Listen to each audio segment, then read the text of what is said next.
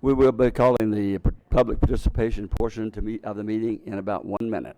So just to let you know. And those of you who have signs, they're welcome to have those, but for security reasons and for those around you, if you would not block their view or the view of others around you, we would appreciate your help in that. Thank you.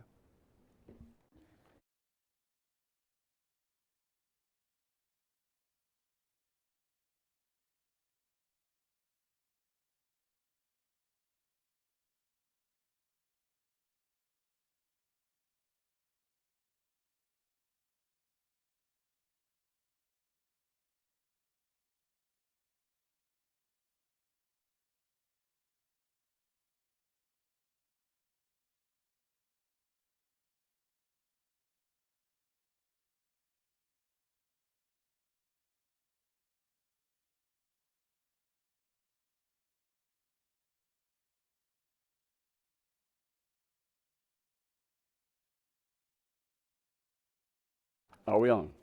We are on. Good morning and welcome to the June 19th meeting of the Volusia County Council. At this point we have the public participation. Those of you who have filled out a card, we will speak until 10 o'clock, and we also have a public participation portion after at the end of the meeting or before the meeting is adjourned. And thank you for being here. Please, as I call your name, come forward, state your name and address, and tell us what's on your mind in 3 minutes. And the first speaker is Donna Sue Saunders. Think about Donna Summers.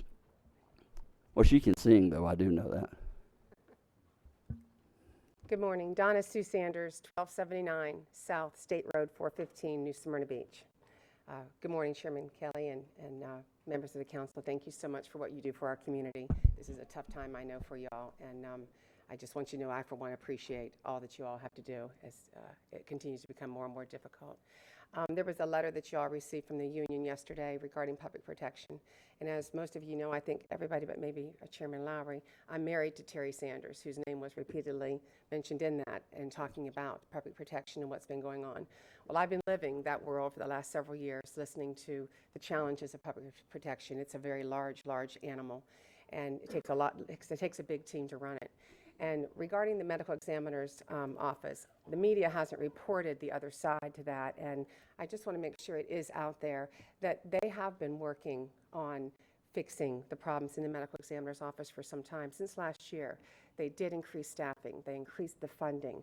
There's a body cooler due to come in anytime. It's supposed to be sometime in June that's coming in.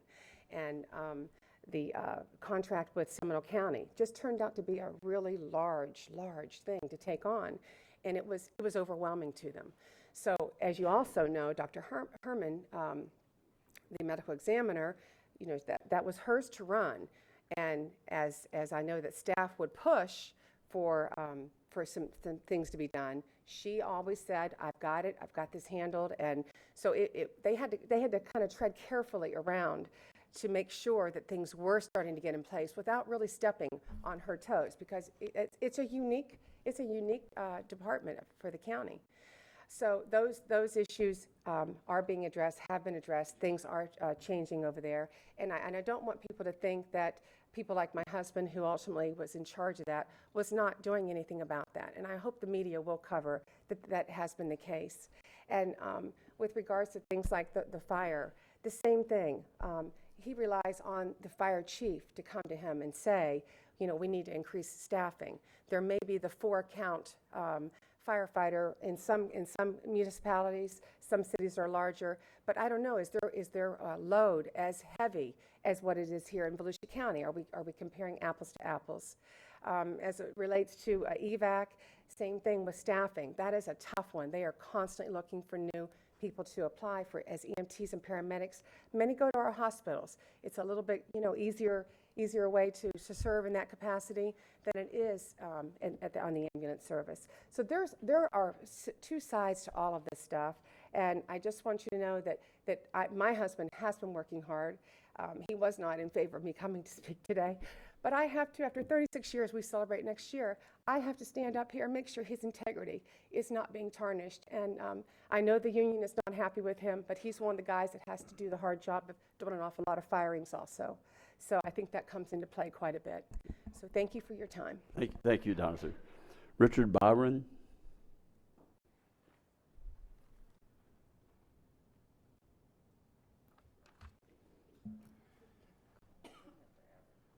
Good morning. Actually, yeah, just give it, yeah, just, if you give it to Marcy, she'll hand it to her. And Linda Park, you will be the next speaker. If you would come over, we can allow more of you to speak at this time. If you would line up over there, right by the desk. And then Morton Culligan, if you'd follow her. Mary Kate Kumsky, if you would line up there. Not trying to put you in a lineup, but it'll help so that all of you that can speak during this time. And my name is Richard Bryan, and I'm a member of the Daytona Beach Shore City Council. My address is 2 Oceans West Boulevard. I did have a handout so you can each have the written version of what I'm planning to say, but I guess it's not going to be handed out right away. You'll recall we reached a verbal agreement about over 3 months ago at a joint meeting. I believe that verbal agreement was reasonably and fairly and succinctly summarized by the rough transcript of your June 5 meeting, your last meeting, which basically stated the agreement was to set aside all legal issues and we will jointly design the parks. I think that's a very succinct and fair description of what we decided verbally. In my opinion, based on the statements of the joint meeting, 11 of the 12 council members were fairly satisfied with that result. As you know, all of the city and county council members have received a 12 June markup by the county legal department of the city's draft agreement. The city council is planning to meet at their next meeting, which is the 26th of June at 7 p.m. to discuss that markup. In my opinion, the county council has shown good faith in trying to get this resolved without wasting much more time and taxpayer money. I hope that we are reasonably close to a final written agreement. I would encourage one or more of you to attend that meeting next Tuesday, and it's at 7 p.m. And if you desire, express any opinions you may have at that time. Thank you. Thank you for your Richard. time. Linda Park. And Ted, if you'll line up after Mary Kate Kumsky. Good morning. Not. Yeah. Ready? Yes. Hey, my name is Linda Park. I live in Samsula, Florida. I've been there for over 40 years. I'm looking at all you here today, and I have just a couple questions. I don't even need answers. I just need y'all to think about it, because this is, I know that, you know, we have other issues, but my issues is our morgue. I am very close to a justice for justice, and I am disgusted that we have not buried her yet. Your morgue had no respect over human bodies, but here's what I just want to say. I'm going to stick to my paper. We all know that you all were supposed to be watching over him. It was your job to watch him. Somehow, he's been running the show. He's been running the show for a long time. This is the straw that broke the camel's back, not the beginning. Jim's background. I Googled him. Whew. He's from Ohio, and apparently he fled the state of Ohio on issues that aren't for me to talk about. That's for y'all. Y'all should have done your job. He did not get convicted because of the fact that he fled. He shouldn't even been a candidate for us. He's not for Volusia County. And when you're talking about human remains, man, this is bad. So, again, everyone here is supposed to be monitoring him. His actions are now yours, as far as me and all these people here. We don't care that you're going to give him $250,000, because y'all need to put an ankle bracelet on him and stop the man from fleeing. Then after you get him where you need to be, you go investigate everything, because in the end, it might turn out to you. We have notified the governor's office. Pam Bundy has talked to some of the children, Kylie, personally. Things have to go in order. I don't want to be here today. I want to be at the zoo with you and you and you and a couple other people. That's where I want to be. but I have to be here because I can't get to the next step. Dorothy Hugel was already emailed. I don't know if you're here, Dorothy, Just but I think keep you should have been. focusing on us. They'll hear you. Okay. Thank you. So in order to get to where I want to go, this is bad. Y'all lost bodies. You don't know where they are. We haven't buried people because of the fact is nobody knows. Is Volusia County going to have to resume bodies of loved ones to make sure they're the right people? I'm looking all of you in the eye. Because if this was my child, I'm sorry. So let me just stick to my paper. All right, so I told you about the governor's office because now I'm putting it on you. This is public record that y'all need to do what you need to do. And it's not who owns who in this town. Okay. Orlando is also involved with us in our morgue. We haven't even begun to open that door, and that's not for me to open. That's for somebody, not even you, to open about who's who. The $250,000, Thank you. Your time is up.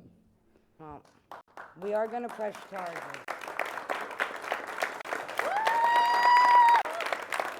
Okay, you're taking up the time of speakers.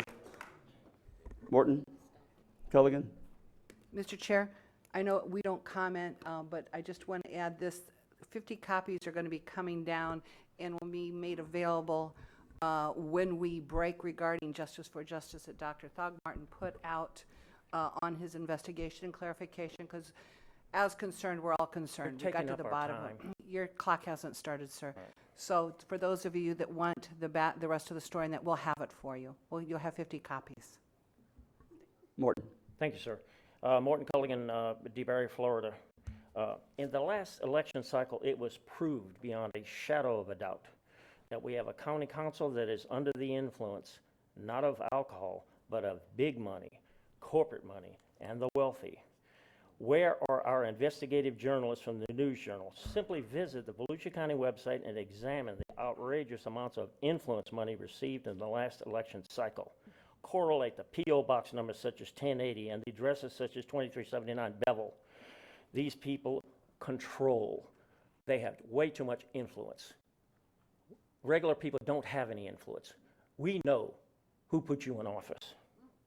We have a county council that's campaign financed by developers, lawyers, business owners, the wealthy, that all have a stake in county council decisions. Investors and the wealthy appear to operate in Volusia County at will. Our new council chair appears to dominate other weak council members, but we need to carefully examine how his campaign was financed to begin with. I have 34 pages of information on his campaign alone, the money he has taken in from those same exact addresses, from those same companies at the same addresses, P.O. Box 1078, 2378 Bevel Avenue. You guys know who that is. They don't. The news journal has been totally negligent, absolutely negligent, in exposing the influence of the wealthy and the corporate on Volusia County. This county has had the nerve to pass apart this thing about half a cent sales tax. When you give away millions and millions to developers. I stood here on April 14th, 2014, when this council, which not all of you were on there, gave away $20 million to the France family's One Daytona project, as the France family sat right there with reserve seating. That is how corrupt this county has been, and it's always been. It should not be Volusia County. It should be the county of Daytona influence. I live in a city, I don't have any representation that I know of. One of my council members falls asleep. I just don't see anything that they do for us. This council, this city needs to look, everybody needs to get on the Volusia County website and look up the contributions, $1,000 contributions from all these companies towards these council members. You don't work for us. You work for yourself, and you work for the wealthy, and you work for the corporate, because they put you in office, and they will maintain you in office. Thank you.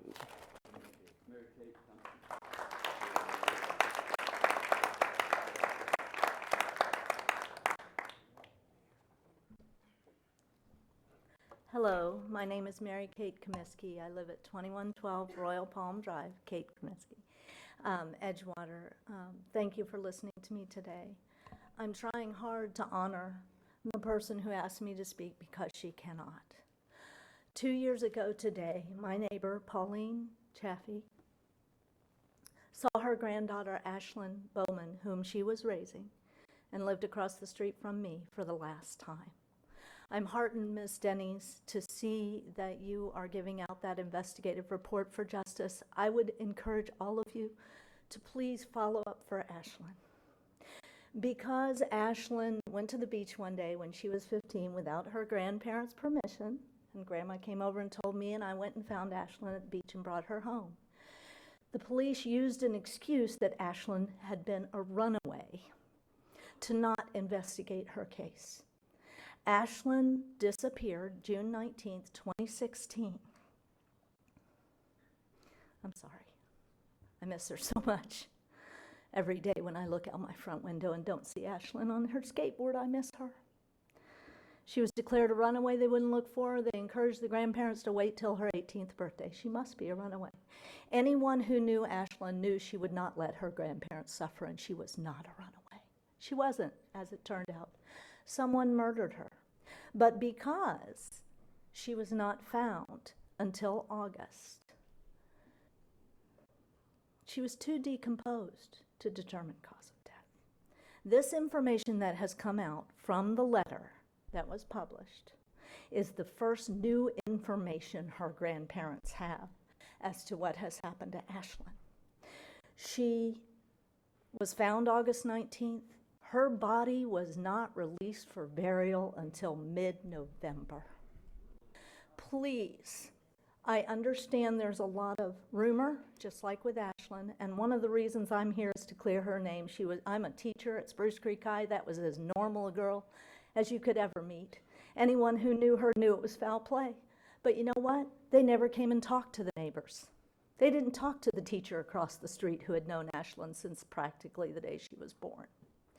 I would charge you, please look into Ashlyn as well. Please. Her grandparents, for one thing, would like to know why it was 2 months before her body was released and Ashlyn was laid to rest. So please look into that as well. And no matter what the hype, what you guys are dealing with as far as rumor and innuendo, I'm glad that letter came out because it has given my neighbors something to go on. They know nothing. They've been given no results, and the case is open. Please look into it. Thank you. Thank you, Mary Kate. Ted Knopfel will be followed by Danielle Pratt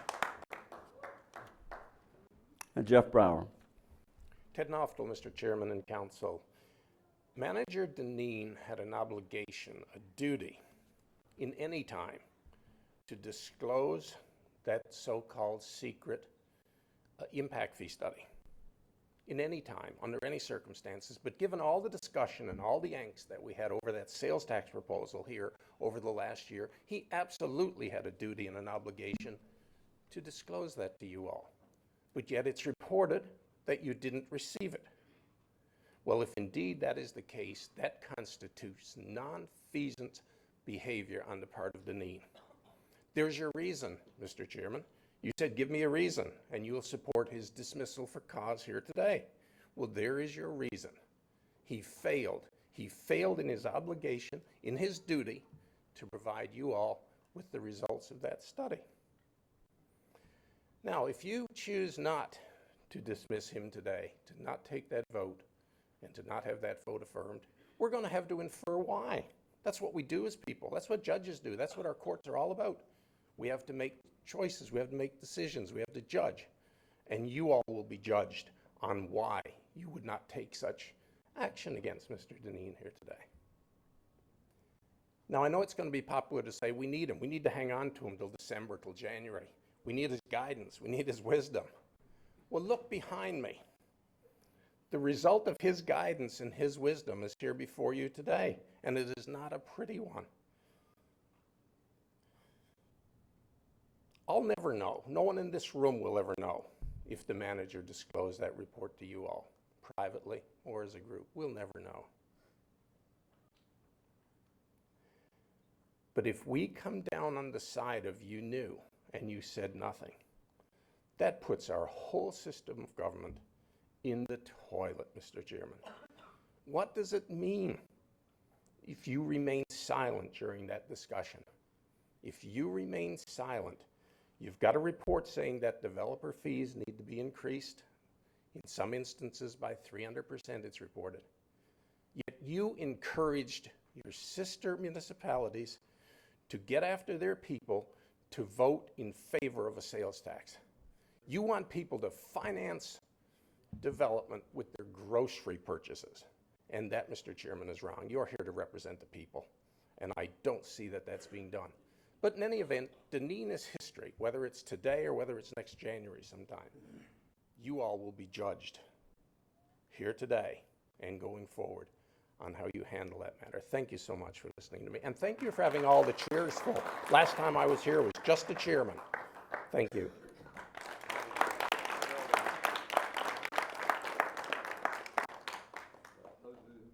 Those of you who stick around to the end of my closing comments, I will address that, and I'll also explain to you that groceries are not taxed in the state of Florida. Jeff?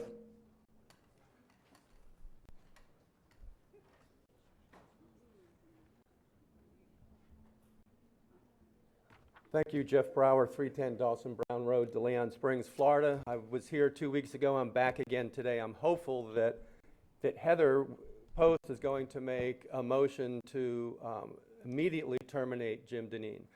And I would expect that after that motion, we have a very quick second discussion and a unified vote to do just that. We do not need to keep Jim Dineen on for another 6 months and give him $250,000, yes, sir, of our grocery money and the taxpayer money of everybody out here. You have cause to fire him today and relieve you of any imagined responsibility that you have to give him more of our money.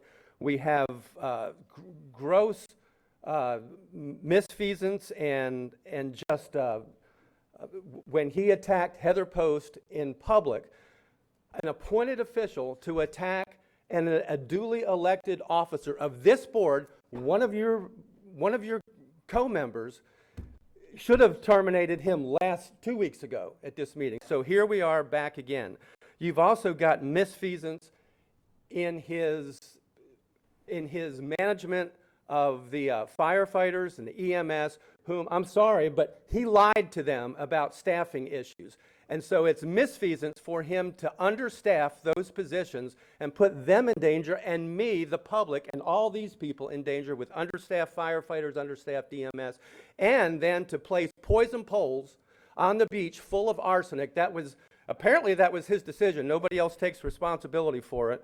It's misfeasance. It's also nonfeasance when he failed to act in the fiasco that is the medical examiner's office. We now know, because of public record, that you knew in 2015. We now know that in 2017, I'm sorry, but Mrs. Herman wrote and Dr. Herman wrote and said, we haven't made any progress. You didn't do what you said you were going to do. So that's an issue that we now all know about. And Mr. Patterson, for you to sit up there and say that this was ginned up, I want you to look at these people in the face that have suffered greatly from this office and tell them that this is ginned up. It's not ginned up, it's public record. So we also have more nonfeasance in what we're just learning about the Duncan Associates.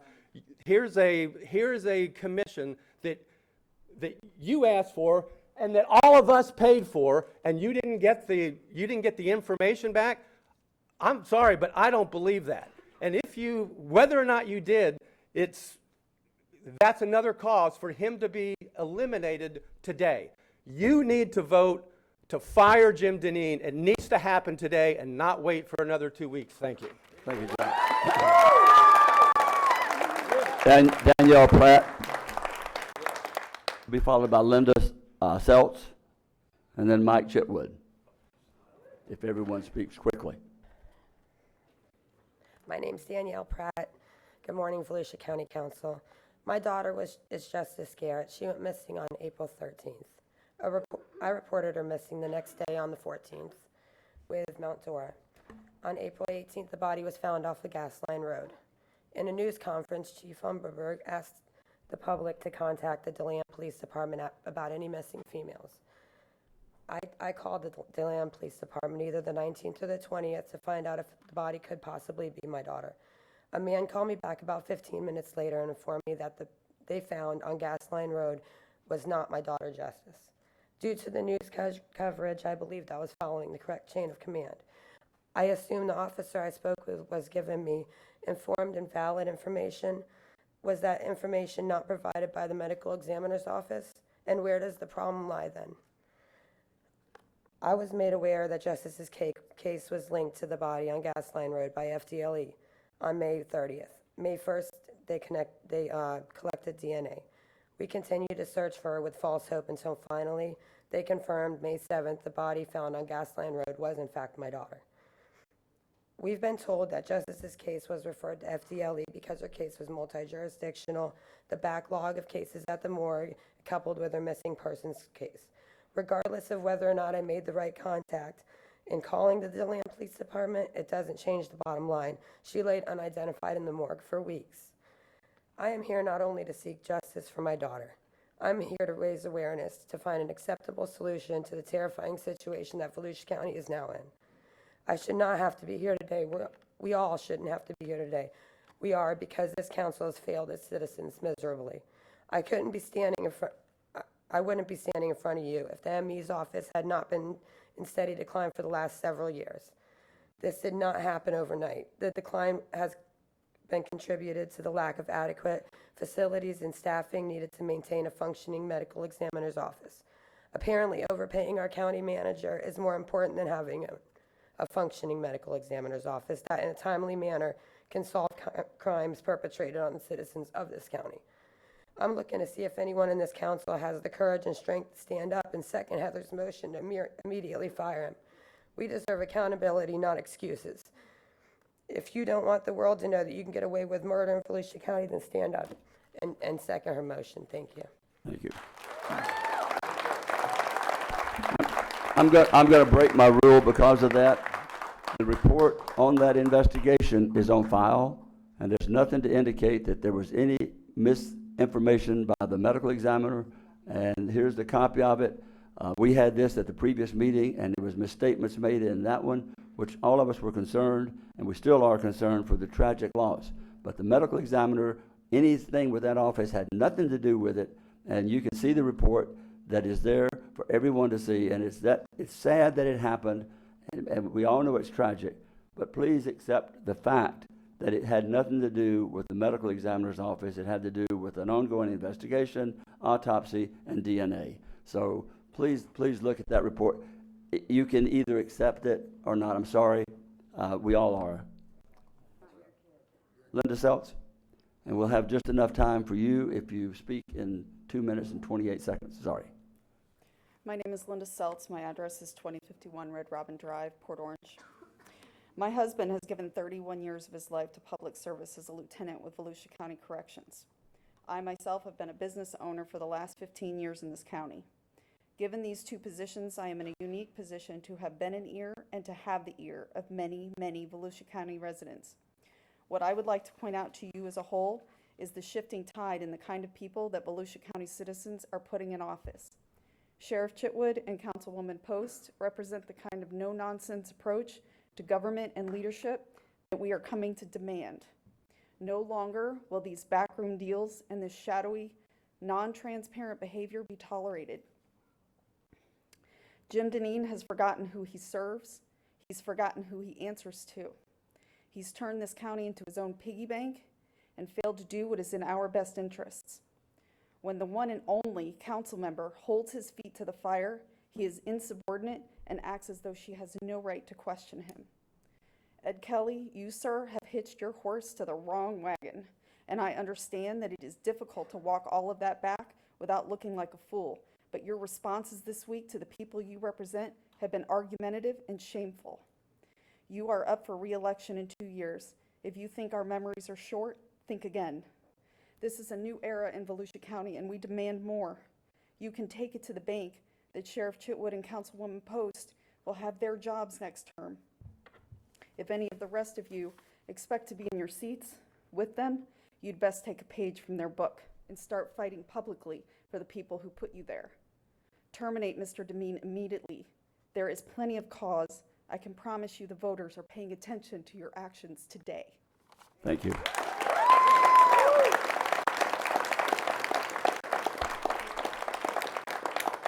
We're going to conclude, Mike, we have like 30 seconds, so we're going to conclude this, and you'll be first just as soon as we start the meeting.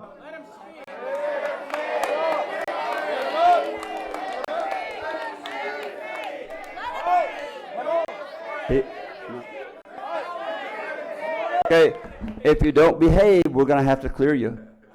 Okay, I want to give, I am not stopping him from speaking. I'm allowing him to be the first speaker in about 5 minutes, if you can all hold your horses, okay? The public participation portion is over. We now will call to order the meeting, and we will have the invocation by Dr. Fred Lowry, be followed by the Pledge of Allegiance. Those who would like to stand may do so. Ask the count to stand as we do this.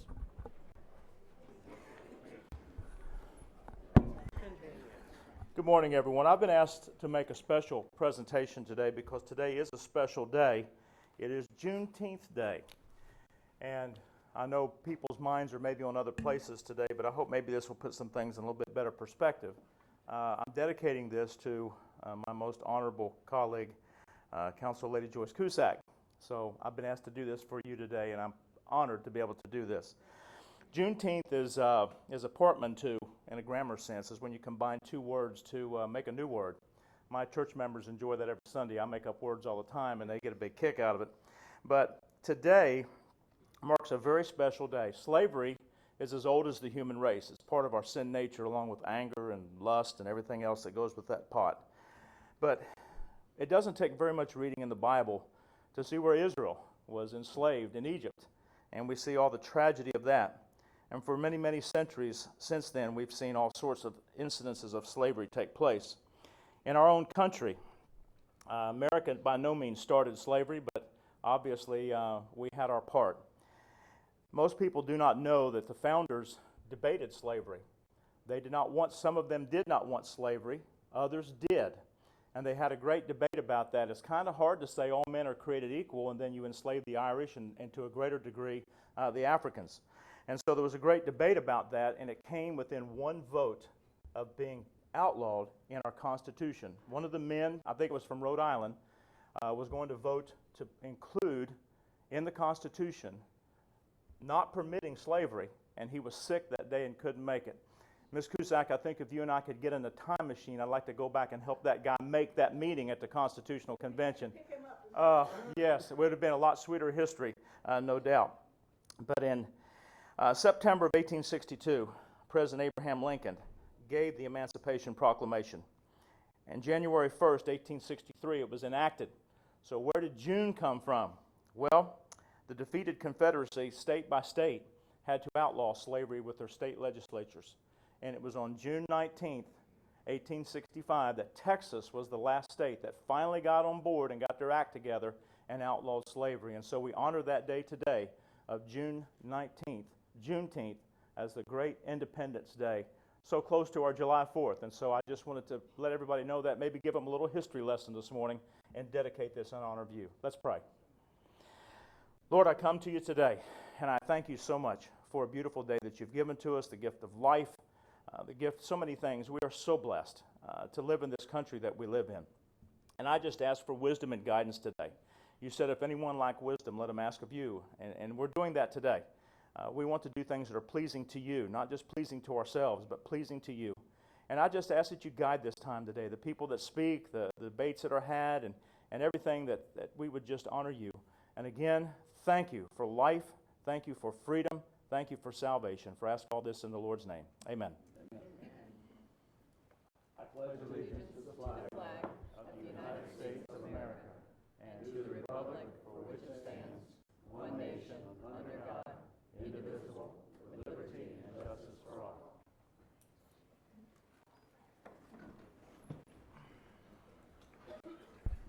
May we have the roll call, please? Yes, sir. Ms. Wheeler? Ms. Cusack? Ms. Denny's. Present. Mr. Lowry. Here. Mr. Patterson. Here. Ms. Post. Present. Mr. Kelly. Here. All present. Thank you. Okay. We were going to move into item 00A. Mike, I said you could speak. I'm going to break protocol, allow you to speak before we move to that item.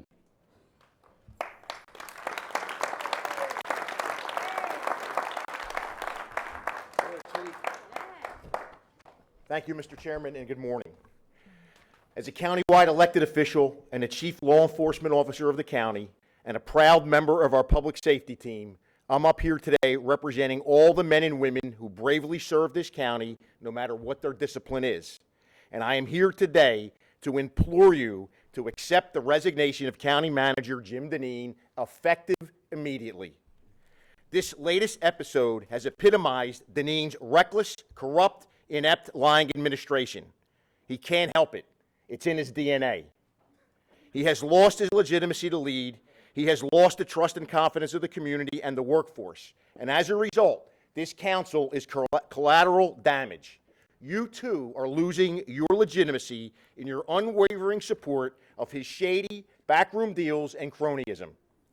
His actions with the impact fee study have exposed the blatant and flourishing concept of play-to-pay politics in Volusia County, and this is just a most recent example of it. You all have a moral and ethical and legal obligation to provide transparent, clean, and responsive democracy to our citizens. Again, I implore you to lead and not follow, to believe that Deneen must lead the county over the next 6 months in everything from budget to weather-related items to choosing his own successor is a complete abdication of your responsibilities and is pandering to the few rich and powerful who control this county. Let's start with an interim county manager who possesses the qualities of integrity, honor, and transparency to take charge, break the cycle of pay-to-play politics, and allow for a fair, uninfluenced national search for a qualified county manager. The floodgates are now open. The longer Deneen stays in power, you can be guaranteed more disturbing revelations will appear in the media. Once that occurs, that will render this government inept and paralyzed. This decision is a no-brainer. Pay him and let's move forward. The community is depending on you to do the right thing. Mr. Chairman, you once said we are the beginning of the I-4 corridor, not the end. The council needs to realize that and accept Mr. Deneen's resignation and make it effective immediately. Thank you. Thank you, Mike.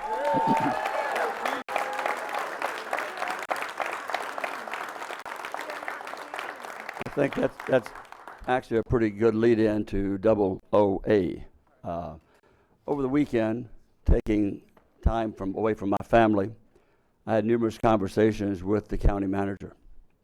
And as you know, what we're discussing is not whether the option that we have of having him continue. He is obligated by the contract that he signed to give us 6 months of service. Oh, just listen to, please hear me out. I try not to interrupt you. Just let me finish, because I'm good at forgetting what I'm saying, So let me go with my thoughts. We talked, I guess the last conversation we had was on Sunday, while I was sitting having lunch with my son and daughter in Santa Rosa Beach. He said, do you think that I could be relieved of the obligation? He is obligated, we are not. He said, I'm willing to not offer to serve if you're willing to relieve me of that responsibility. He came to me and said he would like to be relieved. He is obligated to give us 6 months. He said, rather than continue this, I have things that I want to do. Let's go ahead and put this to rest. I want to move on with my life. If the county will be able to, if we as a council will relieve him of that option. And so in conversations Sunday and Monday, I finished this up yesterday afternoon at 3:32, I think it was. That's why it was late getting on the agenda, with our attorney, Dan Eckert. And I asked Dan to prepare something. And Dan, if you would read what I asked you to prepare for the council. Mr. Chair, reflective of what you just said, I suggest a motion to end the transition period of the county manager after June 22nd, 2018, and to pay all accumulated leave as of that date. And The effect, yes, the effect of that suggested motion is, rather than would cause a transition with the council designating an acting county manager as after that date, Mr. Deneen would receive the 151 days or so that it would be entitled under accumulated leave. The difference is that the rank and file county employee can go with only 140 days. However, the rank and file county employee usually is allowed to burn down some leave, so to speak, to take some leave in anticipation of a planned departure.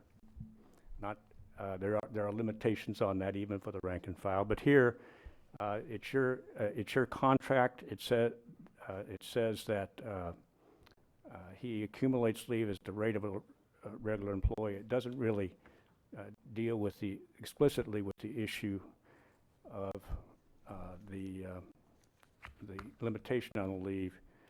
So again, the suggested, that's the effect of the motion, is to end the transition period employment of the county manager after June 22nd, 2018, and to pay all accumulated leave as of that date. and in addition to that, I talked to Jim. I didn't want to leave our county in a situation where we would not have an acting county manager, so he talked with Deputy County Manager George Rechtingwall.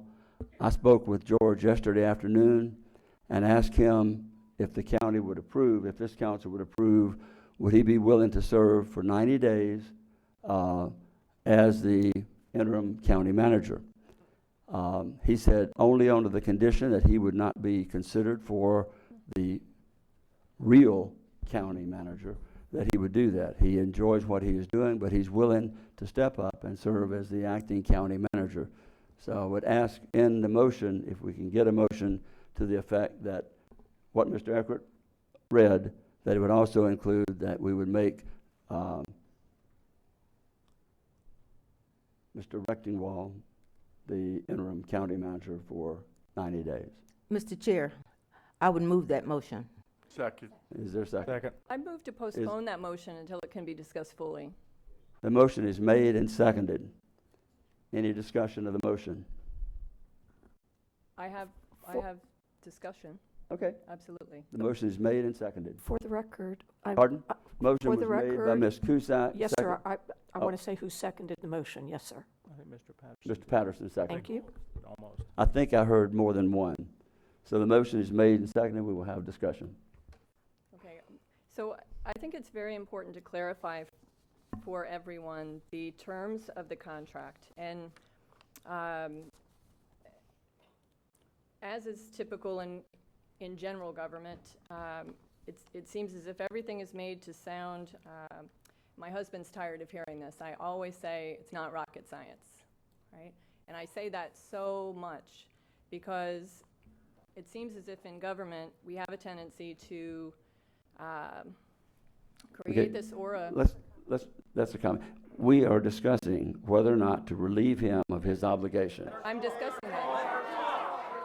Okay, we have a rule. We're not going to run this like we did the last time. It's not going to be scattered comments all over the place. We're going to speak to the issue.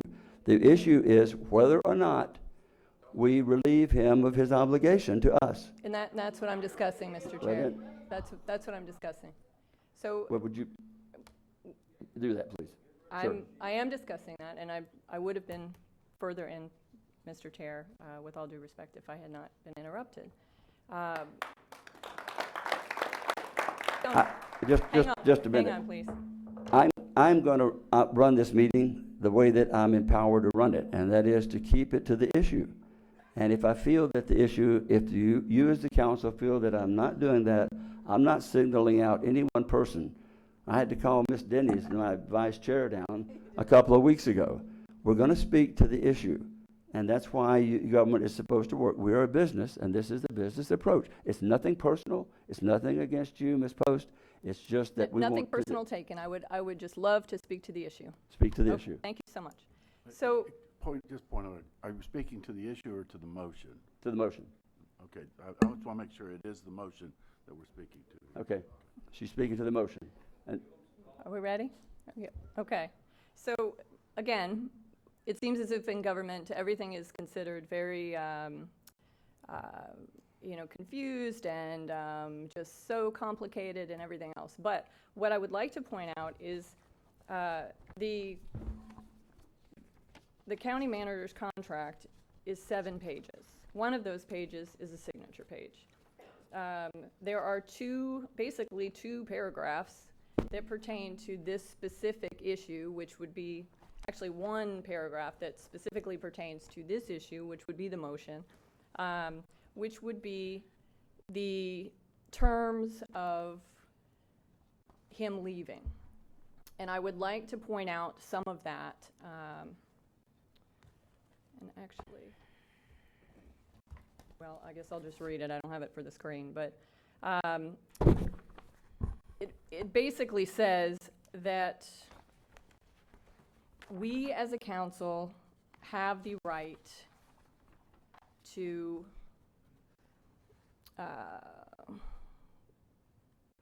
unless he is terminated for just cause, he can stay for 6 months transitional period unless waived by the council.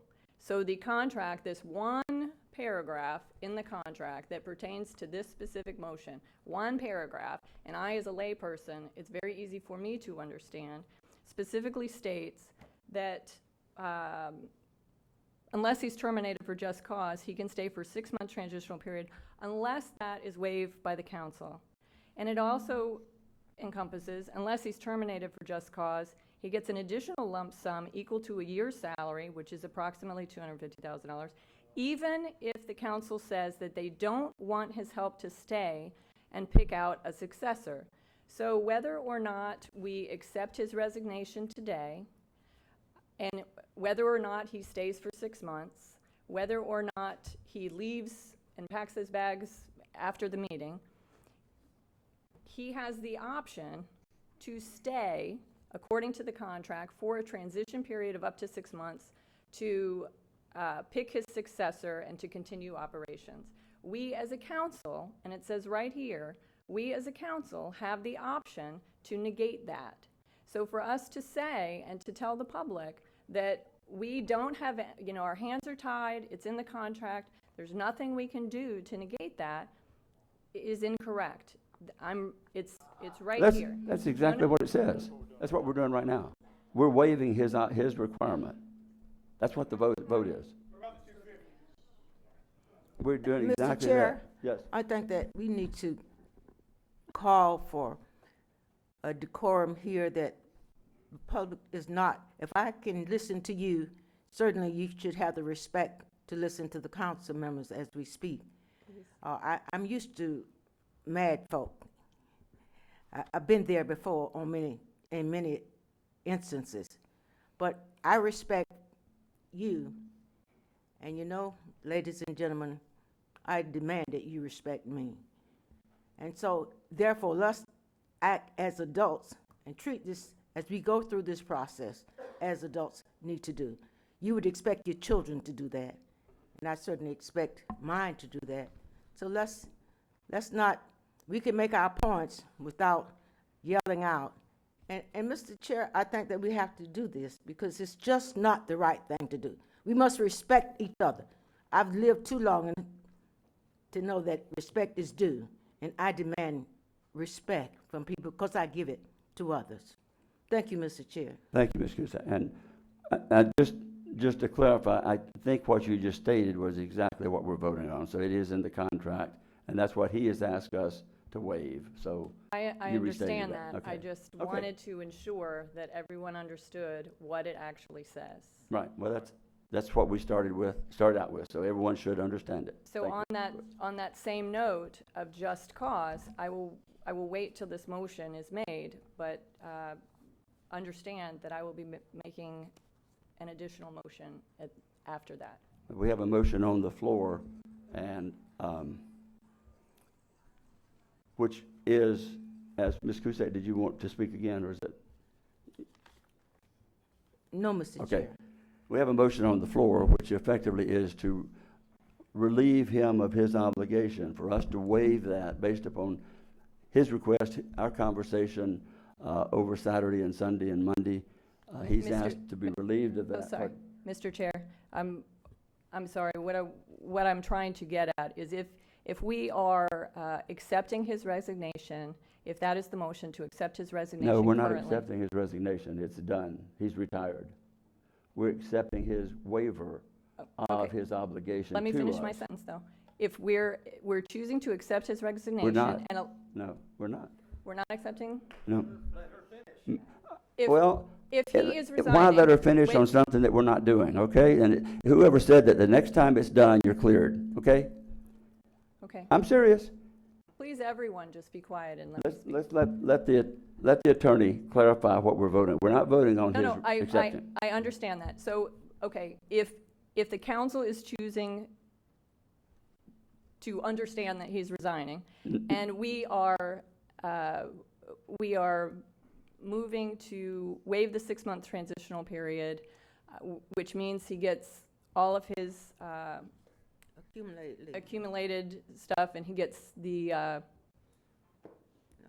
additional pay, correct? He gets paid from today through Friday. He still gets paid the $250,000. That's not up for discussion. Okay. If that is what. Okay. If that is what we are Excuse me, discussing. we're going to take about 2 minutes. The next one that does that is out of here.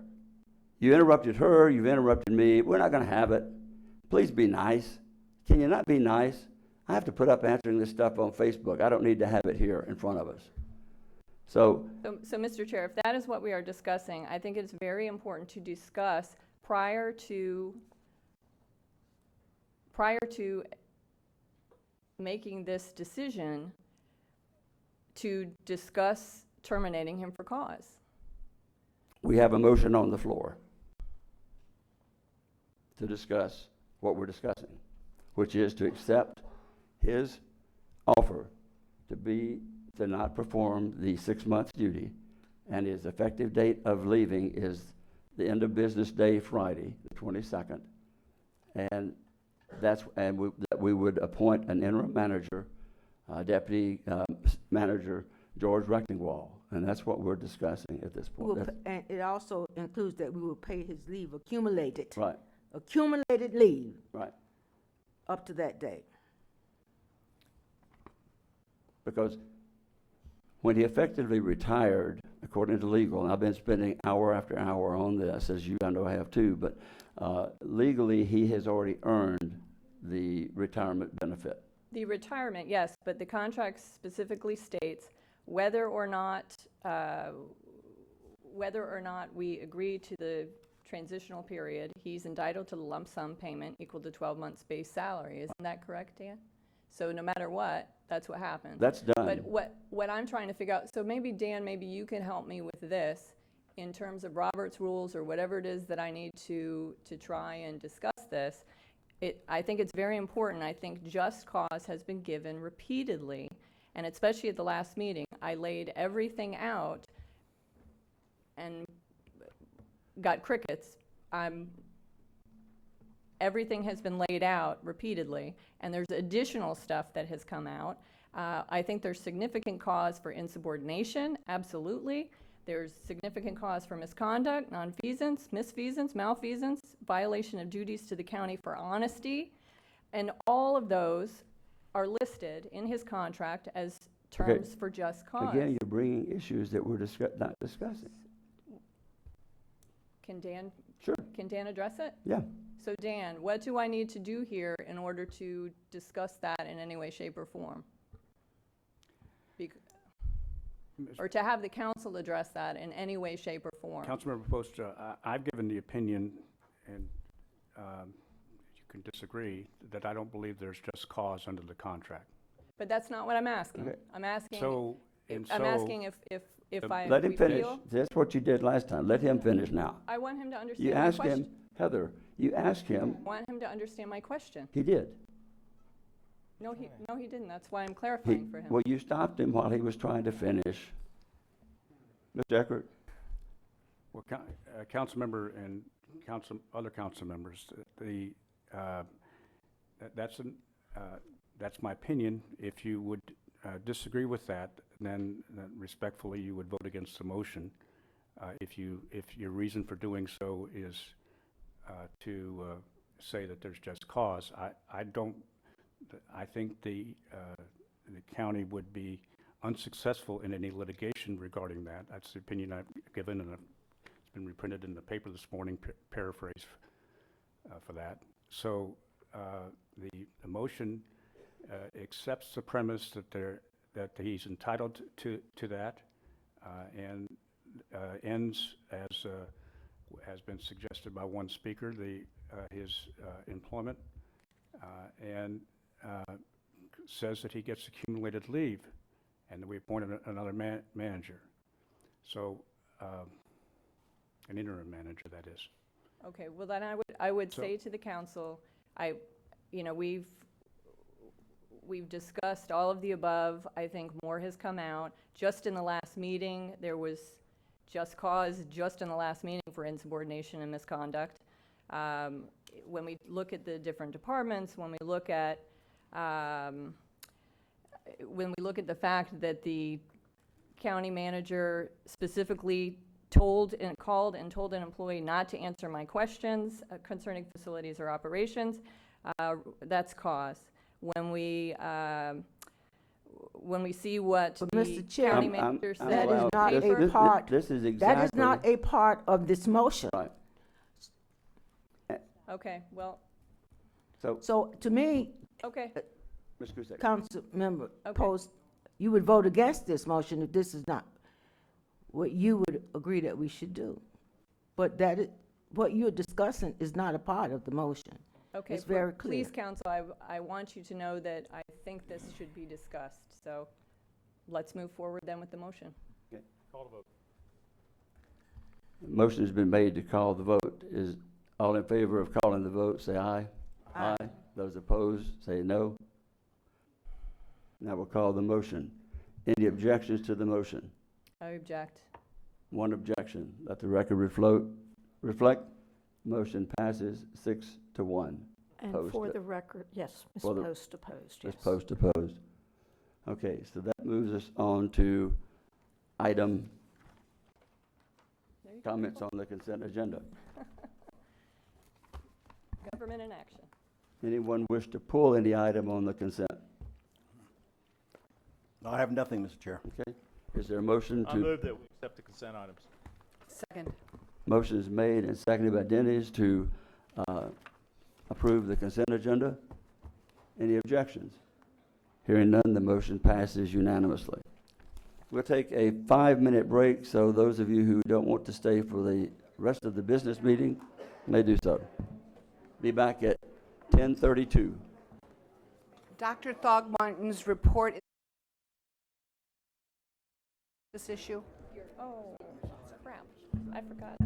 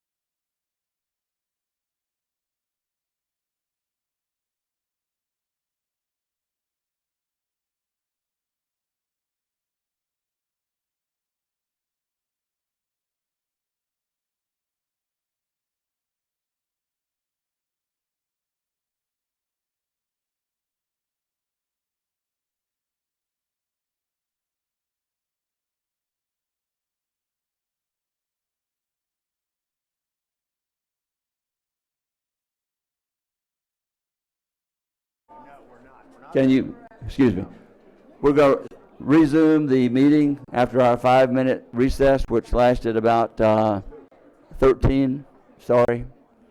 In 1 minute, we'll be reconvening the meeting in 1 minute at 10:42.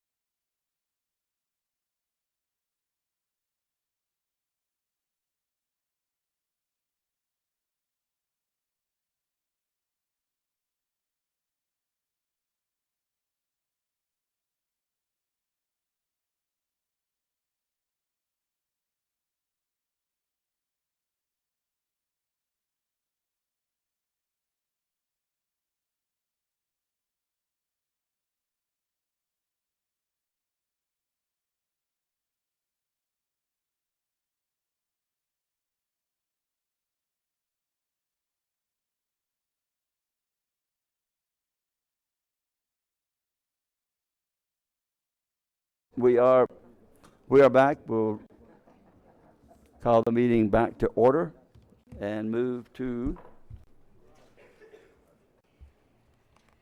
presentations, awards, and reports, and move to item 2. Donna Butler. Oh, not Donna Butler. Rob Stevens. Good morning. Donna Rob? Butler. Rob Stevens. Yes, sir. Good morning, Mr. Chair and members of the council. My name's Rob Stevens, General Manager of Votran. For your consideration today, we have an award of contracts for providing paratransit services throughout the county. An RFP was developed and issued by purchasing in February of this year. The county received 4 responses to provide the contracted services: All Volusia, MediQuick, MedOne Shuttle, and SafeNet. The evaluation committee recommends that all 4 respondents be awarded contracts for initial 3-year term and 2 one-year renewals. Thank you so much. Any questions of Mr. Stevens? I know Ms. Cusack is right here. Okay. Let's see if we can find her before I call the vote. Does anybody know if Joyce is back there or? Oh, here's. She's in the restroom.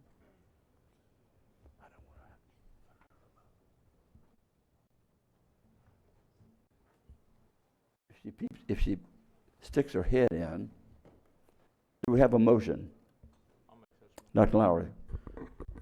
This is such an important aspect of what we do with the county with the MediQuick transportation. I move that we award the contracts to All Volusia Transport at this time, please, sir.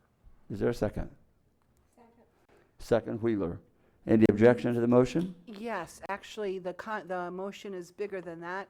We have to award the contract not just to All Volusia Transport, but to everybody listed. My bad. I don't want that one to stand Okay. here. That's how to get us in trouble. Let me start again. I think you need There to you go. amend the motion, please. Okay, I'd like to amend the motion, please, to include all the items there. Award the contract, I'll just read it and then I won't mess up.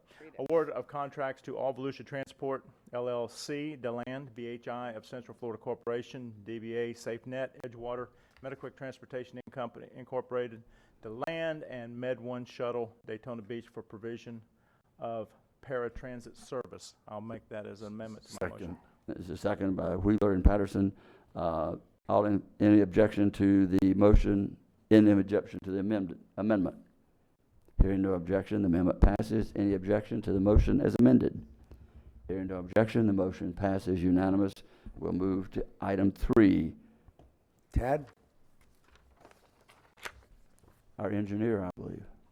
Our new engineer. I remembered him. Good morning, Tad Casebeer, Volusia County Engineer. The contract you have before you right now is the resurfacing contract. We do this every year. It's money set aside from the local option gas tax, approximately $4 million. This contract will be with Ranger Construction.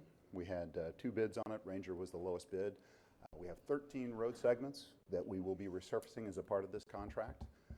The roads are chosen by a combination of factors that we look at. One is the pavement conditions index. We have a consultant that drives every road in the county and gives a score to the road based on the conditions. They look at cracking, rutting, those types of things. They also will grade the rideability of the road, and that's a primary factor. One of the other factors we look at is the amount of traffic that it sees. Is it a more important road section because it sees 50,000 cars per day, or is it a smaller local road section, which doesn't quite get as much credit? All those factors are played into it, and we came up with 13 road sections for this resurfacing contract. Any questions? Is there a motion? Yeah, Mr. Chair, actually, just a comment. I think it's important to also note on this, just under $4 million for the gas tax, that the county, we always maintain roads. If we could get some decorum here, close the door.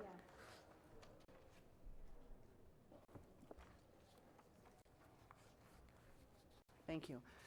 Just under $4 million, there's no money for new roads, but the county always maintains the roads. So there's a difference between building new roads and maintaining. And I think this is a really good report, and it's available online with all the roads that will be resurfaced and maintained throughout the county. So this is an important distinction to make as we go forward talking about transportation. With that, I make the motion to accept the annual countywide resurfacing contract with Ranger Construction Industries, Inc., 18-B-801F, C-1659. Second. Second, Patterson. Any objection to the motion? Hearing none, the motion passes unanimous, and I like your tie, Rob. Look like the same tie. Just saying. Item 3A, Mr. Deneen. Mr. Chair, I thought somebody else said that. Mr. Chair, I'm happy to bring forward this item for your discussion. As you know, the school board, specifically Mr. Russell, who's here today, brought forward a letter asking for support. As you know, we talked a while back about trying to help the schools, and if you remember back, the issue was they needed to define their request to us. So today, I know Tom's here to speak to this, if you approve that you want to support the schools, which I've always felt the council did, that what he would do is he would explain to you what his request is, and then if you agree, what we would do today is we would move it forward to the next meeting to have the contract written. And when we say approximately $500,000, we have to work those details out in the contract. One of the figures, for example, that we looked at was like $509,000, but we thought it'd be better to put the estimate down with the idea that the contract itself will have the details in it, if you want us to move forward. So this is really a discussion on whether you want us to move forward on that contract. Can we have Mr. Russell, Mr. Tom, would you like to come and share your thoughts with us?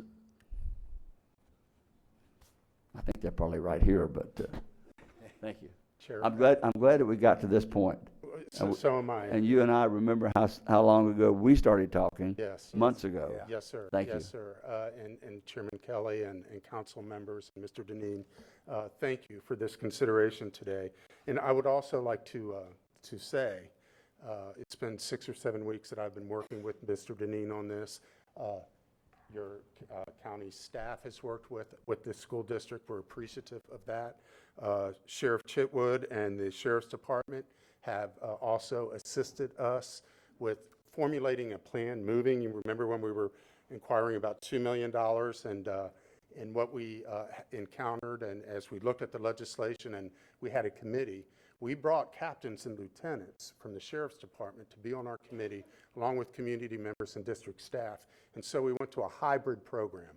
And that hybrid program will be 44 School Guardian Plus.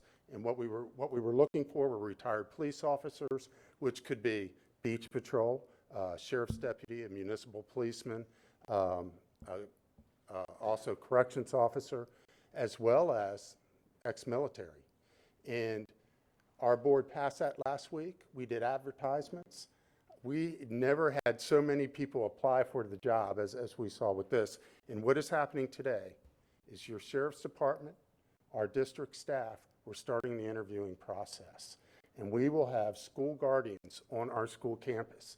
But the reason I'm here today is because the state legislature gave us a partially funded mandate. Unfunded, yeah. Oh, what did I'm sorry, unfunded. I'm sorry, unfunded. My You've been fault. watching my game films, messing up things. Yeah, I know, you know, so, so we have worked with the county council, or with the county staff, and our concern were the additional expenses. And so what we did is we outlined with the information that you all have received where we thought there were additional expenses that could be eliminated.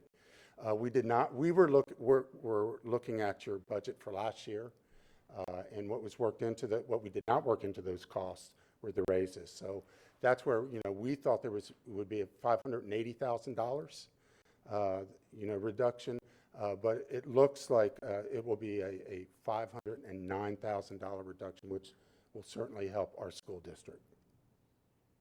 I have a question. Oh, okay, go ahead.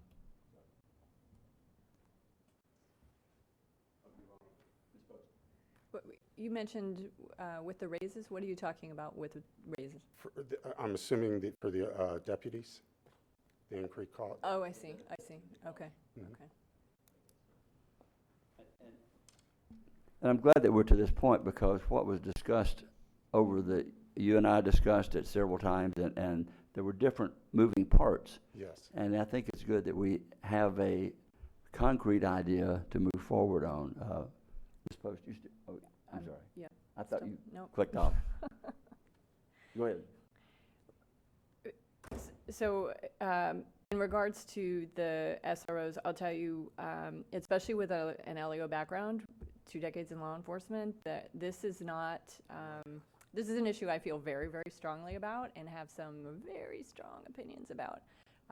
I personally do not feel that the state, that this is the best way of solving any issue. Actually, I'm not really sure it's going to solve anything.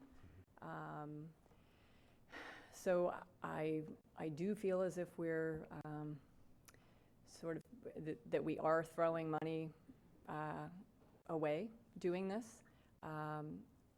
But I can also tell you, I have seen,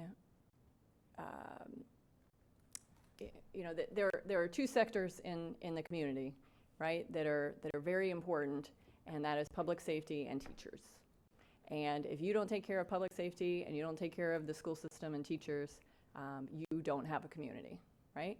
So you've got to put funding into those 2 areas, and you've got to take care of those 2 sectors. I don't think this was the right decision by the state, but I can tell you the fact that it is a mandate by the state really puts us in a bad position and puts everybody in a bad position. It's absolutely the wrong decision by the legislature, hands down. But I can't see pulling away money from the school system, which to me, if you know, I know we have yet to sit down as a council and discuss our priorities, but to me, and I'll say now, my 2 top priorities are public safety in the community and, you know, teachers in the schools, education. So they do not have enough money as it is, and our teachers should be getting paid more, and I'll just throw that in there, Mr. Russell, that I firmly believe that. We received Okay. 47 cents. Yes, but I'm just saying, Professor, I yes, absolutely I would think agree that with you. however you work that out, that you know, that's just my opinion. They definitely need it, but when it really comes down to it, if it's something that the state, you know, that you are put in the position of, I am not for pulling money away from our students and pulling money away from our teachers and pulling money away from our education system to fulfill this ridiculous mandate that the state has put down.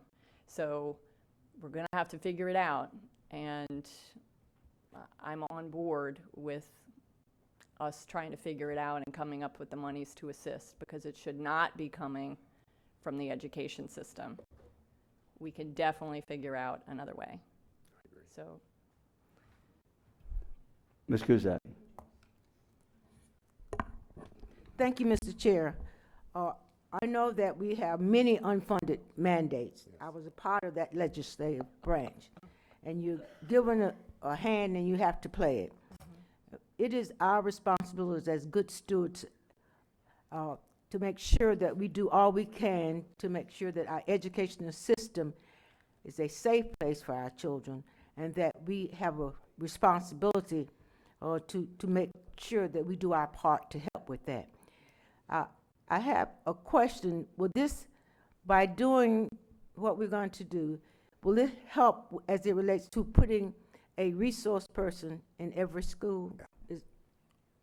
Yes, ma'am, it will. I want you to make sure that the public is aware that we are trying to make sure that we address the needs that have been mandated by the state that we do.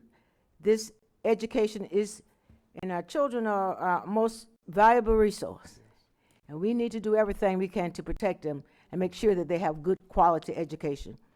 With that having been said, Mr. Chair, I would put a motion out on the floor that the school board to request for the school resource deputies at the estimated cost of $500,000, that we would I be would second that. participants in that.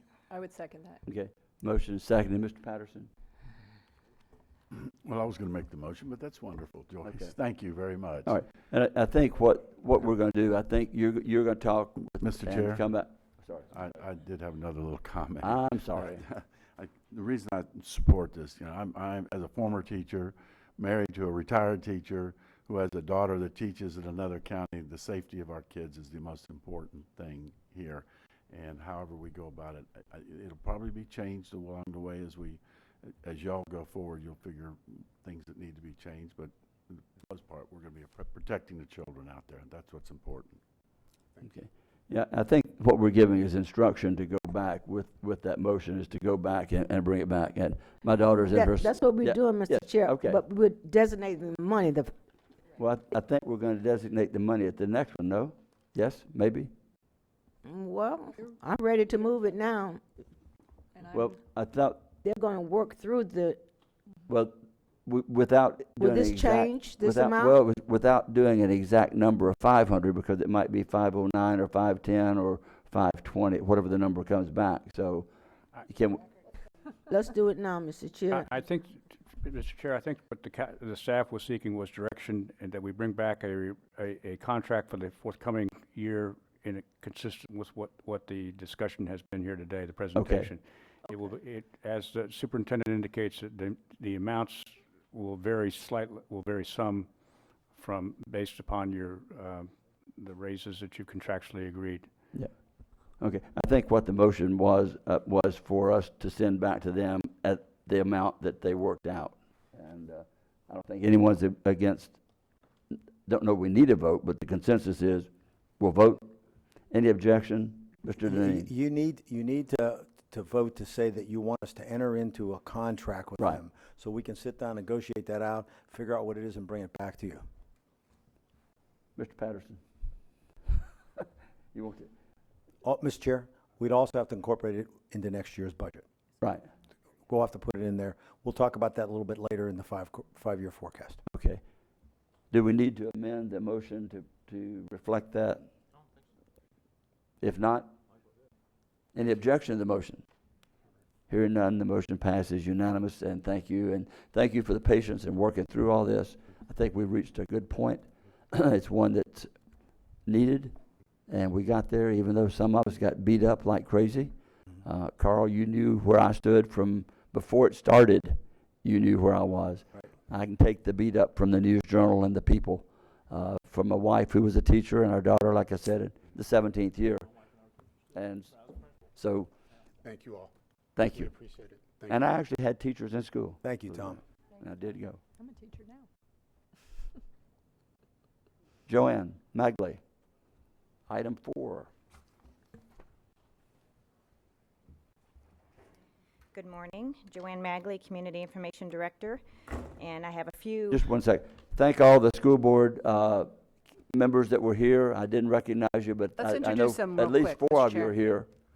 We So- need to introduce them, Mr. Chair. Can we Yep. do that, my district members? Before you here, leave, Carl, Come back, Ida.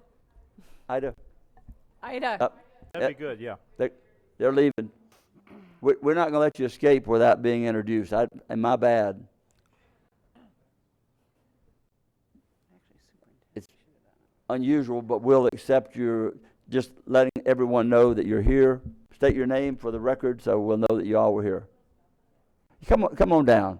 We'll take, you'll enjoy the walk. And you'll see what it's like to be there instead of where you normally sit. I know. Mine's a little more comfortable.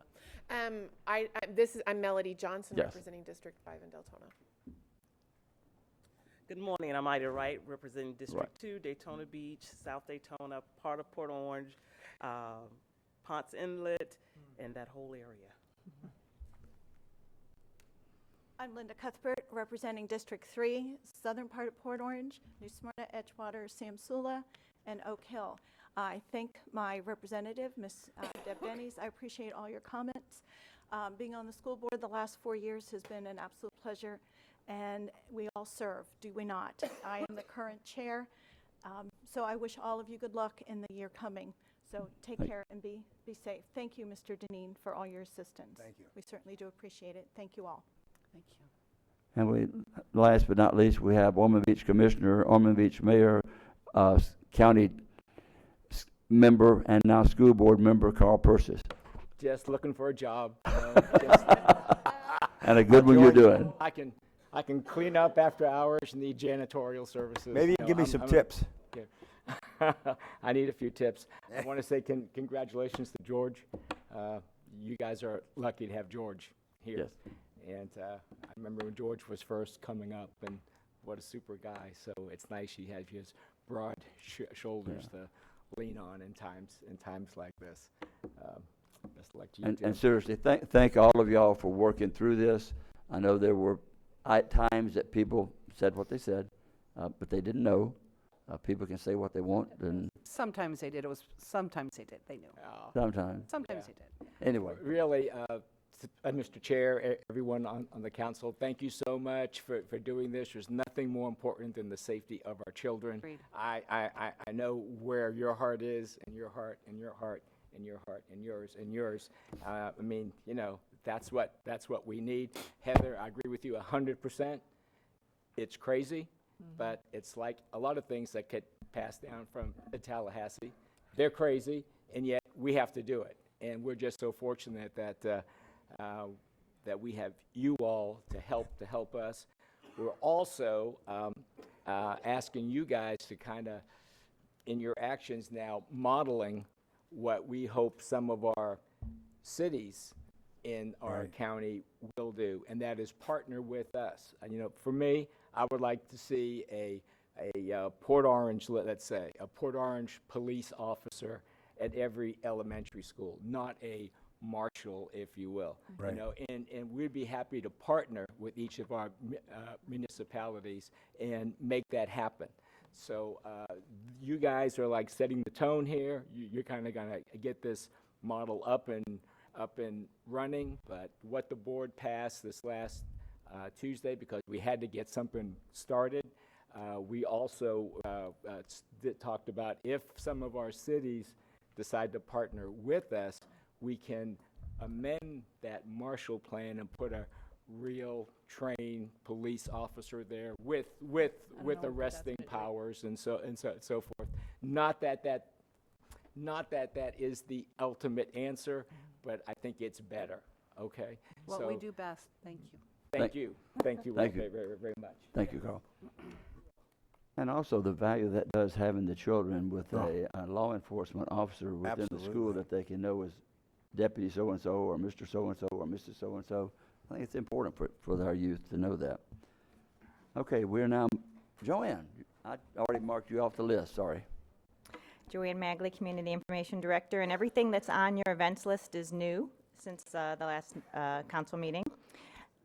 Vice Chair Deb Denny's will host a water quality workshop in the Dennis McGee Room at the Daytona Beach International Airport from 8:30 to 11:30 this Thursday, that is June 21st. Panelists for the workshop include representatives from the Indian River Lagoon Council, Dredging and Marine Consultants, the St. Johns River Water Management District, Marine Discovery Center, and the Department of Environmental Protection. They will discuss grant funds available from the Indian River Lagoon National Estuary Program, and other sources. And I believe Ms. Denny's will talk more about this a little later during the council meeting. On Saturday, June 23rd, weather permitting, the Volusia County Coastal Division and partners will sink the Lady Philomena and Tug Everglades. That is this Saturday, beginning at 9 a.m. As part of the county's artificial reef program, boaters are encouraged to attend and witness the sinking from their personal watercrafts, and people interested in getting updates on the current county's artificial reef system can sign up online at volusia.org/reefs, and then click the Get Updates button, and they'll be notified anytime we do something new with our reef system. Mr. Chair, one of the reasons, and I'm real proud of this, is we had to obviously wait for the right conditions, but we really tried to make this on a Saturday because there are a lot of people who we're in close enough because the seas will be calm. There's a lot of people that can do this on their own individual boats, and so I've gotten back a lot of feedback from people, not just fishermen and divers and all that, but also people that are going to take their kids out. It's going to be a worthwhile thing to see, and while we have some limited space, any of the council members that want to go, we have to have some observation for safety out there, and we can fit a certain number of people on the Ask him boats. if he's asked for his reservation. Yeah, so Saturday, after you're gone, you're gonna all put us in a ship and sink it. There's a headline. Yeah. There- Well, there's Not for- there's a lot of room on the Philomena. Okay, but it's a one-way ride. I think our names are on it. Yeah. The other thing I can ask you is, I haven't thought about this till right now. I appreciate if you invite me. I thought about that earlier. Names on a seat, You're too. right up at the stern of the Wilhelmina. All right. All right, and there are several public events coming up at the county-run Ocean Center Convention Center. I'll just go through them real quickly. The Bacon Beatdown is June 22nd to 24th. This is an intense fitness competition, but it also features food trucks and craft beer. It's been here since 2014 and attracts more than 4,000 people. 4,000 participants age 4 to 18 and their supporters are expected to attend Showbiz National Talent Competition. That's June 23rd to the 28th. New to the Ocean Center is an event called CEO Fighting Game Championships. This is June 29th to July 1st. This is e-gaming, basically. This event was previously held in Orlando. It outgrew that facility, and it had more than 10,000 attendees from 30 countries, so we look forward to that event. And then the Shriners are returning to Volusia County for the second year in a row. They'll be here from July 14th to the 19th for their Imperial Session. They have a number of public events that the public can attend, such as their walk, ride, or drive. They have a non-denominational church service, the parade and fireworks, and then this year they're bringing in the Oak Ridge Boys for a concert at the Ocean Center. And all that information is available if you go to the Ocean Center website and click on the events. You can drill down to all the Ocean Center events as well as the Shriners. And I just want to mention, it's not on your list, but we mentioned it this morning in the county's radio program, that Votran will begin its new service in New Smyrna Beach, Route 44, and that new service begins June 25th. Any questions? Thank you. I will move to item 5. And this is a public hearing and the staff report. Clay Irvin. Good morning. Clay Irvin, Director of Growth and Resource Management. Before you today is an application by Mr. Gonzalez, who is requesting approval of a garage apartment on a 2.51 acre parcel located at 1619 Greens Dairy Road near the city of DeLand. The property is zoned A3 in accordance with the zoning regulations. A garage apartment is a special exception, so there are specific criteria that are identified for that use. Mr. Gonzalez made an application that complies with all of that. If you look at our staff report, we are referencing the staff report as well as pages 5-18, 5-19, and 5-20, which provides a location map, an aerial, and the zoning of the area. As you can see, the area is all zoned A3. We have gone through, reviewed this. It went to the PLDRC back on May 17th. The PLDRC unanimously recommended approval of it. There was no public comment. Staff has reviewed it for technical compliance with the zoning ordinance. We find it is acceptable, so you have a recommendation of approval from both staff and the PLDRC. I'll be glad to answer any questions if you have any. Mr. Patterson.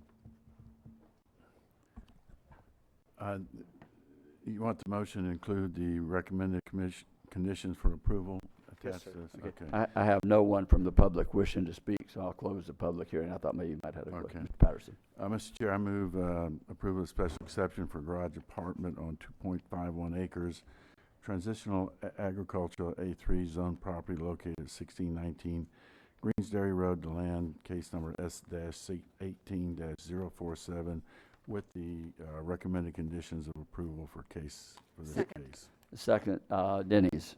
Any objection to the motion? Hearing none, the motion passes unanimously, and we'll move on to item 6. Mr. Irvin. Thank you, sir. This is a public hearing regarding a large-scale comp plan amendment to approximately 760 acres located south of Osteen Maytown Road. This is the adoption hearing. The council has seen this before previously when it was transmitted to the Florida Department of Economic Opportunity, as well as the Volusia County Growth Management Commission. The request is to change the property from agricultural resource and forestry resource to rural residential, or rural, excuse me. This will basically allow for the project to be developed and come back as a conservation subdivision. We have reviewed it for the technical compliance with the comprehensive plan, presented it to the PLDRC. At the PLDRC, there were some comments from adjoining property owners who were concerned about the impact on natural resources, impact on the roadways, as well as impact on the overall quality of life out in the area. We were made aware that the applicant and now property owner went and met with the residents out there to identify the plan that they were working on so they could see what was going to be done in regards to addressing their concerns with regards to conservation of land, stormwater, provision of protection of the natural resources out there. As you can see, it's gone through both the staff's technical review, it's gone through the PLDRC. Both of those groups have provided a recommendation of approval. It also went to the Florida DEO, which on May 3rd, 2018, issued a letter of no objection. And on April 27th, 2018, the Volusia County Growth Management Commission certified it. If there's any questions, I'll be glad to answer it. If you would like to know the pages where you can reference, first of all, the location map is on page 6-60. An aerial is on page 6-61. The proposed land use is on 6-62, and the existing land use is on 6-63. As I mentioned, this is a public hearing. I have one person who wishes to speak, and that would be counsel for the applicant, Glenn Storch. Thank you. For the record, my name is Glenn Storch, and as Clay has indicated, we've gone through the entire process, and we've gone up above and beyond that. Initially, I would like to say that I believe that the existing comp plan designation, which is what we're looking at today, is inconsistent. And what this does is, in fact, create a consistent comp plan designation with the adjoining property owners. So that's what we're trying to do. At the same time, we think it's important, since we are now the owner of the property, to work closely with the neighbors. We have met with them not once but twice, and we'll continue to meet with them. They're great people. They're great neighbors. And once they determined what we were doing on this and the fact that we're now the owners, we have a terrific relationship with them, hopefully, and that will continue throughout. We do hope this will eventually be a conservation subdivision, the first in Volusia County. We're working on that now. But for your purposes, we have a staff recommendation of approval. We have a planning board recommendation of approval. We have a VGMC recommendation of approval. We have a state CEO recommendation of approval. This is consistent, and this is the comp plan designation it should be. So hopefully we've done a good job. If there are no questions, we'll close the public hearing unless you had a question for Mr. Storch. Deb? Okay. Glenn, you actually have a question? I'm ready. Good morning. Just looking at that map, approximately how much, what's the percentage that's going to be left in conservation and forestry of that? When we do this project under a conservation subdivision. Can you speak into your microphone? I'm sorry. There you go. We'll pick one. Pick one. Conservation subdivision ordinance, as you know, is being tweaked at this point, and we are trying to work out the exact determination as to how much would be required to be maintained in open space as part of a conservation subdivision. So what you'll have at some point is, once the conservation subdivision ordinance comes to you, you'll see what we're talking about as far as the amount of open space that will be preserved. In our case, we know it's going to be significant. In fact, Clay, it's probably going to be what, around 60%? Just continue to speak into, yeah. I'm sorry. Thank you. Yeah. But just looking at it, it looks like there's a substantial amount of land that will be Oh. in conservation and forestry. It will be, and once that, and again, once the it's not a comp plan designation, but Understood. to talk about the conservation subdivision. Once that conservation subdivision goes in place, what you'll also have is perpetual conservation easements over those areas to help preserve those lands forever. And this will be very consistent with the Farmington local plan as well as that's adjoining this property. So then you have the area designated where it should be, the development where it should be, and the other areas preserved in perpetuity. You know, and I think that's so critical to where we are now in looking at growth and all the issues and the concerns.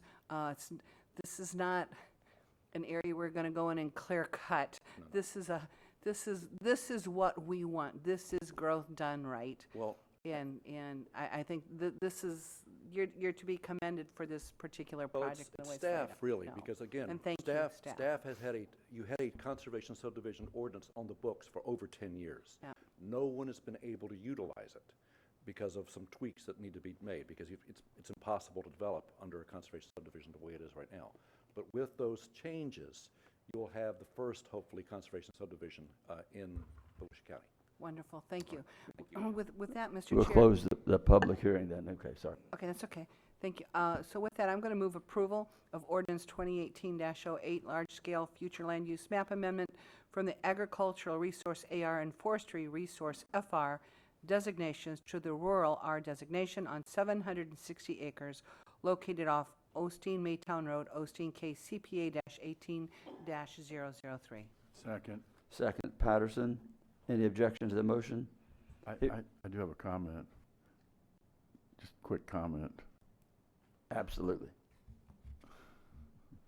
Mr. Patterson, I didn't see your name, but I'm sorry. Mr. Storch, I just want to say it's a pleasure having you here today, and we haven't seen you for a while, and that's a pleasure also. Well said, Mr. Patterson. How can you compliment and insult someone at the same time? I don't get it, but anyway. He did that very well. We'll move to item 7. Clay, you're back. This is a public hearing. We'll open the public hearing. Mr. Irvin. Good morning, Clay Irvin, Director of Growth and Resource Management. For the council's indulgence, I will go ahead and address items 7 and 8 with my presentation because they are companion items. Item 7 is a small-scale future land use amendment for a 9.09 acre parcel located on the west side of Tomoka Farms Road, just immediately south of I-4. The subject property is part of a older piece of land that was subdivided in parcels that do not currently match the minimum land use or minimum area required for development. In order to allow for the property owner to have reasonable use of their property, we have to go through and amend the land use, and we have to amend the zoning so that way they can construct one home on the 9.09 acres.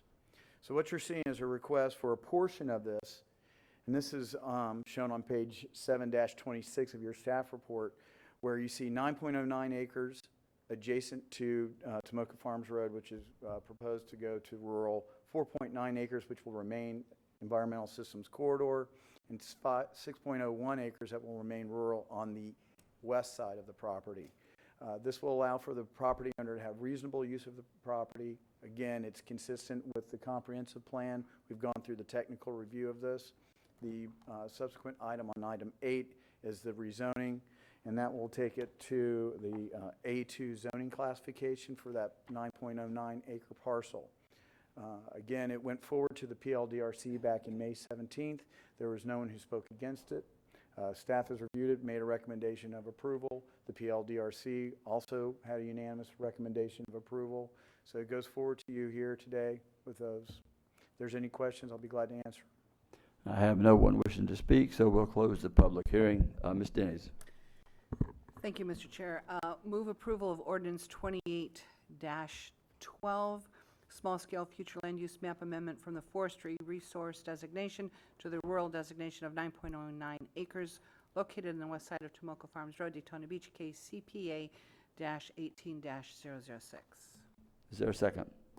Second. Second, Wheeler. Any objection to the motion? Hearing none, the motion passes unanimous. We will move to item 8.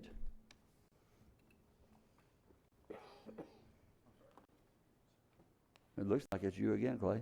Yes, sir. Again, same project we were talking about. Yeah, this Res- is, yeah, I understand you've This is gone the through it. companion This is a rezoning. public hearing. Again, I have no one wishing to speak on this issue. We'll close the public hearing on this one. Is there a motion, Ms. Dennis? Yes, Mr. Chair, move approval of rezoning of 9.09 acres from the forestry resource classification to the rural agricultural A-2 classification located on the west side of Tomoka Farms Road, Daytona Beach, case Z-18-042.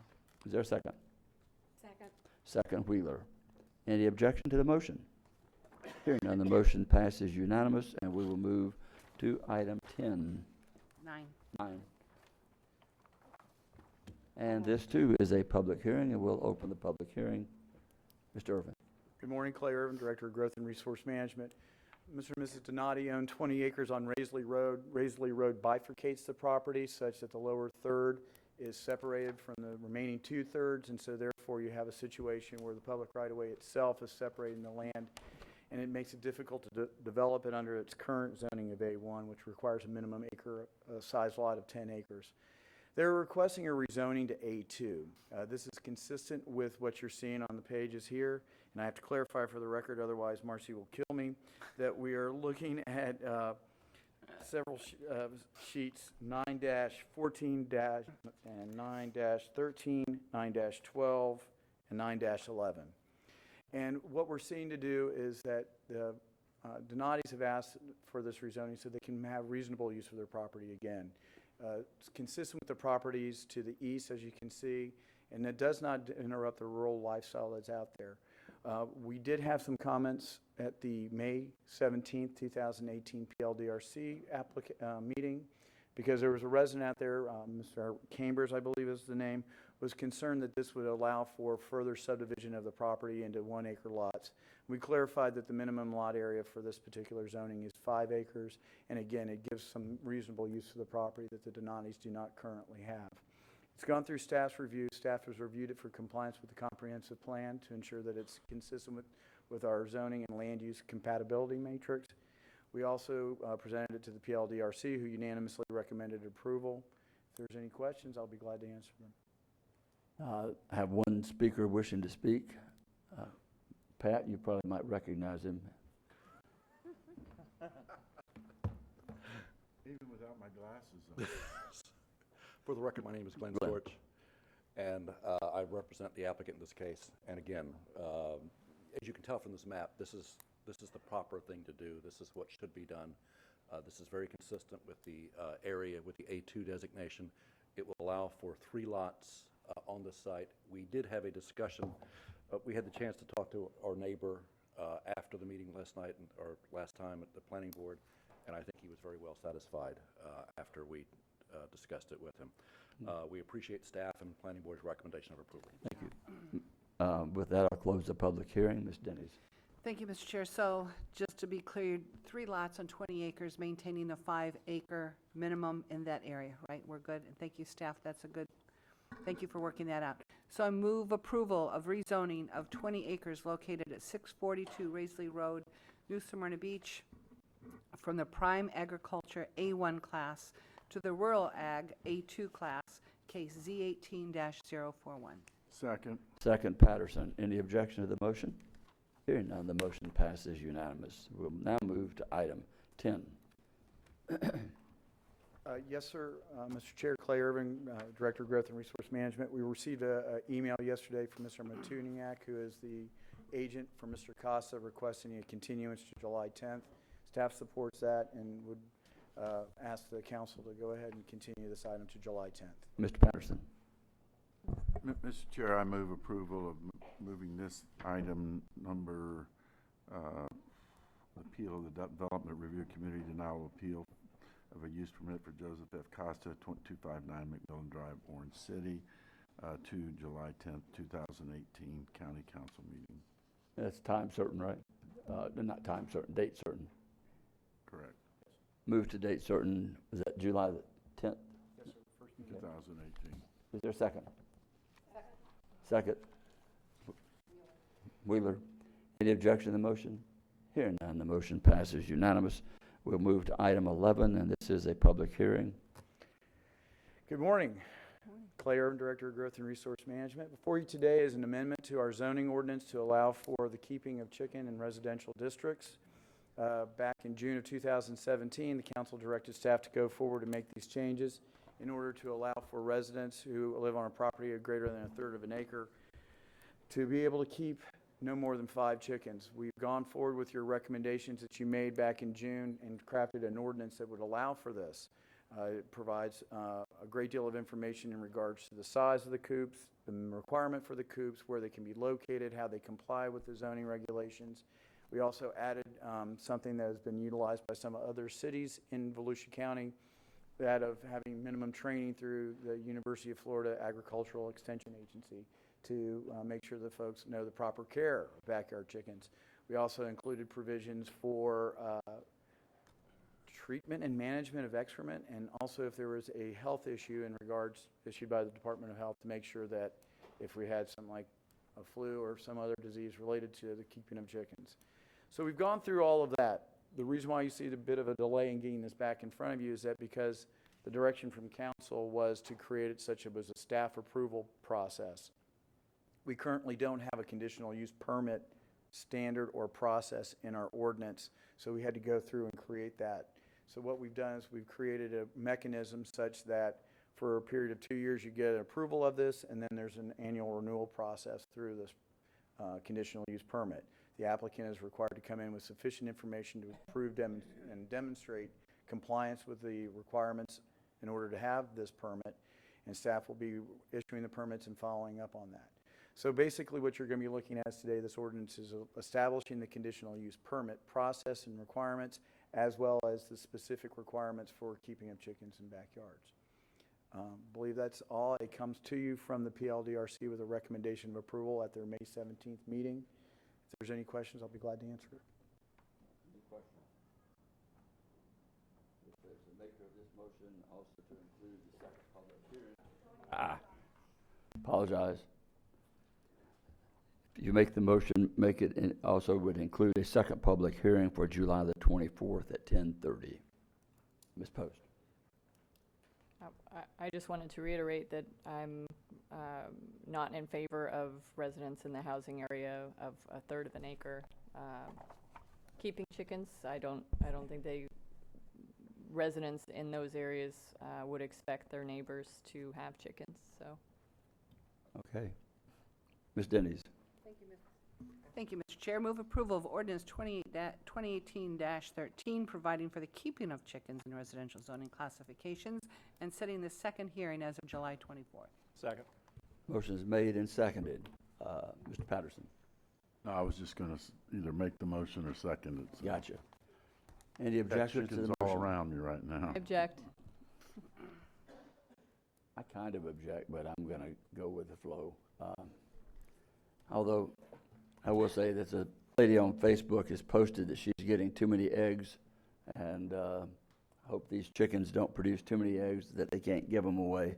But let the motion reflect it passed 6-1 with Ms. Post objecting. Pardon?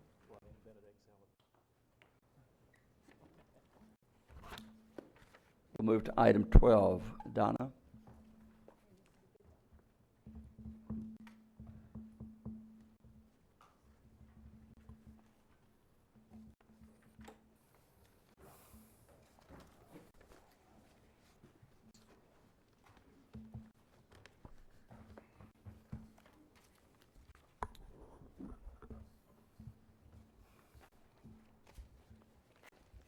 This is time for those of you who want to watch this to grab yourself some popcorn, soft drink. It's going to be fun, right? Actually, not some asking for any champagne, no-dos. too. Champagne. You're going I to didn't want to say- uncork it and I celebrate didn't say after this. champagne. You did. Good morning. I'm Donna DePeister, Deputy County Manager, CFO. I want to take this opportunity to thank both the Chair and County Council members for allowing us the opportunity to present to you today the 5-year forecast. Can't go without saying that I want to thank the staff that's just sitting behind me who worked tirelessly on putting together this 5-year forecast, along with all the other department directors. We work together as a team to make this happen. I always like to say this when I've presented this in the last couple of years as your CFO, that a forecast is always an iterative process. We all have to remember that internal and external forces do influence the numbers that you're seeing, and continually, it's always in motion. However, as a result, what we try and do, especially in this document, is we try to reflect a snapshot at this point in time today, and with it the assumptions that we have put in place. Now, the forecast does include the fiscal year 19 budget submittals for each operating department. It also included, for each department, their five-year capital outlay proposal, as well as five-year capital improvements as well. Fiscal year 19 budget is then forecasted based upon these various assumptions, and those various assumptions are also included in the appendix at the back of the document that you received. There's also narratives about each fund as well to kind of give you a little bit of a background on what we were thinking as we did those projections. Now, the book that you have contains 40 funds in this document. Not every single fund that we have, but 40 of the most important and most highly visible funds. Now, today what we would like to do is we'd like to walk through 6 of those funds. Those include the General Fund, Votran, EVAC, the Fire Fund, the Municipal Service District, or as we call it, the MSD, and the ECHO Fund. Let me clarify. For the most part, the 6 funds, the reason we walk through those is because these tend to be the biggest and most important ones to your constituents, because in most cases, they are taxing funds, that they specifically become part of the ad valorem tax. Right. Also, and of course, we have other funds. We're here to, answer any questions you may have on those other funds that we're not presenting today. Also, all the taxing funds, those that rely on ad valorem taxes as a revenue source, we've also placed in there the estimated $25,000 homestead exemption, that impact, and then what it would do, just for illustration purposes only. What we did not do is we did not make an assumption that, one, that it's going to happen, or two, because then we make no assumption of how we would handle it. What I thought was appropriate was to show you in numbers what that impact could be, so that we have on record already established what the impact could be. So if that passes in November, you will be ahead of the game starting. So what we've talked to our departments about is, if you know what the impact's going to be, while we don't want to scare anybody and we don't want to budget to that or manage to that, I do think they should respect what the impact could be and what they would look for, so they're not scrambling at the last minute. They need to start thinking about what would happen, or what if this goes through. I think there's a good likelihood it could, and it's going to have a big impact on us. But that being said, we just showed it for illustrative purposes. And those numbers that we did for the estimates came from the estimates received from the property appraiser's office that he has sent out to not just us, but to all the other municipalities as well. Also, keep in mind, the forecast is based on the property appraiser's June 1st pre-preliminary taxable values for our taxing funds. Now, we'll receive an updated version of that, the final numbers, on July 1st, which will officially be incorporated in the budget that we will be delivering to you, our recommended budget, on July 10th. Now, just for some statistics, the countywide taxing funds, such as the General Fund, Library Fund, ECHO funds, their net value, or true taxable value, grew by about 6.1%. The Fire Fund and MSD property values grew about 4.6%. The taxing funds millage rates remain the same in all of the taxing funds except the General Fund in this presentation. What we've done is we've presented 2 things. We've presented a partial rollback at 5.95, which is about 2% greater than the rollback rate, and we've also presented the rollback rate of 5.8486. Keep in mind, our current rate is 6.1. Now, one of the reasons that we did it that way was, while we obviously aren't counting votes, I did hear, I thought, from majority of council that they want us to consider something less than the existing rate. So rather than, obviously, if you go to the existing rate, you're going to have additional money. But so what we did was we took the 2 most logical steps, which is partial rollback. And as you know, we've talked about partial rollback, that we should be looking at that on a regular basis. And then we did regular all the way, full rollback, so that you'd have some opportunity to take a look and some choice between those 2, and you can also, any iteration you want to take, either more or less, you can do it after that. Okay, also included is an equivalent of a 4% salary increase that we forecasted over the forecasting period. We've also kept health insurance fairly flat at 6% for medical inflation. And if you recall, a few years ago, our medical inflation was around 11 or 12%. Don, if I can also jump in on the 4% increase for wages. If this, pardon me? Yes, it's in the contract, but here's what I'd like to point out. Of the 3 years that we settled in the contract and what we've given to everybody else, it was a 3% plus 1% that was compression. That was true for the first year of the contract. The second year is a straight 4% because, you know, that affected different people differently. So the second year is actually straight 4%, and then the third year is back to 3% and 1% that's used for compression. Okay, and finally, Tammy, your Budget and Administrative Services Director will take you through the presentation of the 6 funds. But I'm going to do one thing before that. Mr. Deneen, this is your last 5-year forecast. Now, don't say that. I think after having nearly 39 years of service, I can say this because I've worked for every single manager in Volusia County has had. And I will say you were the best. I don't stand alone in saying that. I probably can say that I represent the quiet and shy majority of thousands that would say the same thing. So our budget staff dedicate this 5-year forecast to you because it was under your leadership and direction that we were able to prepare this. So it's my honor as CFO and Deputy County Manager to do that. Thank you. I mean, you talk about a surprise. I'll keep that. Thanks.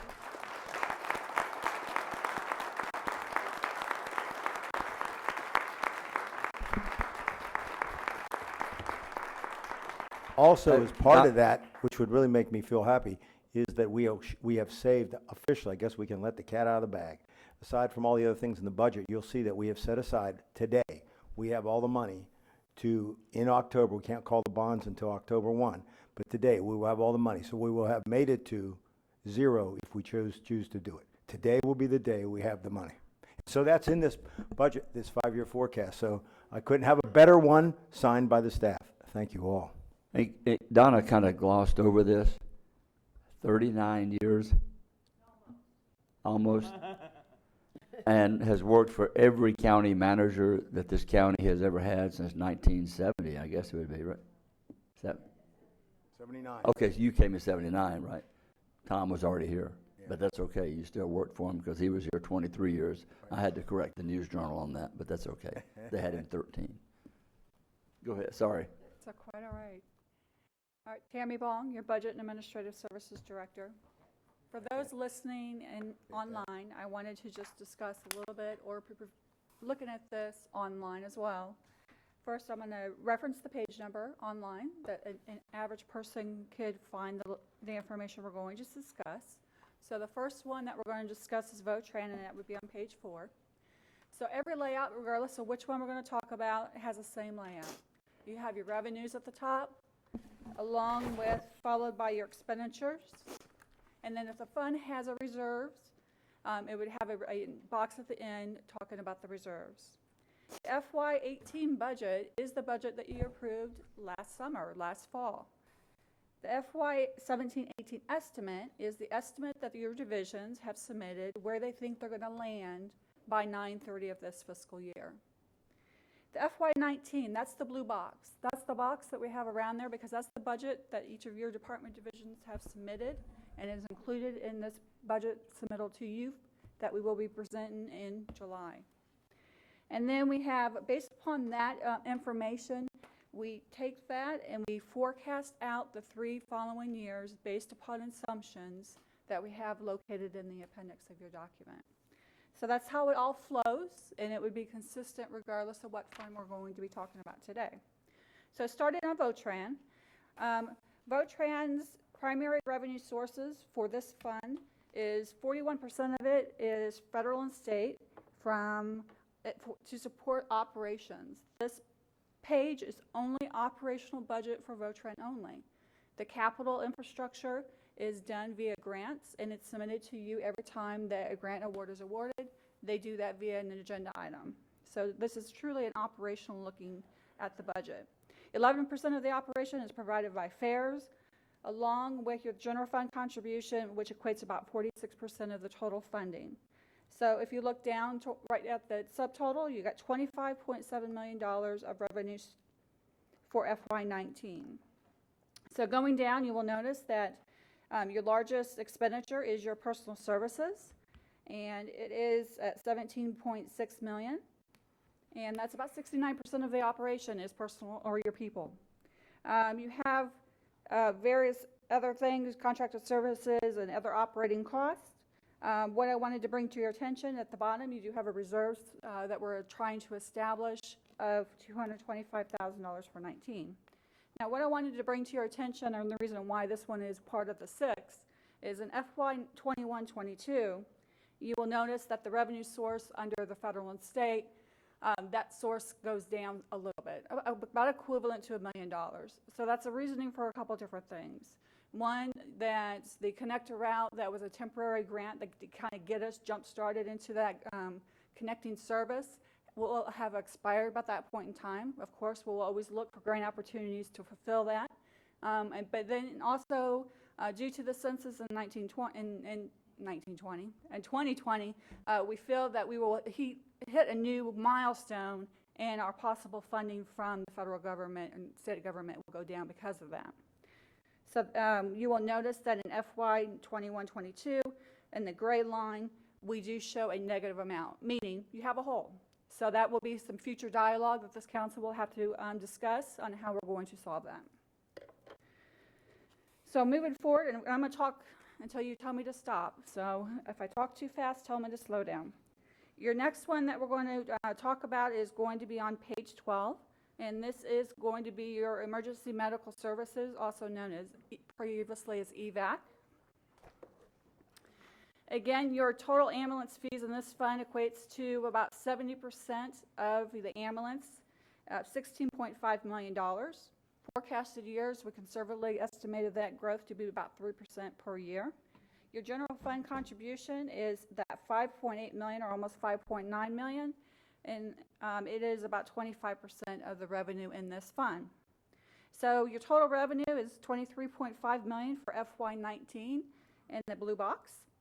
And we have it broken up into two different areas. We have what's called patient care, or true your operating kind of infrastructure area, along with the section that's called billing services or expenditures. So your personal services, again, same type of thing, is about 72% of this operation. So it's people, and then it's going to be other operating expenditures. We have incorporated two green lines, you will notice on towards the bottom, that it's called service demand. And we have an FY19 budget submittal, increased staffing to help assist with demand for service. And it is for your basic life support ambulances only. However, it is 8 EMTs. If you follow that same line over to your FY21, you will notice that go up a little bit. We have an additional paramedic and EMT being added in that fiscal year. Also down in the green line under the billing services, when your volume calls go up, of course your demand for getting those bills out, you have a biller coder being added in FY20. Some things just to note, you will see some fluctuations in capital throughout this presentation, which in turn has fluctuations in reserves. And you will notice this on the majority of everything else that we're going to talk about, is your reserves are sitting here for usually a very specific purpose. 5-year plans for replacing large ticketed items. So in FY19, you were replacing about $500,000 worth of stretchers. And in FY21, you were replacing about $700,000 in auto pulses. But your big item in this forecast is going to be in FY22. You're replacing $2 million of cardiac monitors. So again, that's the whole purpose of why you have a reserves, is so when that replacement comes around, you have the money to shift it up and have available funding to be able to accommodate that. So even after the full allocation through 22, your reserve balances, you still have about $800,000 in your emergency services fund for future capital infrastructure or other operating needs. The next one we're going to talk about. Mr. Chair. I'm sorry. That's okay. Tammy, can we stay on this one here on EMS a minute? This is part of our critical Core Service, and George and staff, we've been talking about this, probably have a little more in-depth conversation going forward. But looking at this, this is one of those funds that doesn't fluctuate based on the millage. In other words, whatever council sets the millage at, these funds are still required. So what you're seeing here, it's in there, if you will. George, can you help me with this? Well, the way they have it in the budget today, right, that under all scenarios, this amount of money is going from the general fund into EVAC and for those positions and equipment that we're adding. So that's correct. No matter what scenario that's presented, they've done it with that amount of money going in. And this is a commitment, this all comes from the general fund, correct? Right, Other all than the reimbursements. general fund contribution, yes. I mean, three quarters of it is paid by fees, but yes, the general fund commitment stays the same throughout all the scenarios. Right. The problem you have is because we try to run this as much as possible on the fees. The problem is the underfunding of emergency ambulance service throughout the country. I mean, it's gone on forever. It's horrendous what they pay us in relationship to some of these fees haven't been adjusted since 1992. Bottom line is that that's one of your greatest threats, is that for you to run this service, you need to be able to collect the type of fees in terms of insurance. And that is constantly not only eroding, it's constantly being attacked. So that's one of the great dangers you have, because the only way you subsidize it is out of the general fund after Well, that. and Medicare reimbursements are Exactly. down, and when we looked at the Terrible. budget and the numbers, you can see, Correct. when you run the numbers, you can see where the hole appears, and we, but this is so important. Again, critical core services, we need to strengthen it. We'll have that discussion. I think it's time we're putting 2 more on the street, right, George? Yeah, and as Tammy said, they're called basic life support ambulances. The difference being, right now, we transport everybody with our advanced life ambulances. And we do a lot of inter-facility transports in this county because you have the 2 hospital systems that exist have like a main hospital, and then, you know, other hospital where that carries all the services, maybe all the specialists, and then the other hospitals may not. So there's a lot of movement of patients between hospitals, and you know, the theory there is the vast majority of them, you know, are stabilized, and they're no longer advanced life support patients, so they can be moved with a little bit more economical, so that we won't be taking from the emergency side anymore. We'll be, you know, able to dedicate these units to that interfacility. And there are cases outside of that as well where we can use a BLS ambulance. So. The newest focus has to be to survive, has to be to try and curb demand. You cannot continue, that's one of your problems, is the system is getting called by a lot of people for demand for this service when they really don't need an ambulance. And if you don't curb that, you cannot keep up with the amount of general fund money that you have to put in. So the new effort, in addition to everything else, has to be these programs to find ways to keep people from, 1, becoming ambulance patients, and 2, not demand an ambulance when they don't need them. And we're constantly working on that, and we'll be working more, the Volusia County Managers Group, we're going to begin working on some of the issues that are before us that have been raised, but it's been a constant, we've been constantly upgrading, and those who have been on the council a while may remember, you know, we brought in the pilot program, the plus program, you know, there's what's out there called the Right Size Response Program that was actually initiated by the fire chiefs themselves and implemented. And we're working on several things right now. We've discussed them in other presentations. The issues also of bed delays at the hospital end. So you know, they are things you have to attack multiple ways, and that's what we're doing. So, and if we need further discussion about it, we'd be happy to put together you know, a presentation on a later date for a more in-depth look. Later date, thank you. Thank you so much. Ms. Post. So you mentioned the calls for service, and since we're on this subject, I think it's good to broach.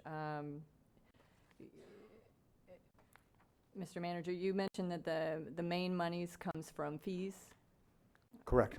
for the fund, and I think it's important to point out that one of the things that the EVAC personnel have pointed out, and EVAC, I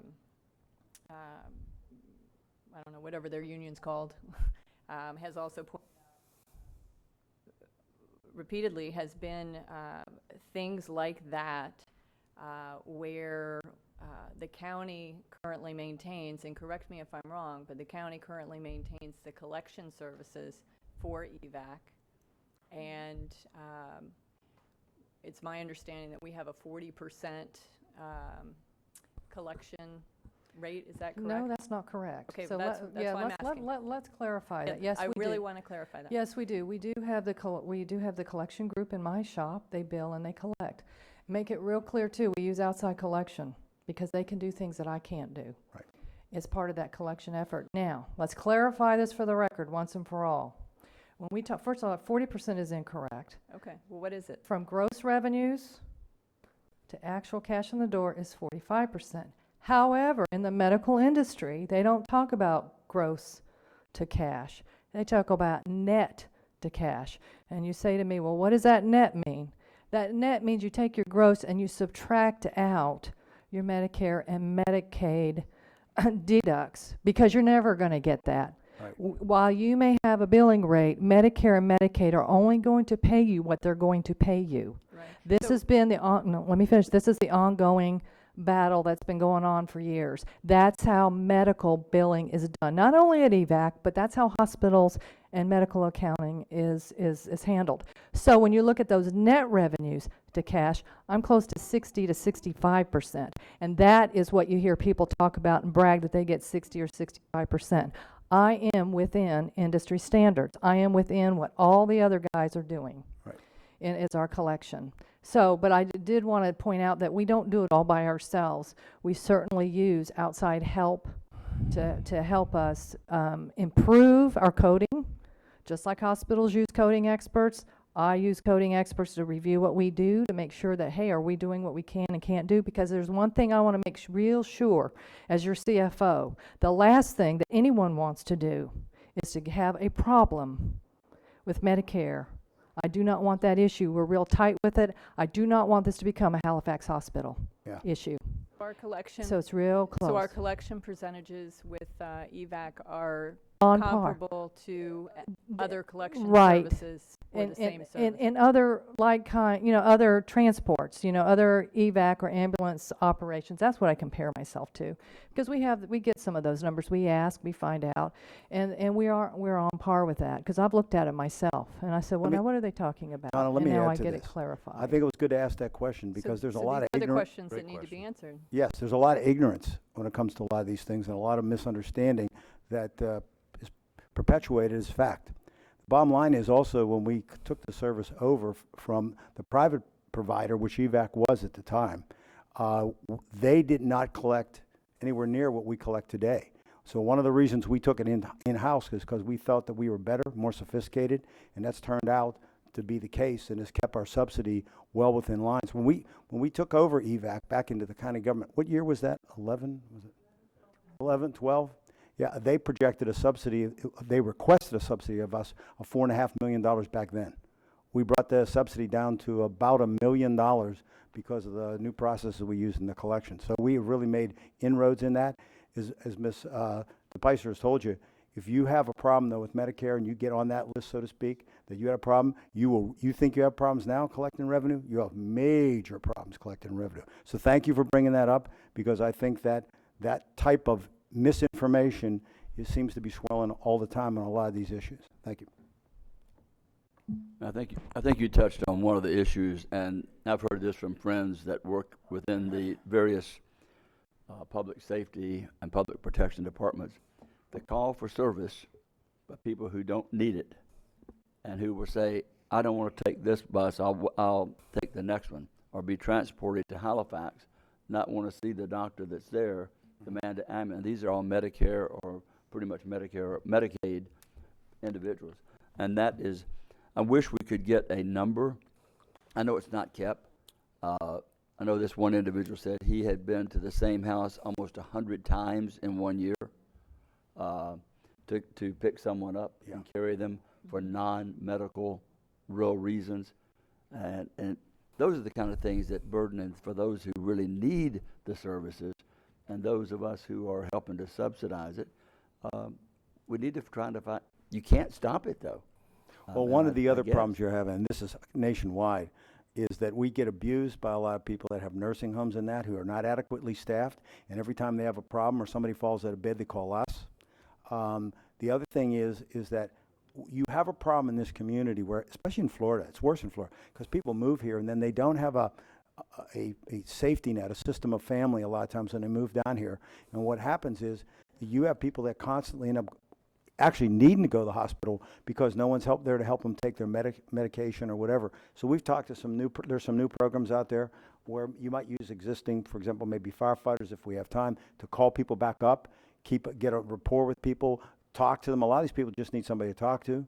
The other thing that we've talked to people about is learning how to use the transit system, which you already have, because a lot of times these people have no way to get to the doctor. So what they do is they just don't go until now it becomes an emergency and they need to be picked up. Where if we encourage them, a lot of cases they could take the Gold service, come right to their house. But a lot of people are apprehensive, and so we've actually talked to the hospitals about, before we release people, in a lot of cases, what about educating them to the transit system that exists? Because a lot of cases these people don't have family to help them. So this is such a complicated issue in an aging population. Heather, you had another. Yes, so in regards to that, it really is what it is. I mean, I've responded to calls where you go out there and if the hospital's next to Walmart, they'll get a ride to the hospital so they can go to Walmart. Like that happens. It is what it is. But this has been an issue for a long time, and it's an issue everywhere. But I think the thing we need to look at is we need to ensure that those services are available. So even if that is an issue, and even if, as a patrol officer, or even if as fire or evac or whatever it is, everybody's going out and responding to this, to a ridiculous call, it is what it is, and we still need to have the services available consistently and not have where where there's no evac available across the county on a routine basis. We need to have that available for the person, that one person that desperately does need those services.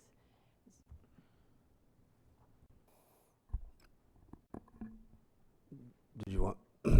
I don't think that requires an answer. I mean, I think it was a. I will assure you that the only thing I will say is that we always are working on it. We realize, there are issues, and you got my commitment that we will continue. And like I say, I think that it's with the help of some of the other city managers, we can get some consistency because it's a big system and it entails both fire and EMS. And I think if they work together, we've got a ton of examples that show where there's a lot of good things that are happening out there. So we'll continue that.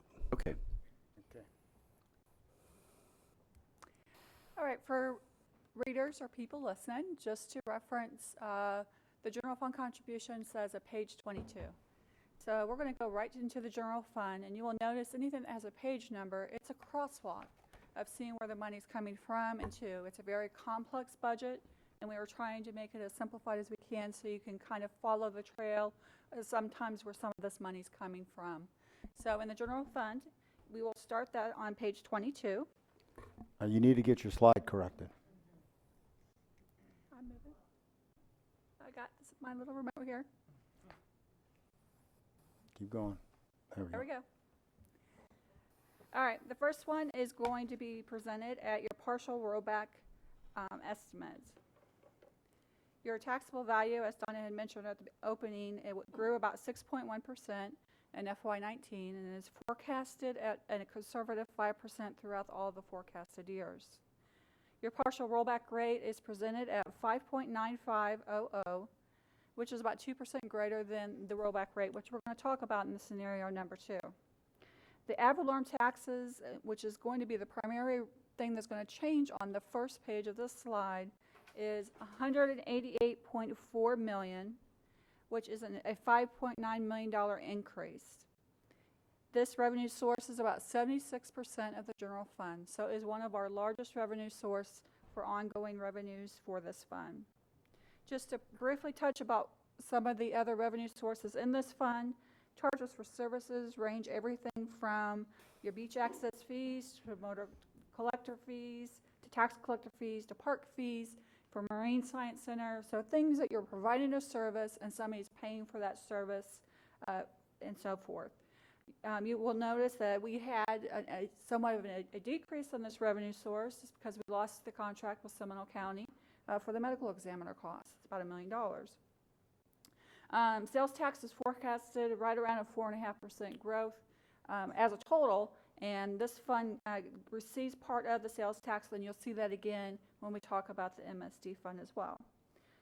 Judgment, fine, and forfeitures range everything from, just like they say, they're fines and forfeitures, court fees and so forth in the program. And going into your expenditure side, public protection, I want to start with the first column because this is the first time we're going to deviate just a little bit from the blue column, and we're going to talk about the estimate. So at the very bottom of your estimate column, you will notice the debt service of go to zero. We had an original budget of $3 million, and we have a revised estimate of $16.5 million. This was originally discussed at your July 7th, 2016 long-term financial plan, and it was included in your budget for the first time then as well. It includes some fund balance, which was left over from the previous year that James Moore had brought to your attention in April of about $8.5 million.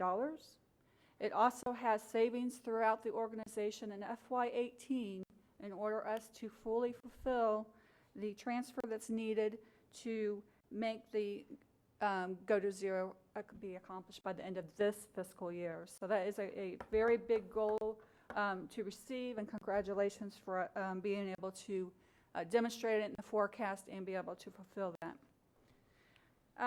Wait. Yes, Wait, ma'am. wait. As big as it No, we're not going right over this one. If you look at that under the estimate 1718 at 16 million, am I right? Yes, ma'am. $16,581,539 that has happened on purpose, that is planned because of fiscal austerity, which will put Volusia County in a pay-as-you-go position for future capital needs, and has strengthened every Volusia County citizen. And I think, Councilman Lowry, you're concerned, you had a discussion, I don't want to take your words, but you were concerned that should a recession ever hit again, and we have a reverse like we did several years ago, we will be in a better position, strengthened, to protect our employees and our citizens and provide the level of services that we're currently at. And I'll let you, but this can't, we have got to talk about this. This is so big, and Mr. Manager, you will own this as your legacy issue for Volusia County. This was a heavy lift. This didn't happen overnight, didn't happen in 1 year, it happened on purpose. Well, the nice thing is that the payments that we would have made from the increased taxes that we are getting, instead of now going to pay ongoing for a long period of time in debt, you now have a new revenue source. Right. So the investment we made now, as it grows, you'll actually get tax dollars now that no longer have to go to that cost. And the other thing is, and this is one-time cash, so it wouldn't help you in ongoing operations anyway. The bottom line is that now you have an income source. And here's the most important thing. I'm a believer in debt where it makes sense. In a lot of our airport fund, water, sewer, those are fee-based, and you don't build a water system without that. In the general fund, you clearly need to have debt at times. But what people tend to do, and I'm a believer that this ought to stop, We'll be one of the only counties in the state of Florida that's ever done this. This will be the first time you're debt-free in the general fund since 1975, and you only became a charter county in 70. Here's what you have that nobody has. Two things. One, if you really get into dire straits or you have a big capital need, you'll have the ability to fund it without increasing taxes. That's one thing. Here's the other thing nobody's thinking of. If the right opportunity ever comes along for a big economic development project, you will have the ability to do what no one else is. You will be able to put up big money and still do it without increasing your taxes. And what you want to hope is, we've had real successes on industries coming in, but I'm talking about a game changer. Ms. Denny's, for example, when Blue Origin came forward, when you need real money, when you need real money, Big money. you'd be able to do what you got to do. And here's the thing, if you don't have it available right then, they're not interested in a wish and a prayer, and can you get your taxpayers to do that? You know how this works in economic development. You got to put your money on the table. Knowing that you could do this and sell the bonds without, because our rating, it's better than when I got here. It's actually, considering all the downturn we had, the rating's really good. So if the right deal came along, you're ready, you could put up the cash, and here's the beauty, without increasing taxes. So this, I guess my final comment, well, not my final comment, but one of my comments on this particular issue going debt-free is this is how you define stable. Zero debt. In the general fund, yes. In the general fund. Volusia County has never been more stable as a fiscal entity than we are today. And that's how I like to leave. Thank you.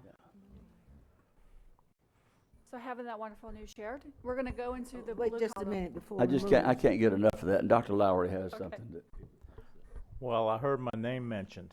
That was one of the first things when I came on board. I sat and talked with Mr. Deneen because we did have a downturn. It could be disastrous if we have too much debt. And I won't reiterate, just briefly, it does give you the potential. If the brass ring is there, whatever it is, it gives the potential to grab it. So appreciate so much the Back to Zero program or Go to Zero program. And I think it's probably, we're probably the only county, unless it's some small country, rural county somewhere, that may be that way. So thank you so much for all that work now.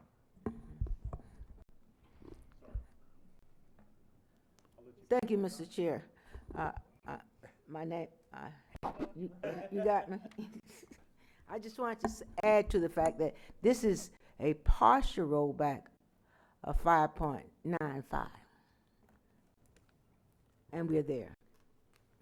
But we're still there at the next one, too, at a full rollback. I know that. Yeah, you We're can make it at all roll back. So you can make it there, but this is strategically planned to do.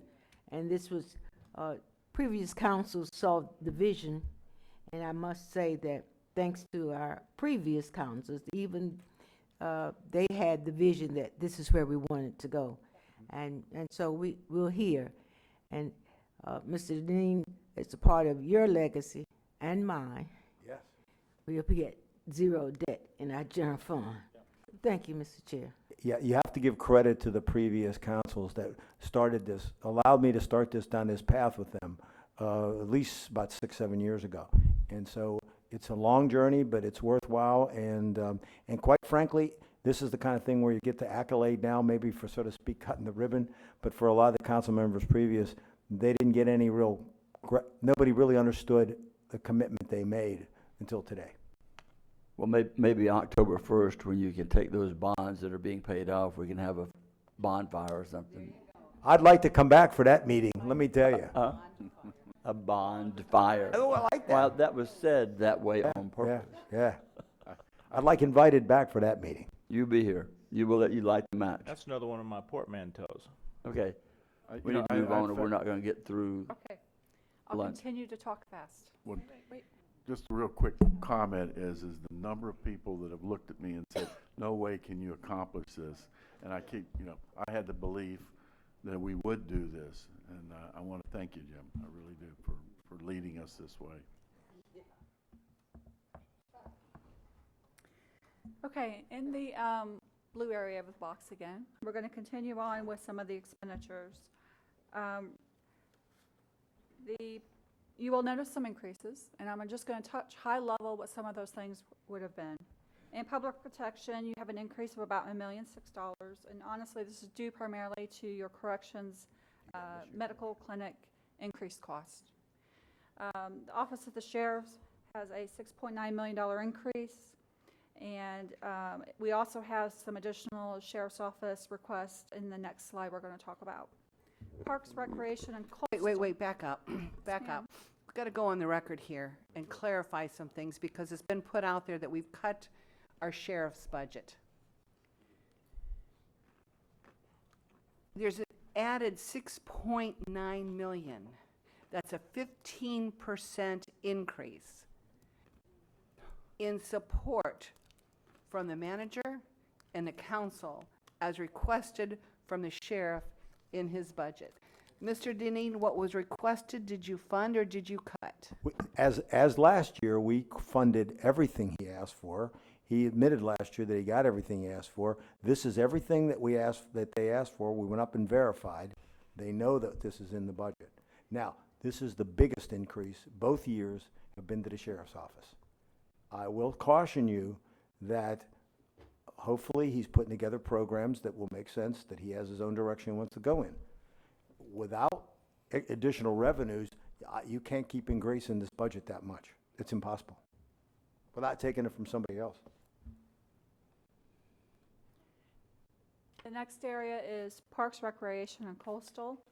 You will notice that there is an increase in the FY19, and that really has a primarily direct relationship to your beach maintenance contracts that you increased a few months back for the maintenance. But if you follow that line, just to mention it, over to fiscal year 21 and 22, you will notice that you have a $2.7 million increase, and that is an estimated increase based upon preliminary information we received, honestly, 5, 6, 7 years ago, the maintenance costs associated with commuter rail. So it's there for demonstration purposes, and of course that is something that will be ever changing in future forecasts. Another item, again, to keep in mind that you do is your CRAs, so that's money that's coming in and going right back out to the CRA districts. That's money that we're not retaining within our ad valorem tax rate. You did mention just direct allocations. Just want to bring a couple of them to your attention. You will notice that all of them have page numbers. So EVAC, the corresponding page number is on page 12. VOTRAN, general fund allocation, the corresponding page number is page 4.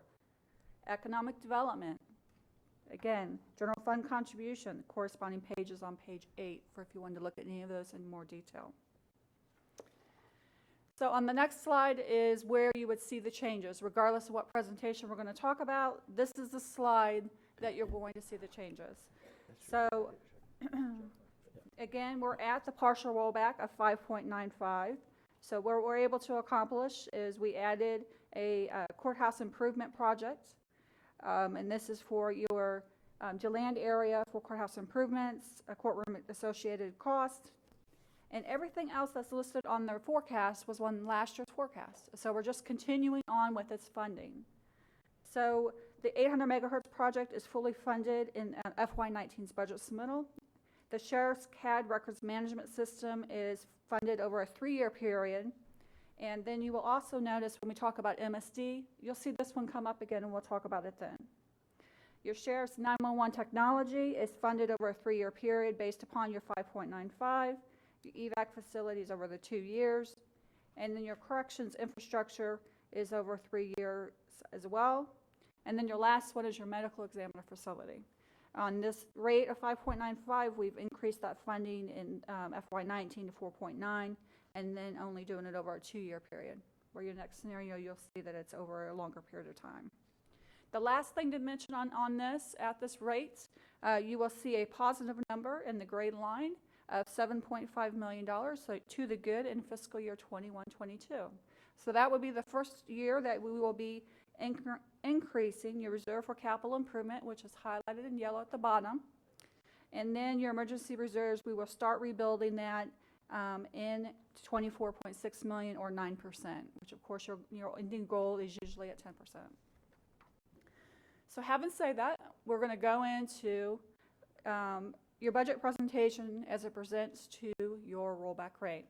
So of course the main increase in here, and the only increase on this page, is going to be the amount of revenue coming in. So you're at a 5.8486. Again, this is estimated.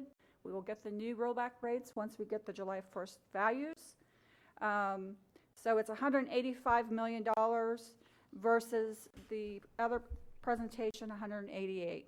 So you have some revenue variances there. Excuse me. Yes, ma'am. Tammy, 5.84, this one is a full rollback? This is your estimated full rollback. Okay, that's what this is the full complete. At this point in time, yes. So the only thing that was going to change between the presentations is really on page 2. So if we're going to continue on, I'm going to just show you what changes were made. And it's capital.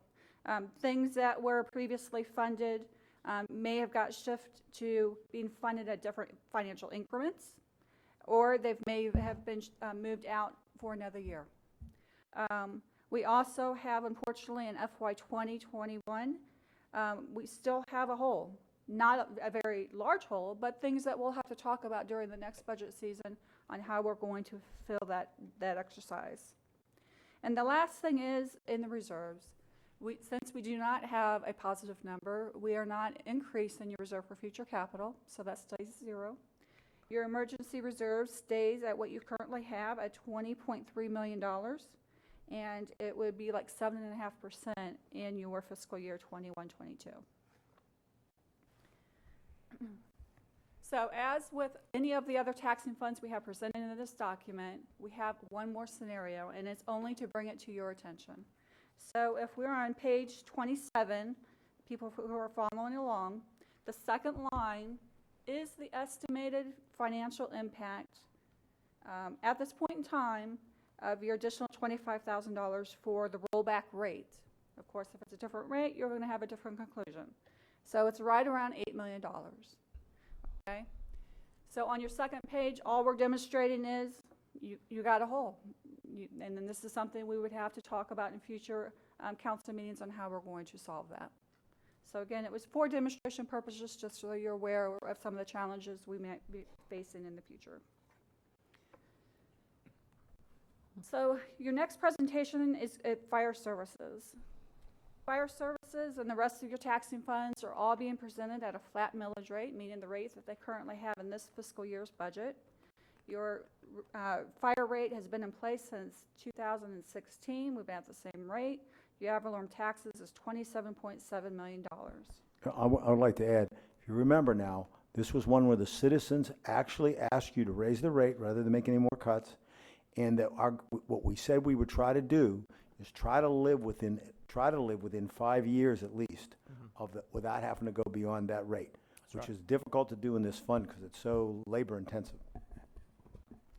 So when you have $28.7 million worth of revenues, 94% of it has directly to do with the men and women in uniform, personal services and operating costs associated with the operation of the fire system. And from there, you have the remaining part going for capital-related expenditures and or being used for reserves. So again, this is a very similar demonstration. You'll see where your reserves go up and go down, and you're going to see the associated costs. It's going to be your capital-related. So in your capital outlay in FY19, we got to have about $330,000 for a fire station alarming system. FY20 though, $1.7 million for the replacement of your breathing apparatus replacement. Again, it's based upon the useful life. We've met that useful life, and FY20 we're looking to replace that. Your capital improvements in FY19, we're carrying forward your Station 22 Oak Hill remodeling. And then your reserves in FY19 are right around $8.6 million. Your emergency reserves is at 2.7, right at your 10%, which is what your goal is. And you retain that to keep that 10% all the way throughout. We do have a reserve called Reserve for Revenue Stabilization. Again, that helps with fluctuations of revenues, which you may or may not experience with your additional $25,000. and it helps you use that for a bridge until levels of service are discussed or things are changed in the service models. So going into, just for demonstration purposes, your additional $25,000 impact for your fire fund is about $1.5 million. So again, you have that deficit, and it would be something we would have to be looking for in the future and how we're going to solve that. Your next fund that we're going to talk about today is going to be your Municipal Service District Fund. This is more or less your city fund. Okay, it has various revenue sources, but it is at your millage rate of 2.2399. It's been at that rate since 2014. The taxable value increased 4.6%, but it's only estimated to increase about 3.5%. It doesn't have a lot of residential in this fund. It's a very small fund. Avalon revenues are $14.8 million, about only 28%. So of that, you have another big revenue source right below it, and it's your city contracts. So again, somebody's providing services to the cities of DeBary, Deltona, Pearson, Oak Hill, and being reimbursed for those services, which you'll see in the expenditures down below of the exact same dollar amount. So down in, and then you have sales tax also going into this fund, about $7.7 million. It's about 14%. The other two revenue sources, when you talk about revenues that have been in the legislative program and have been discussed every legislative year for 3-4 years now, is communication service tax and utility tax. So this is a good fund to have those revenue stabilizations established, and you'll see that we do that in the second page. Talk about reserves. Tammy, if I could add, to make sure this is clearly understood, it is absolutely crucial in this fund that the contracts with those cities, if you're going to provide their services, they have to pay for themselves. There's issues, I think, legally about ever using general fund money to subsidize. I think it's illegal to use somebody else's general fund money to subsidize their municipal services. And so I cannot overestimate how important it is that whatever increased costs you have in that office that belongs to those cities have to be borne by those cities. And while they like our services, they become very picky when it comes time to increase the cost of those services. Obviously, the choice they have is to have their own, police department or whatever. They've chosen not to do that. That's fine, and it saves them a lot of money because of the economy of scale. But the fact of the matter is, we've always been steadfast, and you have to stay steadfast that they have to pay what it costs. You cannot run this fund because it's so crucial. It's such a lot. It's an enormous amount of money to the fund. So on this one, I also would like to start in your estimate column. So the second from the bottom is your Sheriff's Office CAD records management system. This fund, when James Moore presented your fund balance for this fund, it also had some additional money left over. So we're looking to transfer $3.1 million to kickstart this project and its commitment out of the MSD fund. So going back over to the highlighted blue columns in FY19, just to mention a few things on this fund. The sheriff is about 68% of the fund. It's $36.6 million when you add the two things together. They also have debt service for the sheriff's evidence facility. We borrowed its proportionate share for just the MSD's portion of it, and it's about a $7 million borrowing, so about $500,000 of debt service every year until we fulfill that. And then, of course, you have growth management. It's about 14%.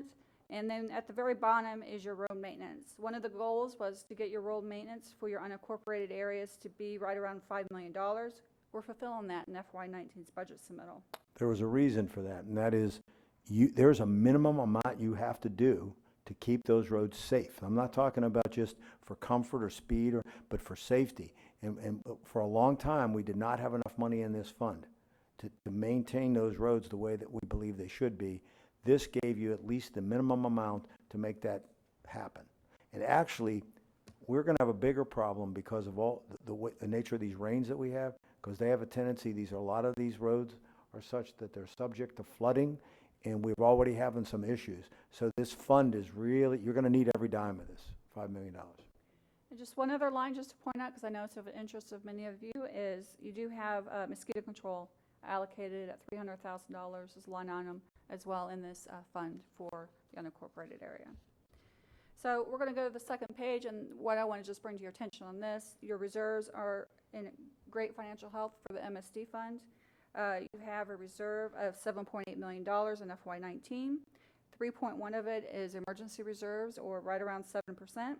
And we also have established a revenue stabilization, and it's about 2.3, almost $2.4 million for that. So that would... Excuse me, Commissioner Lowry?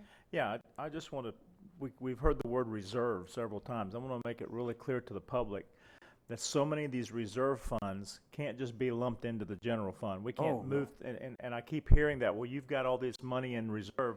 Well, we do, but most of that is tied into specific funds with specific details of how that can be used, and we can't just transfer that over in order to lower taxes. It's got to be kept in those funds. Sometimes there's even grants involved that connect and tether them. And so I just want to make it publicly known that most of these reserves are locked in and can't be transferred around and dealt with other things. That's all I want to say. Thank you. And to that, I know we talked about the MSD when these hurricanes come through. When the hurricanes come through, the MSD especially is where, right, George, this is where we take it from. And there's no line item in any of these that I've seen so far for hurricane debris removal. No. It's not It's budgeted. Emergency reserve. We use the reserve and. Emergency reserves. And it's one of the reasons we're so fanatical about, and that's, you know, I think, credit to the staff out there, in both Public Works and accounting, that they have to work together to get that reimbursement, because we depend so much on that federal reimbursement. However, I must say, you know, if you, we've been listening, and things at the federal level are changing, and as they keep having disasters, I'm not so sure you're going to get the same level of support. They've even told us in various briefings things like these non-maintained road issues that we've fought for. They're more or less saying don't bother in the future because there's not enough money and from a nationwide perspective. So that's just an area that, you know, they're basically saying local governments need to have reserves and have the ability to help, probably at a little bit greater scale when there is. So just, and that's been out there, and like I say, we constantly monitor this. So it's just an area, that's why it's important to have it. We've done a great job so far, and hopefully, fingers crossed, we get a couple years break here. One thing, though, this public has to understand is that, and that's why you need a decent reserve here in case something happens, but if you spend more money than this in this fund, there is no way to fix that. There is no matter what your intentions are, no matter what you want to do, your expenditures have to fall for the municipal service district. That has to come out of municipal service district funds. You can't say, oh, I wanted to do more, they're down, we're going to use general fund. No way. You might be able to take a loan against the general fund, but you have to stay, the funds for that service have to stay in that box. A lot of people don't want to understand that, but it doesn't matter what the council wants to do, you can only do what the money is that you have within that box. You do not have flexibility like you have with general fund. It's categorical. Yes. You have to stay within the categories. That's the confusing. Thank you. So the next scenario is just your additional 25,000 home impact for your MSD fund. This one will be a challenge because this fund's a very tight fund, and that impact is about $800,000 a year. So again, we'll have future dialogue on that impact and what we'll be doing. The last fund that we're going to be discussing or presenting at this point in time is going to be your ECHO fund. Again, this was based upon open up some dialogue on the subject matter. It was a request from you for us to present this. This revenue source is based upon that millage rate of 0.2 mils. It does sunset in FY21, so you only see 3 years here. Generates about $6.3 million, and of that, our current policy is we would be distributed as follows with, you have to pay your CRA payments. You have to, we have $1 million going to trails. So you have the difference between trails construction and then the debt service you've already incurred on trails for that. And then we got $2.5 million going to your ECHO grant program. And that, of course, goes through your award process and application process and so forth, and it comes back for you for approval. And then the remaining portion of it is allocated currently to your boardwalk, and you'll see that transfer of 2.8 being budgeted in FY19. The last thing to bring to your attention is from previous year's allocations and or monies that have been returned to the fund, they weren't fully expended or so forth. You got $2.1 million sitting in a reserve. It's one-time money to be things that you can give us direction on how you would like to do that. Deb has a question. If it's going to be what I think it's going to be. Yeah, it is. Well, let's try to make this a big discussion, and not at this time, because I have thoughts, and I think each of us have thoughts, and I'm not sure it's Well, time. I'm not ready to identify the projects, but but I think it's become really clear, and that's the good news. The good news is, if we look at that transfer 375 fund that we're talking about, I guess, Mr. Chair, that's what you're referring to, the total, Tammy, is that right, about 11.7 million left even after it sunsets? What's the total yes. number? If we did not make any changes to its current allocation, that would be what we were displaying on this presentation. So let me just tell you what you have in that fund right now. Okay. Because we started it a few years ago, and we have $3.3 million in that fund currently as of 9/30/17. But let's say that's not allocated or dedicated. That's in the boardwalk fund waiting to be executed. Oh, you're talking about that? Okay, I thought you were talking about the total one. The boardwalk. Okay. Let me clarify something. When we put that in that fund, Ms. Denny's made sure of this. There was never a commitment to do the boardwalk. It was a holding fund with that name on it. So the council was clear that if they were ever going to move ahead, do not make the assumption that that's where the money would go. But we said for now we would put it in there and we labeled it. So you still have to make a decision. Right. And that decision, I think, deserves discussion at a point, I think. Right. Okay. But we're still looking at 11.7 million, is that correct? If the collections come in the way that you think they Okay, will. but based on that, that's what we're looking at. Even after Echo sunsets, we're looking at 11.7 million, however council decides to. Correct. direct those. That could be your balance in that account, That's, yes. that's big. It's going to be a little bit more than that. You're going to have to add into that 3.3 million. The 11.7 represents what the presentation has currently in front of you today. So that's 21, 20, 19, and 18. You also have money you put in there in FY16 of $1.5 million, FY17 of $1.8 million. So you add those numbers together, it's closer to the ending balance of, actually, I have a fund. Let's see what page number. Oh, it says 126. Let me flip to that page and tell you what it is.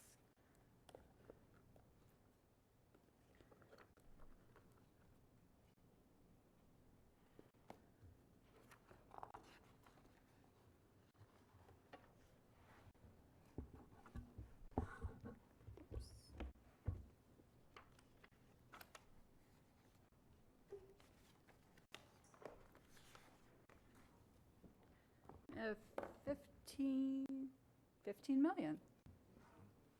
But remember, that's an estimate based on Based upon value. revenues coming in. Here's the other thing. Fair What enough, that that's a doesn't lot of money. Right, what that doesn't consider is other grants you might give, because you're not restricted to a certain amount on ECHO. So if you gave more to ECHO or the fund brought in less, but you're still going to have a sizable amount of money at the end of the program.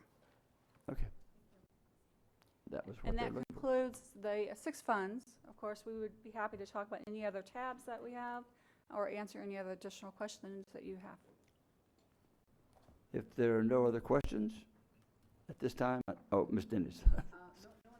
No other questions, but I would like to make a motion that we bring back to the July 10th council meeting the necessary budget amendment to fulfill the Go to Zero funding from the general fund as presented today in the forecast.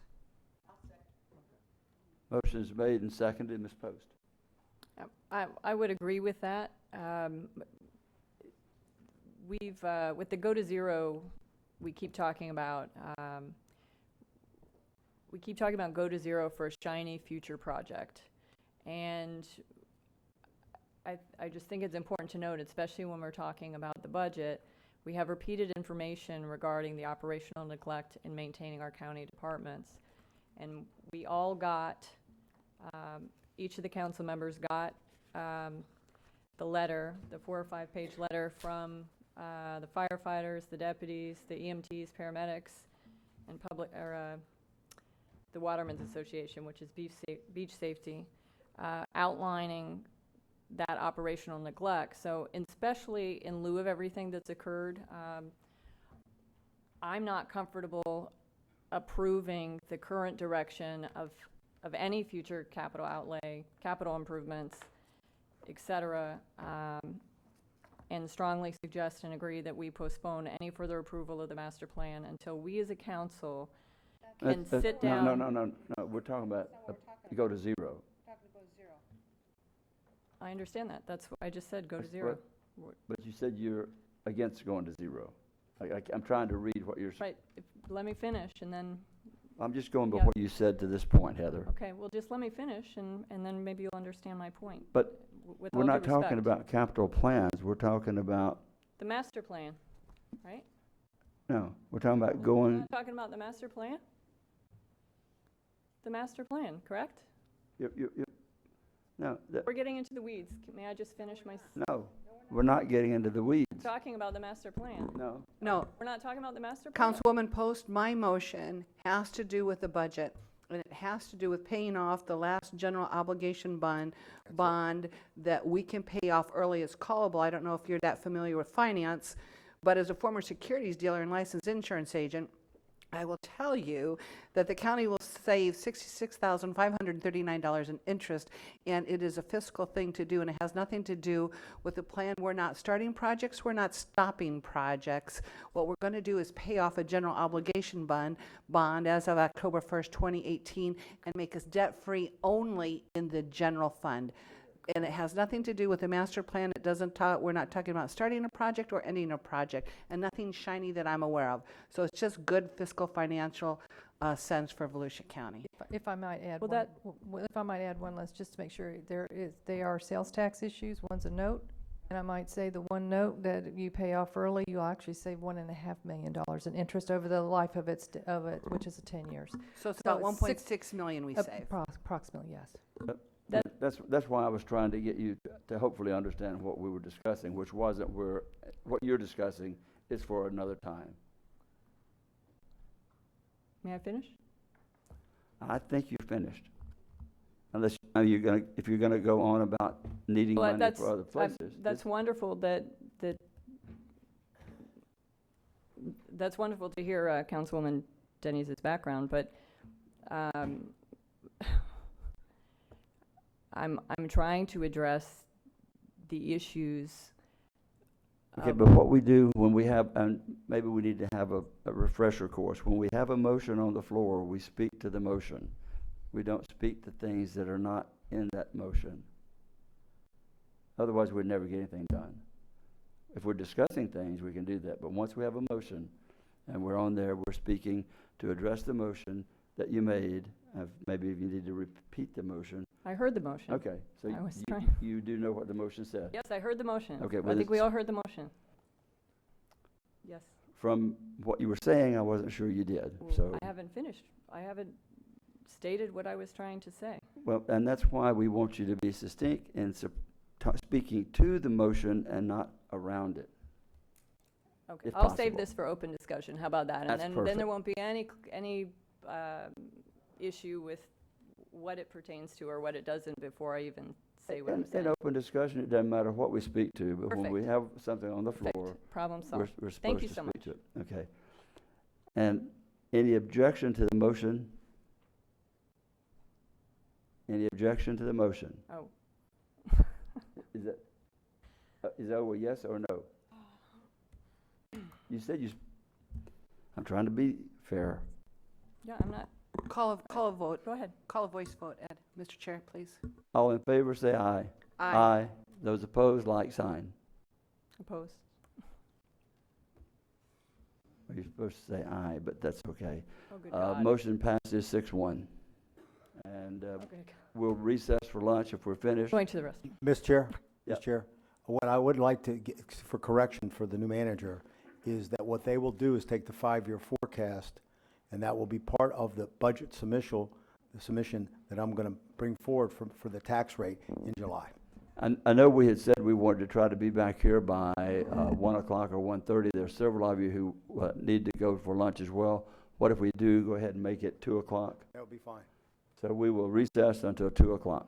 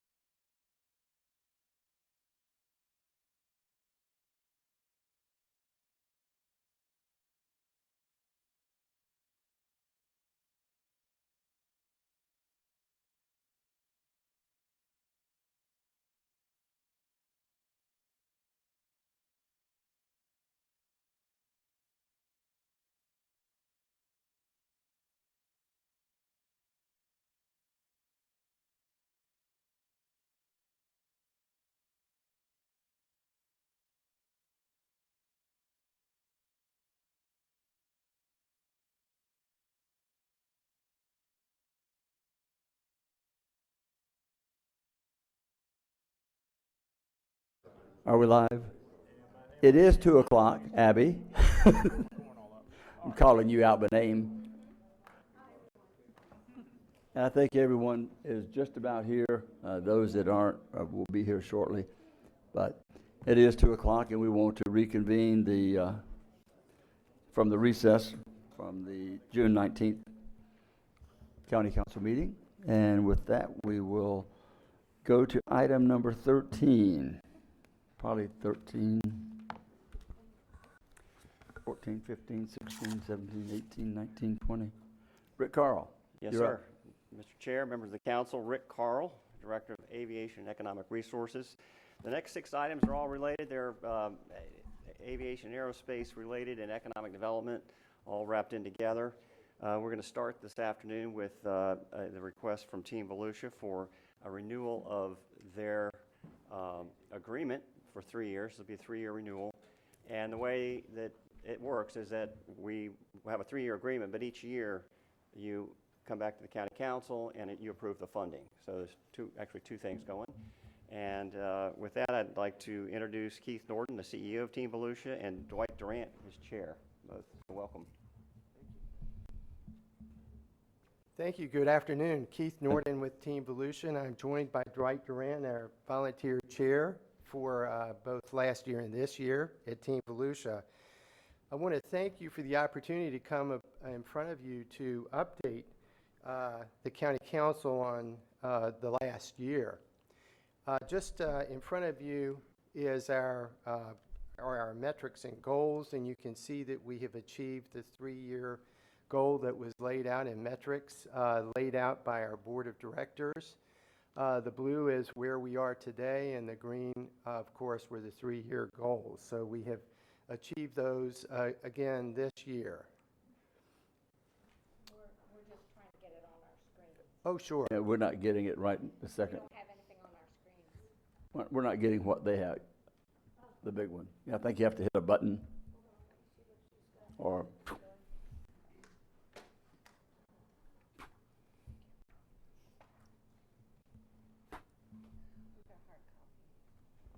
We were lost without you, Sue.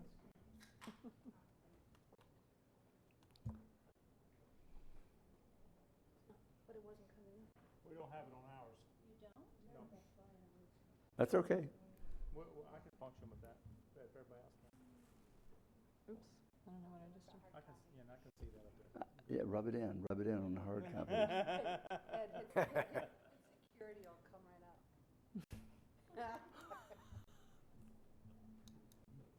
I have a spare hard copy if you'd like one. It's fine. Okay. I think I've seen it. No, Yep. no, now they're. We're still at recess.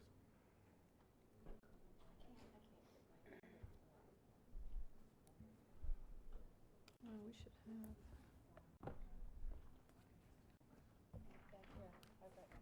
We have it in our agenda.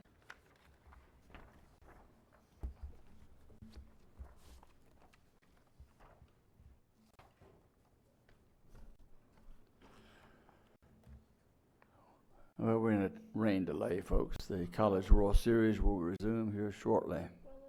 For those of you. We're good. I'm good. I don't have that big, I've got my computer. I've got a hard copy, so I'm good. You do have a card? I'm good. Okay. Well, I'll go ahead and continue. Just realize that in the last 3 years, our actual CapEx is $98.2 million, payroll $59.8 million, and then 1,613 jobs so far for 2016, 2017, and year-to-date 2018. As you remember, we operate on a calendar year basis. So we're still into the calendar year, year-to-date. We're very proud of the Team Volusia investment, which is growing as far as the private sector. We have 97 total investors with 8 new private sector investors this year.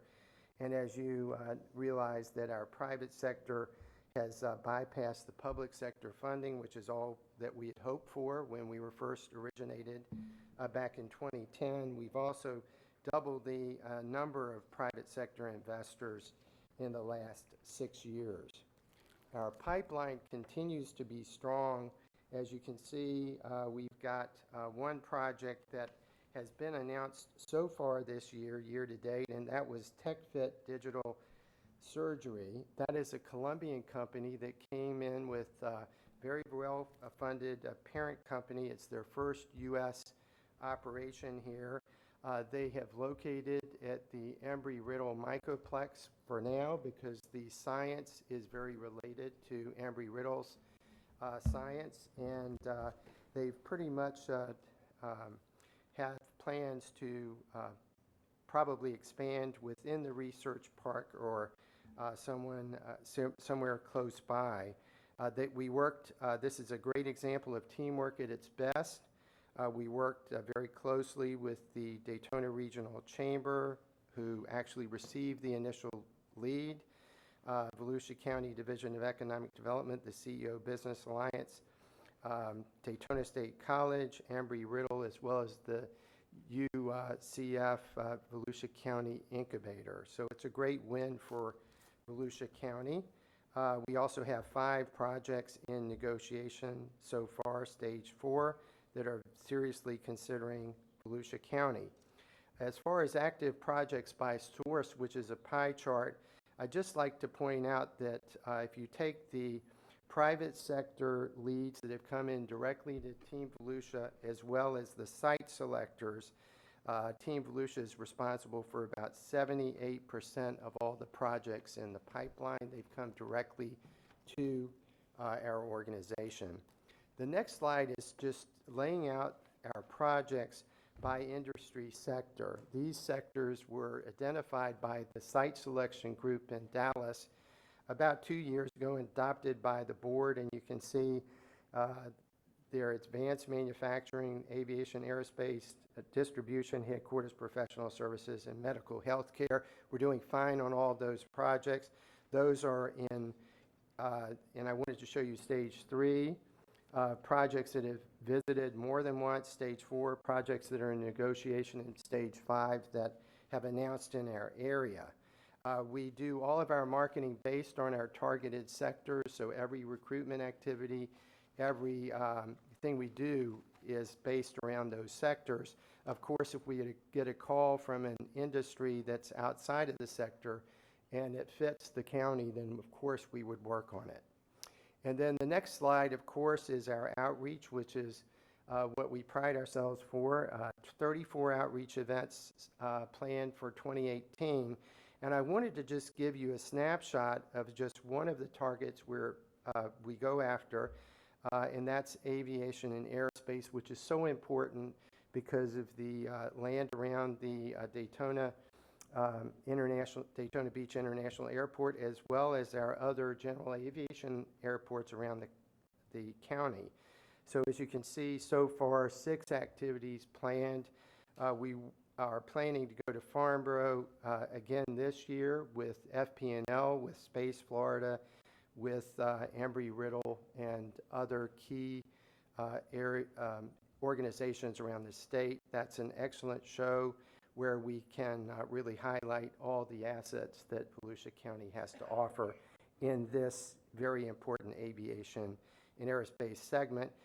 We have hired a lead generation consultant to actually organize calls, one-on-one calls for Team Volusia staff, which is very important. You know, going to a trade show without appointments is not really the way to recruit business. So we're excited that we are doing that, and also keep in mind that all of our outreach is paid for by the private sector, which is the reason Team Volusia was formed, to get the private sector at the table to be involved in our recruitment efforts. And so that's something that we're very proud of. And now I wanted to leave plenty of time for questions if you have any. We're very proud of our volunteer leadership that's on the screen now, and it's, as you can see, across the county, both West and East Volusia leaders are at the table. Any questions? Comments? All I hear is crickets. Do I have a motion? Mr. Chair? Mr. Patterson? Yeah, I move approval of the fifth agreement with Team Volusia DC for economic development activity services in the amount of $250,000, sir. Second Wheeler. Any discussion? Any objection to the motion? Hearing none, the motion passes unanimously. Thank you, Keith, for doing what you do, sir. Mr. Chair, Keith, I miss being part of the board up there, but you guys are doing a tremendous job. It's a big. I don't think a lot of people realize this is all about sales. I mean, I've been in sales for 40 years now, and your sales ability and what you accomplish for us with Team Volusia, I really appreciate it. Thank you, and the entire team, everybody that's involved, the private and the public sector. Thank you. I have a great staff back in the shop as well. So thank you very much. Yeah, it does. It speaks so well of having the volunteers serve as in their office position, and then to having the business community come in and invest their time, which you can't replace, along with their financial commitments, which help to make us become a job destination, not an escape of jobs. So we appreciate that. Jim? Just a comment, and that is, this is an interesting time. Originally, there was a controversy about when Team Volusia started because we were the catalyst. We were the ones that put the first money in, which was the 250, and there was some controversy about it. And to think that we're at a point now where it's so successful that we don't think twice about just continuing it, not because we're rubber stamping it, because we all are so happy and that it's working the way it's supposed to, and you got so much of the private sector. It is a remarkable accomplishment that we now take this for granted when it was so hard to start and when it was so controversial originally. Thank you very much. We'll now move to item, did you want to try to start now? We're going to have to take about a 5-minute break to try to reset the computers, Rob. Pardon?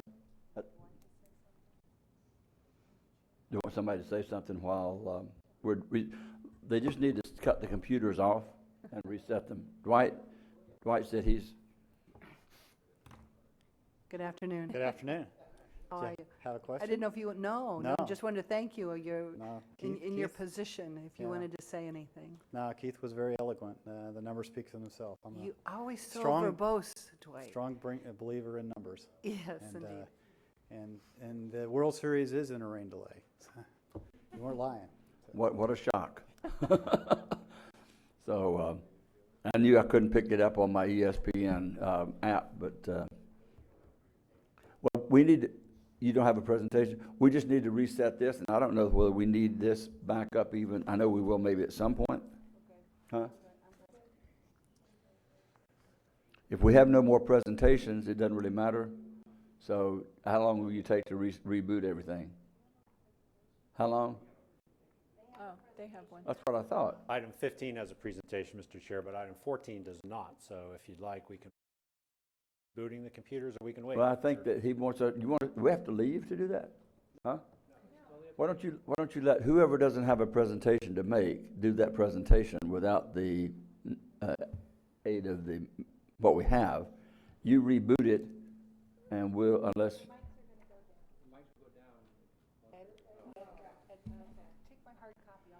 I'm okay. I'm okay. We'll have no mics, though, they said. It'd be nice for the mics to go out. Did you say lights or mites? Both. Okay. Let's just go ahead and go without whatever, but they've got a presentation they need, but you can make your presentation up there.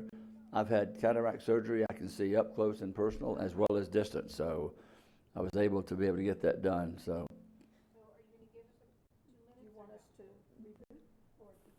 I can't get a consensus on this, council. They're saying they won't be able to record it, is the thing. Yeah, let's give you the minutes to get this up and running. Reboot it. That's what I was going to do. 2 minutes ago, it had been rebooted, but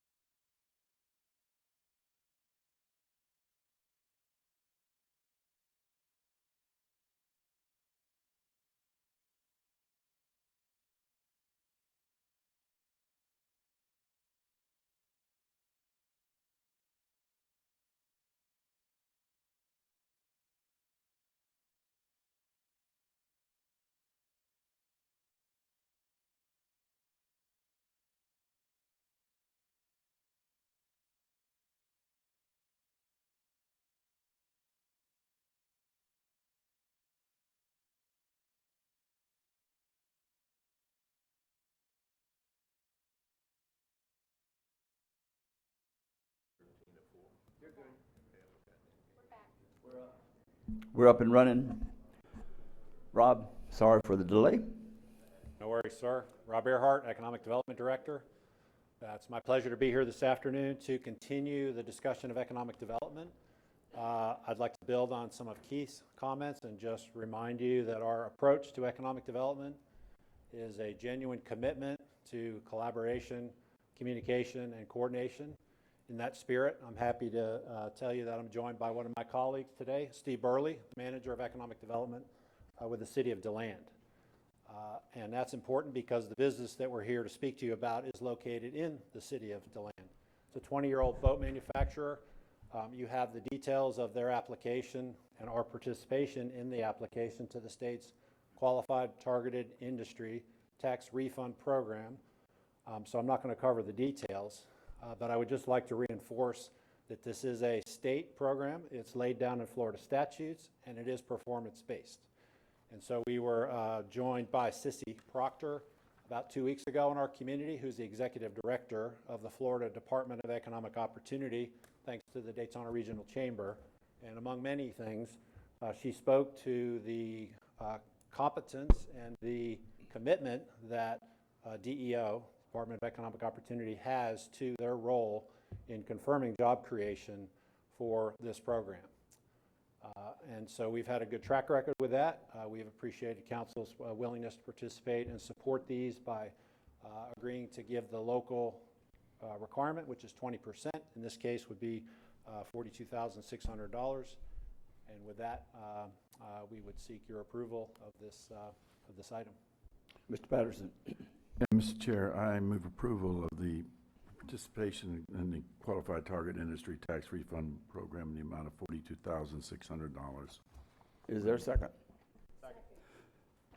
I got Dr. Lowry for second. Any objection to the motion? Hearing no objection, the motion passes unanimous. Thank you, Rob. Thank you. We'll move to item 15, Rick. All right, thank you again, Rick Carl, Director of Aviation Economic Resources. What we got before you today is a presentation. I want to go through and just explain to you and the public that what we do in the aviation aerospace sector and what that means. Mr. Denis, did you have any comments before we started? Yes, I do. Only that this is one of the, as the council said, they wanted to do some of these longer sort of mini budgets where we do an overview of larger areas at one time. We believe that aviation aerospace is obviously one of the biggest things. It's where we're really trying to attract the higher income jobs. We've got ourselves set up. This is all part of the strategy from the airport, together with our relationship with Team Volusia and everyone else in terms of aviation. I think what Rick will give you today is a good overview. And so you do both aviation and aerospace. It really is our key to the future, and especially for high-tech jobs. And I think we're well suited. Rick, take it away. Thank you. I'd like to just remind everyone we don't do this alone. Within the county, it's not just our department, but you'll see Clay Irvin and other folks that are deeply involved with all this. I'm here with Karen Feaster, who's the Deputy Airport Director, and of course Rob Earhart, our Economic Development Director. And Embry-Riddle, Rodney Cruz could not be here today, but he sent his newest ally, Dylan Fisher, who is the new Director of Community Relations for Embry-Riddle. He was formerly with Representative Leake, so welcome, Dylan, and look forward to great things from you. And also Dr. Sharples is here with the CEO Business Alliance. They are very key to everything that we do, and once we get them here, you get that alliance group in here, and it just knocks your socks off. And we're also privileged to have Jim Kuzma, who's the COO of Space Florida, and he'll be making a few comments in a few minutes. So what are we doing? What we're really talking about, where's the destination? It really is an aviation aerospace cluster. That involves a lot of different things and a lot of different moving parts. But the goal is to really have large-scale capital investment in high-wage jobs. That's really what we're doing. And that, in turn, feeds the airport, which it makes the airport more healthy, which fuels economic development. So it's all tied together. And we get there by a number of ways. But the most important thing, is, in our view, is to embrace innovation. There's so much disruptive technology happening right now in the aviation aerospace sector that it's changing everything. I mean, Embry-Riddle The Eagle Flight Research, for example, they're working on hybrid electric aircraft engines. Now, that may sound pretty simple, but that's actually going to change the way aircraft actually operate.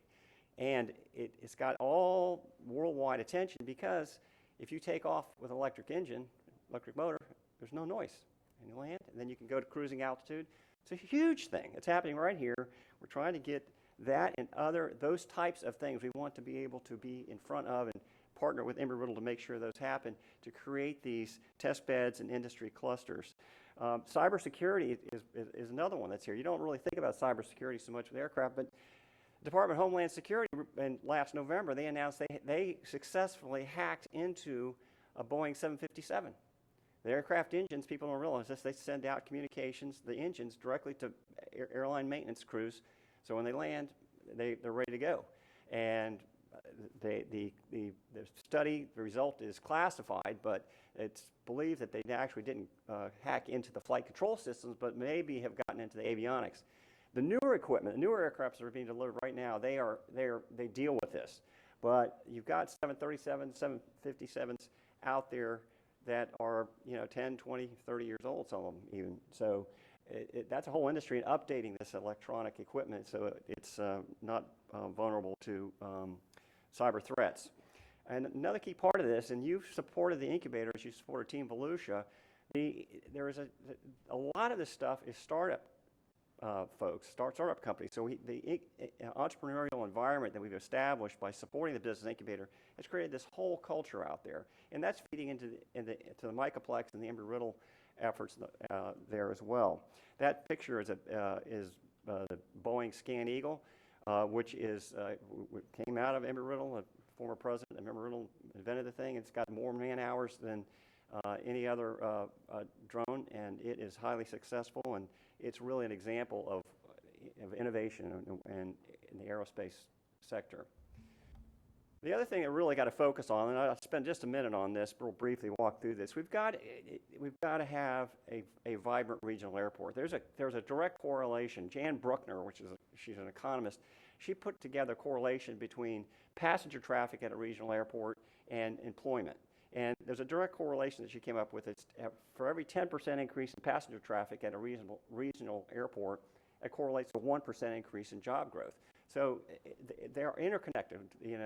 The airport itself has got an economic impact of $1.1 billion, just our impact. And that study's being redone, and it's probably going to go up significantly because of all the things that are going on around us. But in the past 8 years, our passenger traffic has gone up 70%. 70%. So we are now at 730,000 passengers roughly. We are working, young Jay Cassins is over at the CVB right now working on an incentive program that we'll talk about in the next item on how we incentivize airlines. But we're doing well, we're lucky. It hasn't always been that way. If you look at this chart going back to 1970, when the terminal was built, we were right at 1 million passengers. And you look at the vicissitudes of the airline industry, from fuel prices to economy, other things. We're lucky now that we are on an upward trend. If you look at the past 8 years or so, a constant upswing in capacity and seats and passengers, and that correlates to revenue. The orange line on the top is our airline-related revenue. The green line down below is the real estate revenue. So what we really need to do, the other reason that we're so tied inextricably with economic development, is that we need to get the real estate assets developed and occupied and generating rent. Embry-Riddle generates about $1.2, $1.3 million a year in land rent. It's a huge partner with us. So we want to get this property developed, get it occupied, so that we don't have to deal with if we get a downturn. God forbid we lose an airline or lose seats, we can sustain ourselves with our other assets in the diverse portfolio. Now, getting ready for success, as the county manager likes to say, we have been working hard. People don't realize, and this is really Karen Feaster's area. She has really paid attention to the details and managed a lot of these major projects. Since 2006, we have invested about $98 million in capital improvements at the airport. Now that's assuming we're going to complete the November rehab, that's a $40 million project, and the master plan, which is underway. But that's a huge amount, and virtually like 3% of it came out of the general fund. A vast amount of this comes from the FAA and the FDOT, and for example, TSA also provides grant. You can see the inline baggage handling system that we did, a $7 million project. That was a TSA-funded project. So we're successful in getting the federal government and state government to invest in our assets, and that, when young Mr. Booker was working for John Mica, he really helped us a lot, in especially the ILS system and some of these other things. So we really need you as policymakers to help us with our congressional delegation as we go forward. We've got a great relationship with the Airport District's office, because they're the ones that actually make the decision on our capital improvement program that we review every year, as with the state DOT. But there's a lot of activity. And just to highlight a few of these, this was the main runway rehab that we did in 2011, 10,500 feet, 2.5 miles basically. It's 150 feet, so a lot of pavement, a lot of lights, a lot happening. We did the ARF station that was funded again 90% by FAA, 5% by DOT. State-of-the-art facility that's a drive-through base, so it allows for quick response times. We have to maintain that equipment. That's very expensive equipment. Our ARF trucks over $1 million each, and so this allows us to have a state-of-the-art facility. This is a taxiway November rehab. You see that is even more massive than the runway because of connectors, and we have to change what they call the geometry, all these things that connect the taxiway to the runway. They're all used as run-up areas. It's enormously complicated. This is a several-year process through pre-design and design and getting the money. We're going to get the second phase of the grant. That was the $20 million that we discussed at the last meeting, total of $40 million project. It's a huge undertaking, very complicated. And along those lines, while we're talking about Taxiway November, it does require us to close the runway from time to time. It says of 7 o'clock this morning, the main runway is reopened. So we're doing everything we can do with Facebook and working with Joanne Magley's group to make sure that we do press releases and radio interviews and everything to try to let people know this is a temporary inconvenience. We apologize, but the flight patterns are changed. But it is a little terrifying to be standing out in the parking lot in Sears and have them, 737 fly over at 200 feet, whatever it is, and land. So it does startle people, but it's temporary, and we will have intermittent closures as we go forward. So to be advised. Now this is a Taxiway Sierra extension. It's just been completed. It is a wonderful, wonderful example of a public-private partnership. Embry-Riddle entered into an agreement with us that you're not allowed to have non-airport property have access to a taxiway. It's forbidden because you can't. You have to be an airport tenant and generate airport revenues in order to do that. But this is an unusual arrangement that we were able to work out called a through-the-fence arrangement, whereby they were given access by paying the fair market value of the land that actually has access to the taxiway. So it's generating more rent for us. It's as though we own the property. FAA required us to do this, and Embry-Riddle agreed. And Embry-Riddle built the extension. We built the extension, but Embry-Riddle paid for the Taxiway Sierra extension. So now we've got a major aeronautical university with a research park with direct access to the taxiway. And here's just a snapshot of it. You can see it on the screen. These are some of the things that are going on, the future development. This is a research facility that's going to be going in along with the hangar to the left. And this is a picture of the wind tunnel, which is next to the Micaplex. And I can tell you, this is the biggest calling card we have in the aviation aerospace sector, because you bring people in there, and we have brought prospects in there and sat down with them. It blows your mind to sit in there, see all the stuff they've got, and the equipment that's there. It's just a huge draw. And you see all the companies that are affiliated. And this is not a current picture, but on the bottom of this, one of the companies that are now partnering with the Micaplex is the CEO Business Alliance. They've contributed to that. And thank you, Kent, for your support. And that's a very important partnership. So everybody is rowing in the same direction with all of this. One of the things that we are going to be doing, and that we are doing, in order to make sure that the airport itself is first-class customer service experience, is to do these terminal renovations. We're in preliminary design, so we've gone through several iterations, and I will show you the color palettes that we're looking at. But the major feature that we wanted to make sure that the public and you were aware of, that we were contemplating, and if there's anybody that objects to this, is that we're talking about removing this balcony as you first walk in, which will open up the entire entranceway. And we're moving the information center to the left, so it will open it up. We'll put terrazzo floor in that entranceway. The elevator will no longer be wrapped with stainless steel, but we're talking about material that will be a coral-based material. It's consistent with the theme that we're going with a water feature. So you'll have that tranquil sense of water, peace when you walk through there, because that is what we promote, stress-free travel when you come. So this is the color inspirations. It's coastal ecology. We're recommending that over something to do with the Speedway or the Daytona Beach itself. This is more neutral, clean look, clean feel all the way through the terminal. And so we're bringing back more as we get further down the line with this, so you can see what the renderings will show as we get into the project. Now, one of the major things is the master plan that we're into. And people think master plan, only think about real estate. This is a $1.8 million exercise that's funded again by the FAA and FDOT, and it covers everything from passenger traffic projections to runway demands and so forth.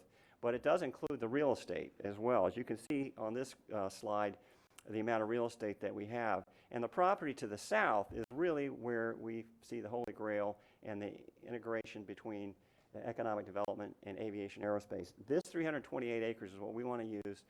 We've done a lot of work on it. This is where we want to use as an attractant for aviation aerospace sector companies that will be complementary to Embry-Riddle's efforts. It's that we are required by the FAA to lease the property. We cannot sell it. So sometimes people want a fee simple arrangement. They'll work with Embry-Riddle. Sometimes they want to lease on airport property. A lot of our arrangements with Space Florida allow us to do innovative financing with some of this stuff. So this is the general area that we're talking about. And one of the projects, we spent $1.4 million on the traffic light to the south, right there at the entrance. So we're ready to go with that traffic signal. That's what it looks like when it's stubbed out. And this rendering is an example of what we're trying to do. This is our application to the Water Management District. You see these buildings and the water. We're preserving the green areas, the wetland areas, and we're going to have to elevate the pads of all this property. So we're going to be digging into and making more ponds. And again, they'll be consistent with FAA requirements of steep slopes, so it won't be wildlife attractant. And we'll make sure we retain all the water in solid engineering so that it won't impact any of our neighbors downstream, Port Orange or Pelican Bay. So this is just a concept of what it could be like. And we have an agreement. Clay Irvin worked this out with the City of Daytona Beach. We're complying with their gateway standards. We want to really work with the City of Daytona Beach so everybody, again, we're all rolling in the same direction. We don't want to do anything that's going to not be top shelf in their view as well. So that is my portion of the aviation side of it. The aerospace side, I'm going to ask Rob Earhart to come up here and walk through a couple of these things because, Rob, he grew up in this world. His dad was in the Apollo program as an engineer, and he's a graduate of the Naval Academy, as is Jim Kuzma. And so when he goes down to these meetings, he rubs elbows with these former roommates that are astronauts. So it's I focus more on the aviation side, and Rob's in the aerospace side. So I think Rob will have a lot of interesting things for you to see. It's an exciting time in this sector. Thank you, Rob. Thank you, Rick. And again, Rob Earhart, Economic Development Director. Just continuing the presentation, this is a slide that Bernie McShay, the Senior Vice President of Business Development at Space Florida, showed at our quarterly presentation back in February of this year. It really just gives you a sense of the market size. When you hear commercial aerospace, it's over $300 billion. Now, you can see how it's segmented And this is a slide courtesy of the Space Foundation. This is how the Space Foundation report decides to segment it, but large market, big opportunities. These next few slides also are courtesy of Space Florida. These come from Frank DeBello. He's the president and CEO at Space Florida. His presentation to his board of directors, March 18th down in West Palm Beach. And as it happens, their next board meeting is tomorrow in the Tampa area, tomorrow afternoon. But you can see where Frank continuously makes this reference to space, aviation, and aerospace as three separate but connected sectors. They're highly integrated, they're very interdependent, and over time, it's expected that the lines that separate these will blur and that they'll more merge together than be separate. I think it's important that we all recognize that what's going on in the space industry generally, and certainly when you hear commercial space, it is driven by the private sector. And I don't need to remind you who these two gentlemen are that are pictured on this Space Florida slide. They have very deep pockets, and they're very committed, not just because they can make money at it, but this is, if you study their history, they've grown up believing that we have a greater purpose than just doing what they've traditionally done to make their billions of dollars. So we're very fortunate that they've concentrated their efforts and that those efforts have collided with Frank DeBello's leadership of Space Florida, generally across the state, but specifically at the Cape Canaveral Spaceport. That may or may not be a phrase that you hear a lot. We hear Kennedy Space Center a lot. We hear the U.S. Air Force Station, Canaveral Air Force Station a lot, but Cape Canaveral Spaceport, CCS, is really the phrase going forward. And it's also interesting, just perchance, that recently the President of the United States signed Space Policy Directive 2, which is designed to reform the commercial space regulations and create a one-stop shop for commercial space under the Department of Commerce. So it's nice to see that the federal government is embracing what this future looks like. So the space industry, what is it? What are we trying to do? Haven't we already done everything? We take for granted when we pull out our cell phones that we have the digital connectivity that we all desire. But I think it's important that we continue to remember that there are 7.5 billion people on the planet per the U.S. Census. Only roughly 385 million of those live in the United States. So there are people across the globe that don't have any connection to the internet, that don't have the benefit of cell phone service, they don't have any type of digital connectivity whatsoever. And so the people that are focused on how are we going to make money, capitalism is alive and well in this industry, and that's a good thing in my view, but how are we going to capitalize on that and be profitable over time? There are multiple models to launch a lot of satellites into space. So maybe so trying to advance the slide, not able to do so, but the next slide, if you have that in your agenda package, shows the estimated number of satellites in the space industry over the next 10 to 15 years. And those are satellites. Those aren't these bars that when we get to the slide, they don't represent launches. They represent numbers of satellites. So it's possible that as we go forward, you'll see a single launch that will represent a payload of multiple satellites, CubeSats, micron-sized satellites, not refrigerator or even bus-sized satellites.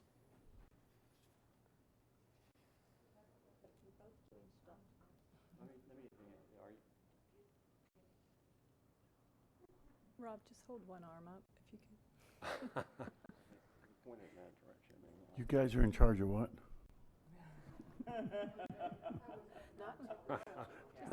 Just flight paths, it's fine. Okay, we have an IT guy here somewhere. We're good. All right. I'm very familiar that you would expect a sailor to remind you that we're in charge of.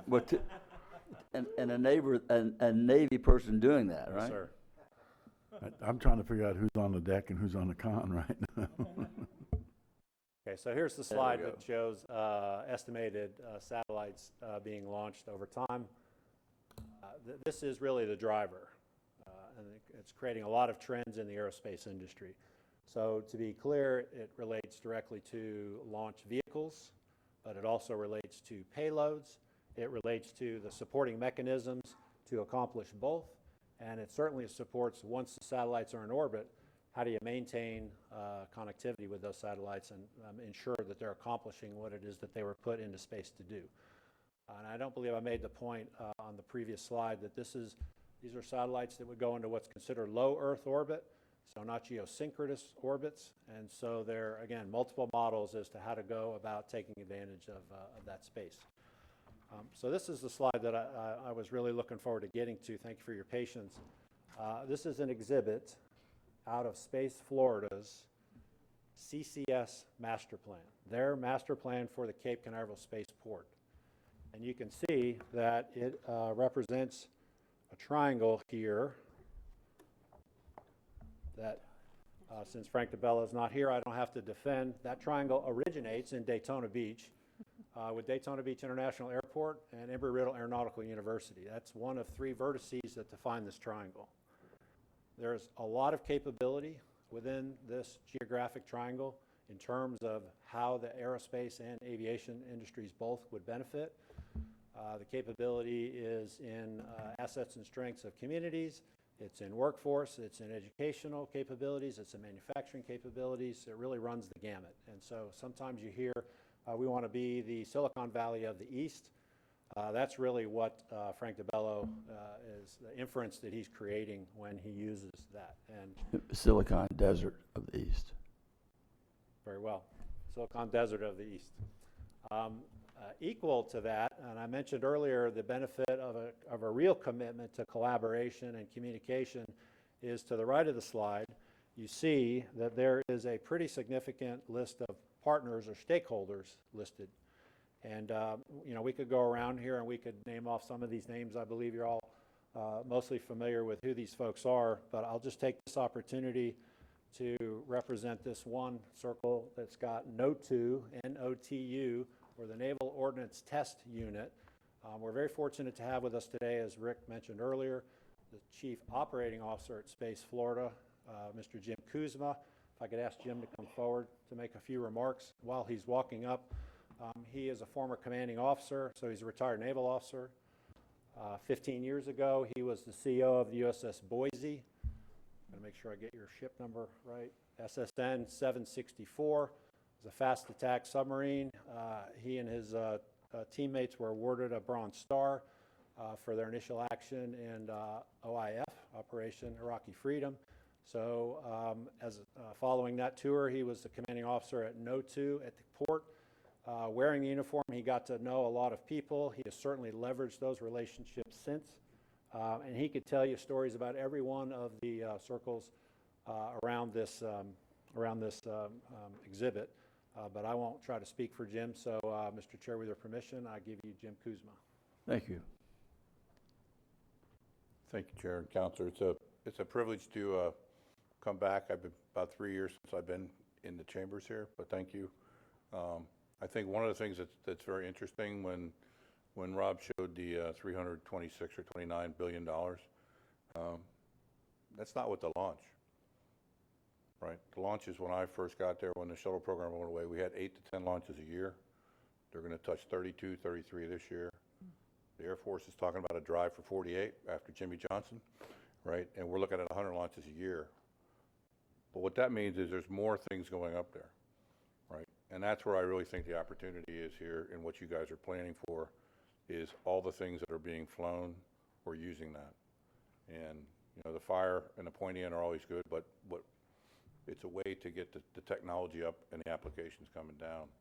That triangle that they talk about is centered on the universities, because the universities are so critical to the industry for jobs and the research. Embry-Riddle, FIT, right, and University of Central Florida. And so that's really where it's at. So it's very interesting. My boss, Frank DeBello, spoke at the National Space Club last Tuesday, right? He talked about looking at 30,000 workers back out at the Space Center, living somewhere. He talked about growth to the west and to the north.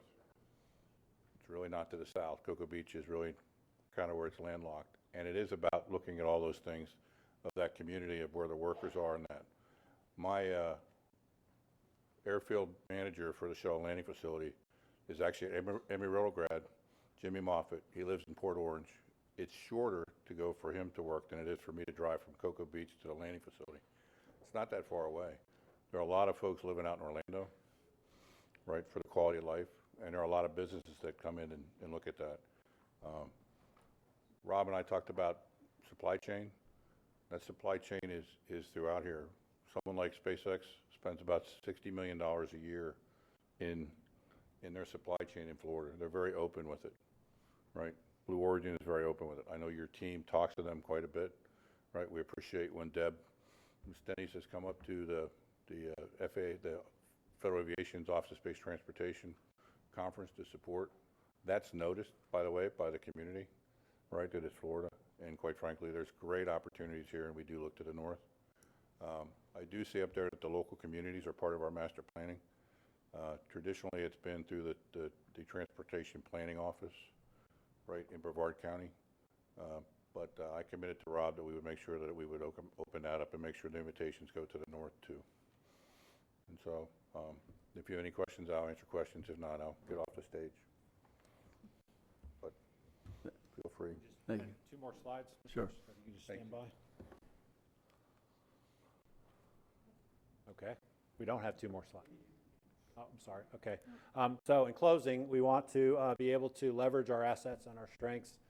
We want to be able to develop the infrastructure it's needed to see where these industries are going to take us. Certainly support from our partners, and I want to echo Rick's sentiment, CEO Business Alliance and Kent Sharple specifically.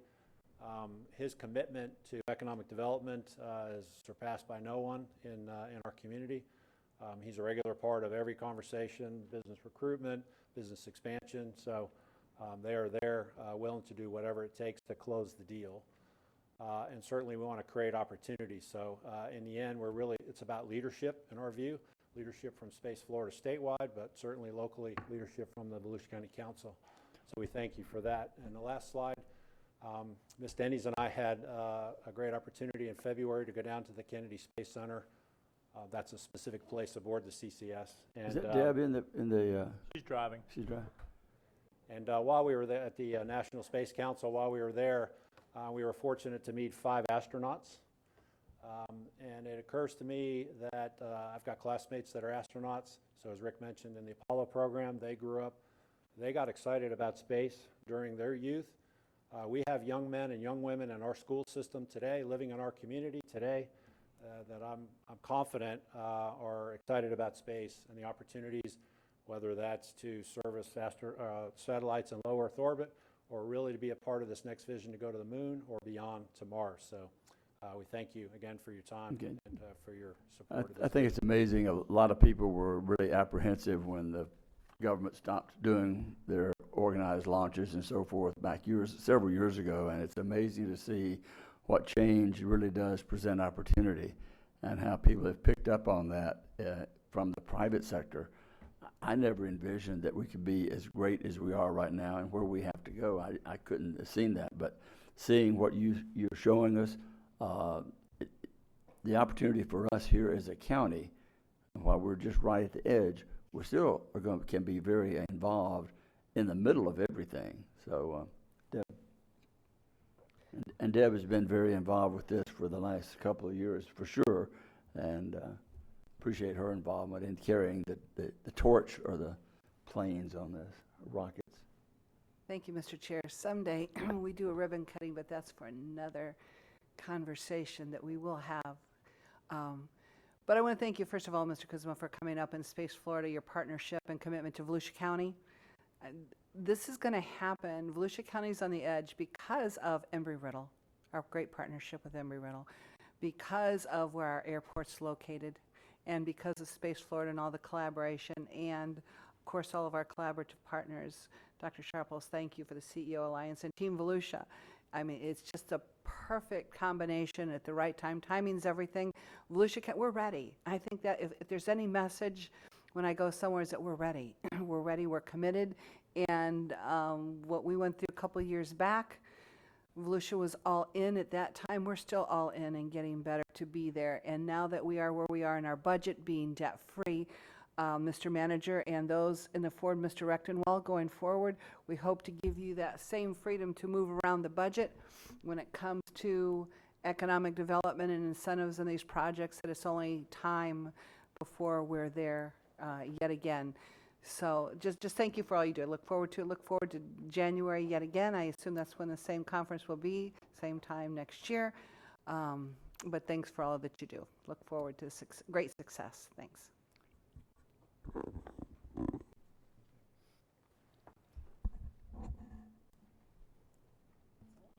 Rick? Item 60. And Rob, the reason I mentioned the Silicon Desert, that was my cry in 1994. That's what I thought I was going to make Ormond Beach Airport, our industrial park. I said, we should try to become the Silicon Desert of the East. And wasn't correcting you on the valley, but that was 24 years ago, and I thought that's where we should have gone. It looks like we're getting close to maybe doing something along that lines, but... Well, we thank you for your vision then, Mr. Chair, and we certainly appreciate your willingness to see it through at this level today. Thanks. Thank you. Mr. Chair, before we leave the previous item, I just wanted to make sure that if there was any concerns about the terminal updates, removing the balcony, that is the one feature that is a real engineering thing. It's going to take some time to do. So I've not heard anyone object to it. It seems that we're going in the right direction. It's preliminary, but so I just want to put that on the record if that's permitted. And that's all we have for this one. If you have more questions. Item 16 is the next one that we can go. Right. This, again, Rick Carl, Airport Director here. This is our incentive program that you have approved previously. We are currently in discussions, as we always are, with a number of airlines. One in particular could deliver service to Toronto. And these changes reflect that ongoing negotiation. We're increasing the incentive, the marketing dollars from I believe $75,000 to $125,000. That would be matched by the CVB. Hopefully, they're considering this today.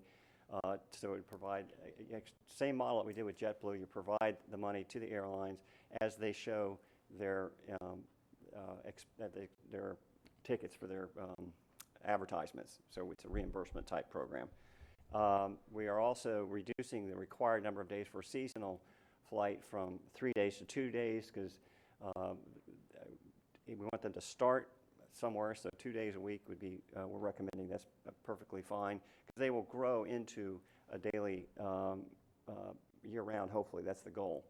And the other item is that we'd like to be able to extend on that same seasonal service, to be able to extend the fee waivers for the second year. We don't do that for domestic carriers, but we're recommending for an international flight, we waive landing fees and rent for that second year, because it really takes them a couple years to get up and running. JetBlue is having very, very good load factors, but it takes time. You got to really jumpstart it. So those are the changes, relatively minor, but we wanted to make sure we brought it to you for your approval. So if we could get your approval on that, we'd appreciate it. Do you have any questions?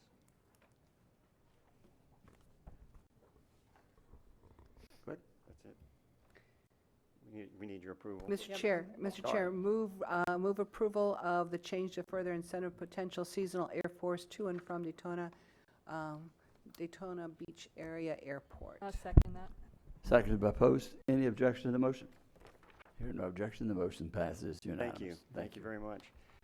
These next two items, I would ask Karen Feaster, Deputy Airport Director, to cover for us, please. Thank you. Okay, item 17 is an agreement with Sun Country Airlines for on-demand or charter service. They've been operating at Daytona since 2014, and they fly 737 aircraft between Daytona and Biloxi, Mississippi. This agreement would be for an additional 13 months, so it would take us through July of 2019. So we're requesting approval of the contract. Mr. Chair, I move for the approval of the agreement with Sun Country Airlines for on-demand air transportation services at the rate $38,000. That? Motion made by Cusack, second by Post. Any objection to the motion? Hearing none, the motion passes unanimous. Thank you. Thank you. And item number 18 is an extension of a contract with Avcon for Taxiway November and Alpha improvements. This was bid under 15 SQ 42KW. It was for design, bidding, and post-design of Taxiway November and Alpha Taxiway. The selection committee selected Avcon. They're out of Orlando. They also have an office locally in DeLand. There has so far been 3 task assignments issued for this project. As Rick mentioned, it's sort of in phases based on the funding. And this request is for a 2-year extension, which would take us to July of 19. I move to extend the contract with Avcon Inc. for the Taxiways November and Alpha Improvement Project 15-SQ Quebec-42KW. Second. Second by Patterson. Any objection to the motion? Hearing none, the motion passes. Thank you, Karen. Thank you. With that, we will move to the second phase of the public participation. And our first speaker is Ken Russell. Ken? Thank you. Ken Russell. Okay, Ken apparently is not here.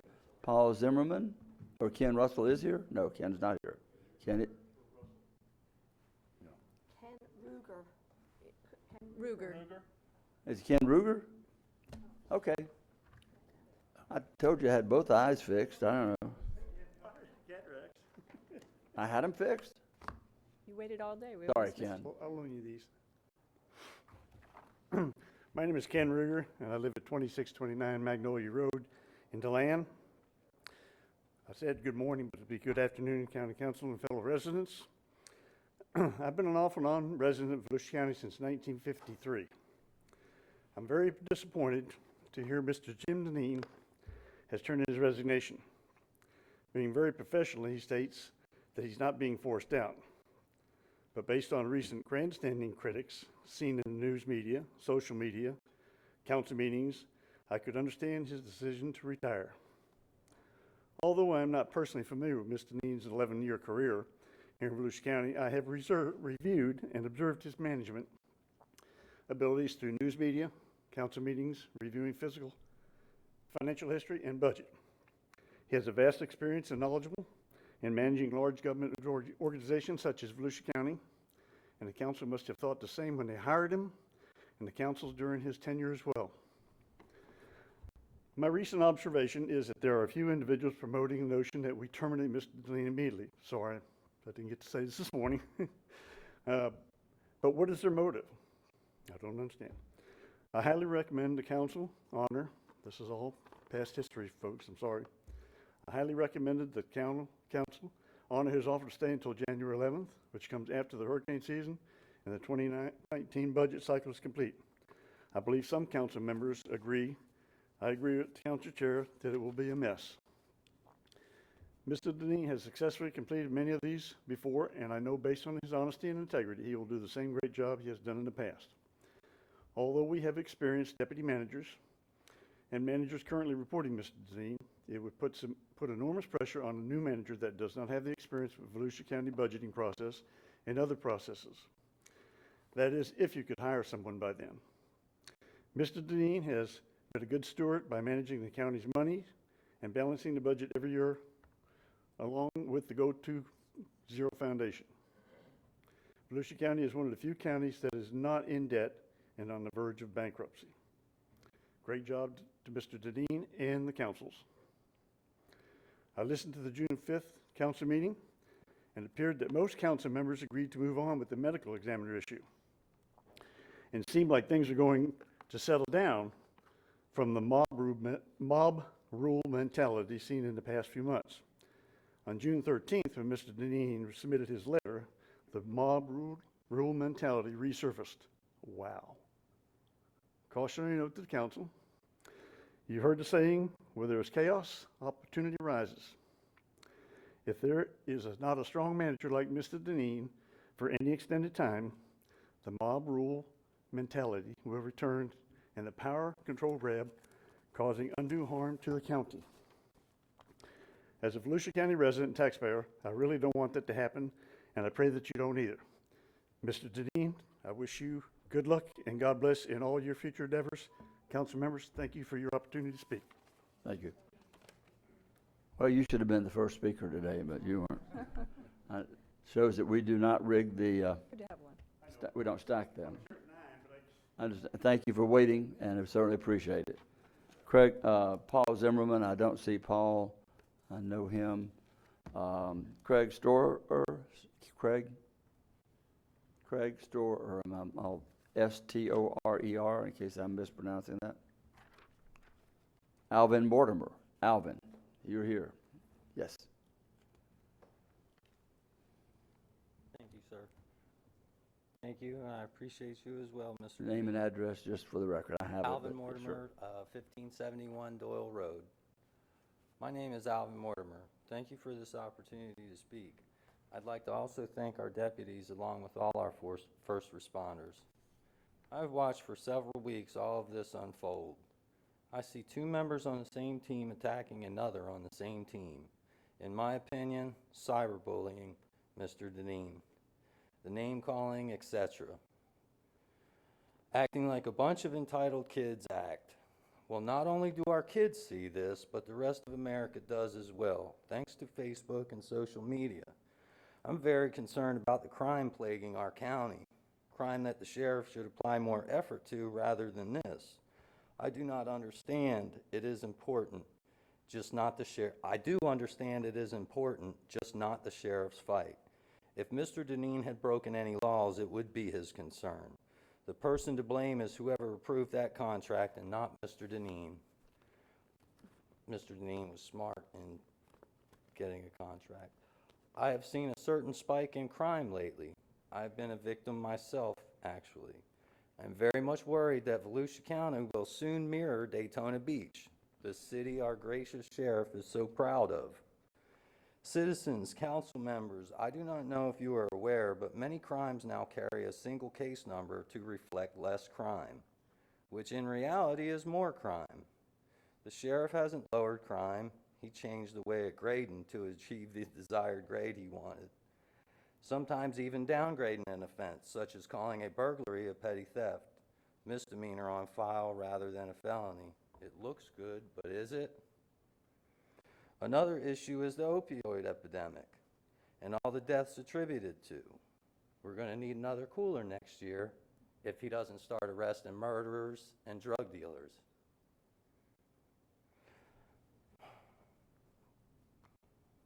I guess he's still behind the curve. Drug dealers, murderers, and violent criminals can wait while you handle this issue with Mr. Deneen. In my opinion, this issue does not concern our sheriff. The safety of the county does. I have reached out to this sheriff personally concerning my missing minor daughter with no response. So my dislike of this sheriff is personal, and also his language is not appropriate.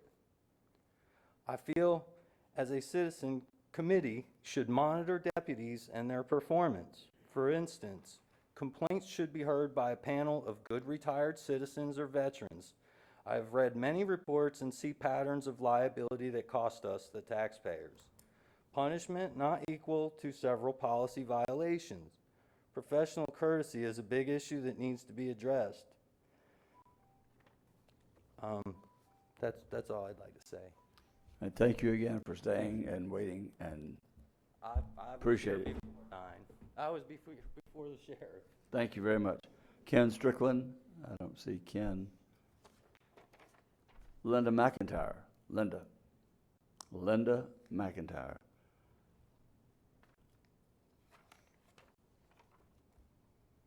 Andrea Ferrari.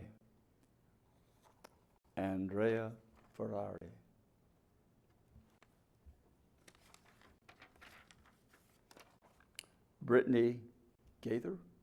Brittany? Last call for Brittany. Crystal Brown.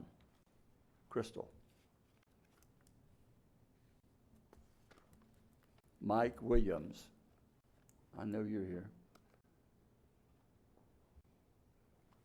And thank you again for waiting Well, it was worth the wait. Thank you, sir. Michael Williams, president of the West Volusia Branch NAACP, a resident of Deltona for 33 years. Here on two fronts today. As a good salesman, you always prompt your client up, and then you come in with the knock the knees down. But none of that. I do want to say thank you for your support of the West Volusia Branch NAACP Freedom Fund Banquet, which was a huge success in Deltona. We had 528 people attend that event. We had to stop selling tickets on that Thursday. We couldn't sell anymore. We were oversold for the event. The ad that you all placed in here by Ms. Pat Kuhn was second to none. We had never seen that ad, and I've been a part of the NAACP for 33 years. I don't know where she got it, but it's a beautiful ad, and for some of you that were there, you got the book, and for some of you that weren't there, I have extra books that I'm going to give you today. Also, at that event, you saw the Harry T. Moore presentation given by State Representative Patrick Henry. I want you all to know that Dr. Florence Alexander, who was on the point with doing the filming of the Harry T. Moore story, took it to the Cannes Festival just recently, and it came away with rave reviews. And I want you all to know that you'll be seeing the Harry T. Moore movie coming out shortly, and much of that movie was filmed right here in your courthouse building across the street. So just letting you know, we thank you for the use of the courthouse building for the filming of that Harry T. Moore filming that you'll be seeing shortly. And my last point, which should have been my first point, I know that with the county manager departure, there's going to be a search process, a selection process for the new county manager. I represent the West Volusia Branch NAACP. I also bring the voice from Cynthia Slater, who you know very well, Commissioner Kelly, from Daytona, as well as Sky Morris from Southeast Volusia, New Smyrna. The NAACP would like to be a part of, if not the selection committee, certainly a part of the review committee.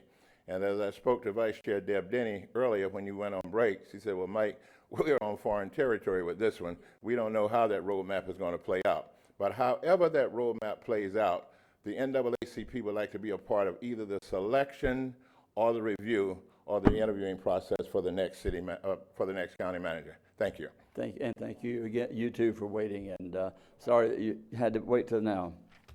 Tiffany Dixon. Oh, I didn't call his name? What is his name? John, you here? Nicholson? John Nicholson. Jack's brother. Oh, it is. Oh, there he is. I should have recognized you. I'm glad we got that. Thank you.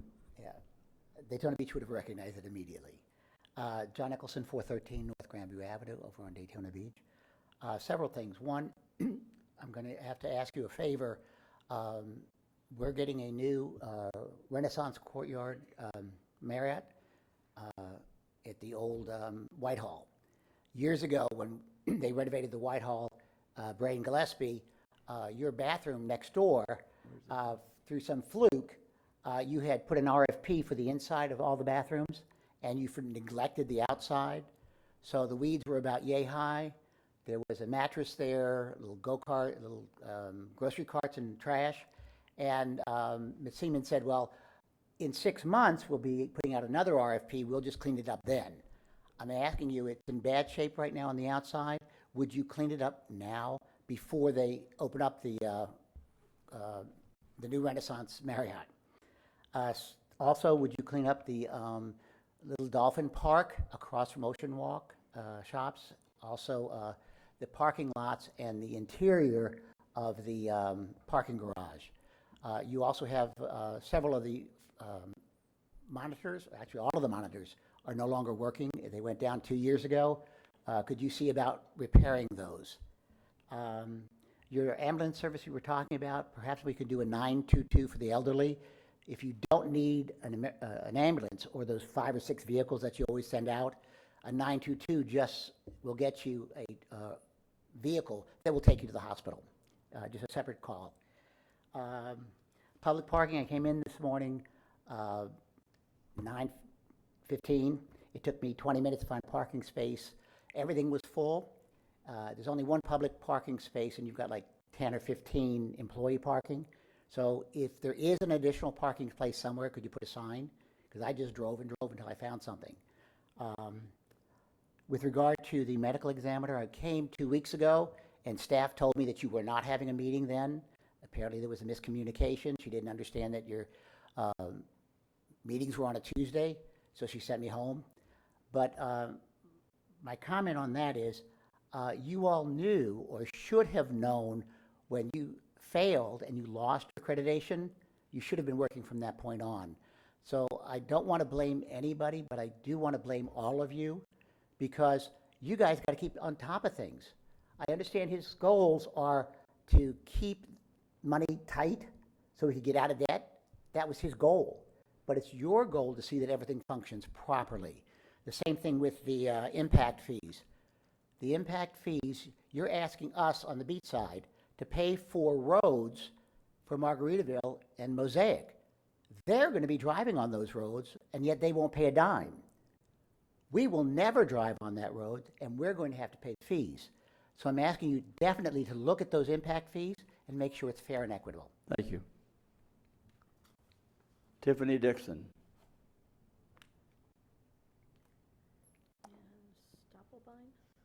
Anna Stoppelbein. You're Smyrna Beach. Anna. She's not here either. I think that's all the cards. If there was anyone that filled a card out and I may have misplaced it or it was picked up, if you filled the card out this morning and we're here to speak. If not, we'll move on to discussions not on the agenda, and we'll start with Mr. Deneen. Is his?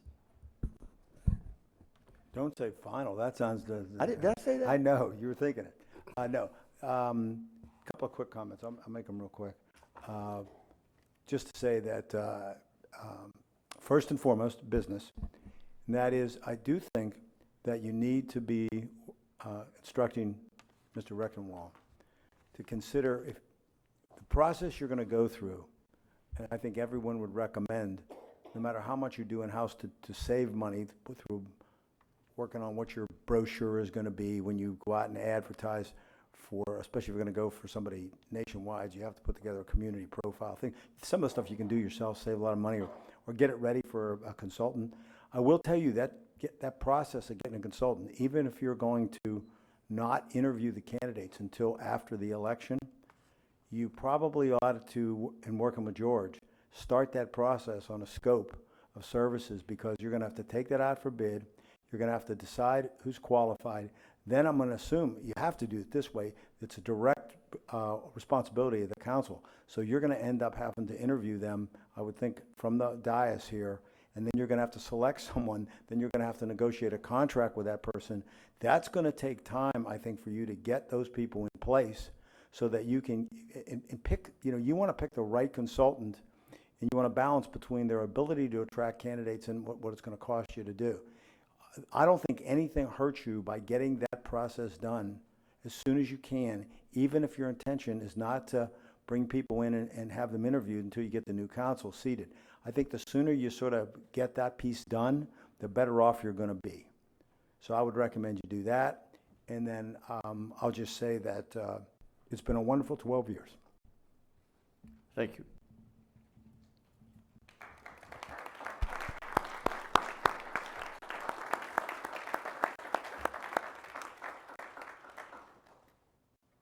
Ms. Eckert.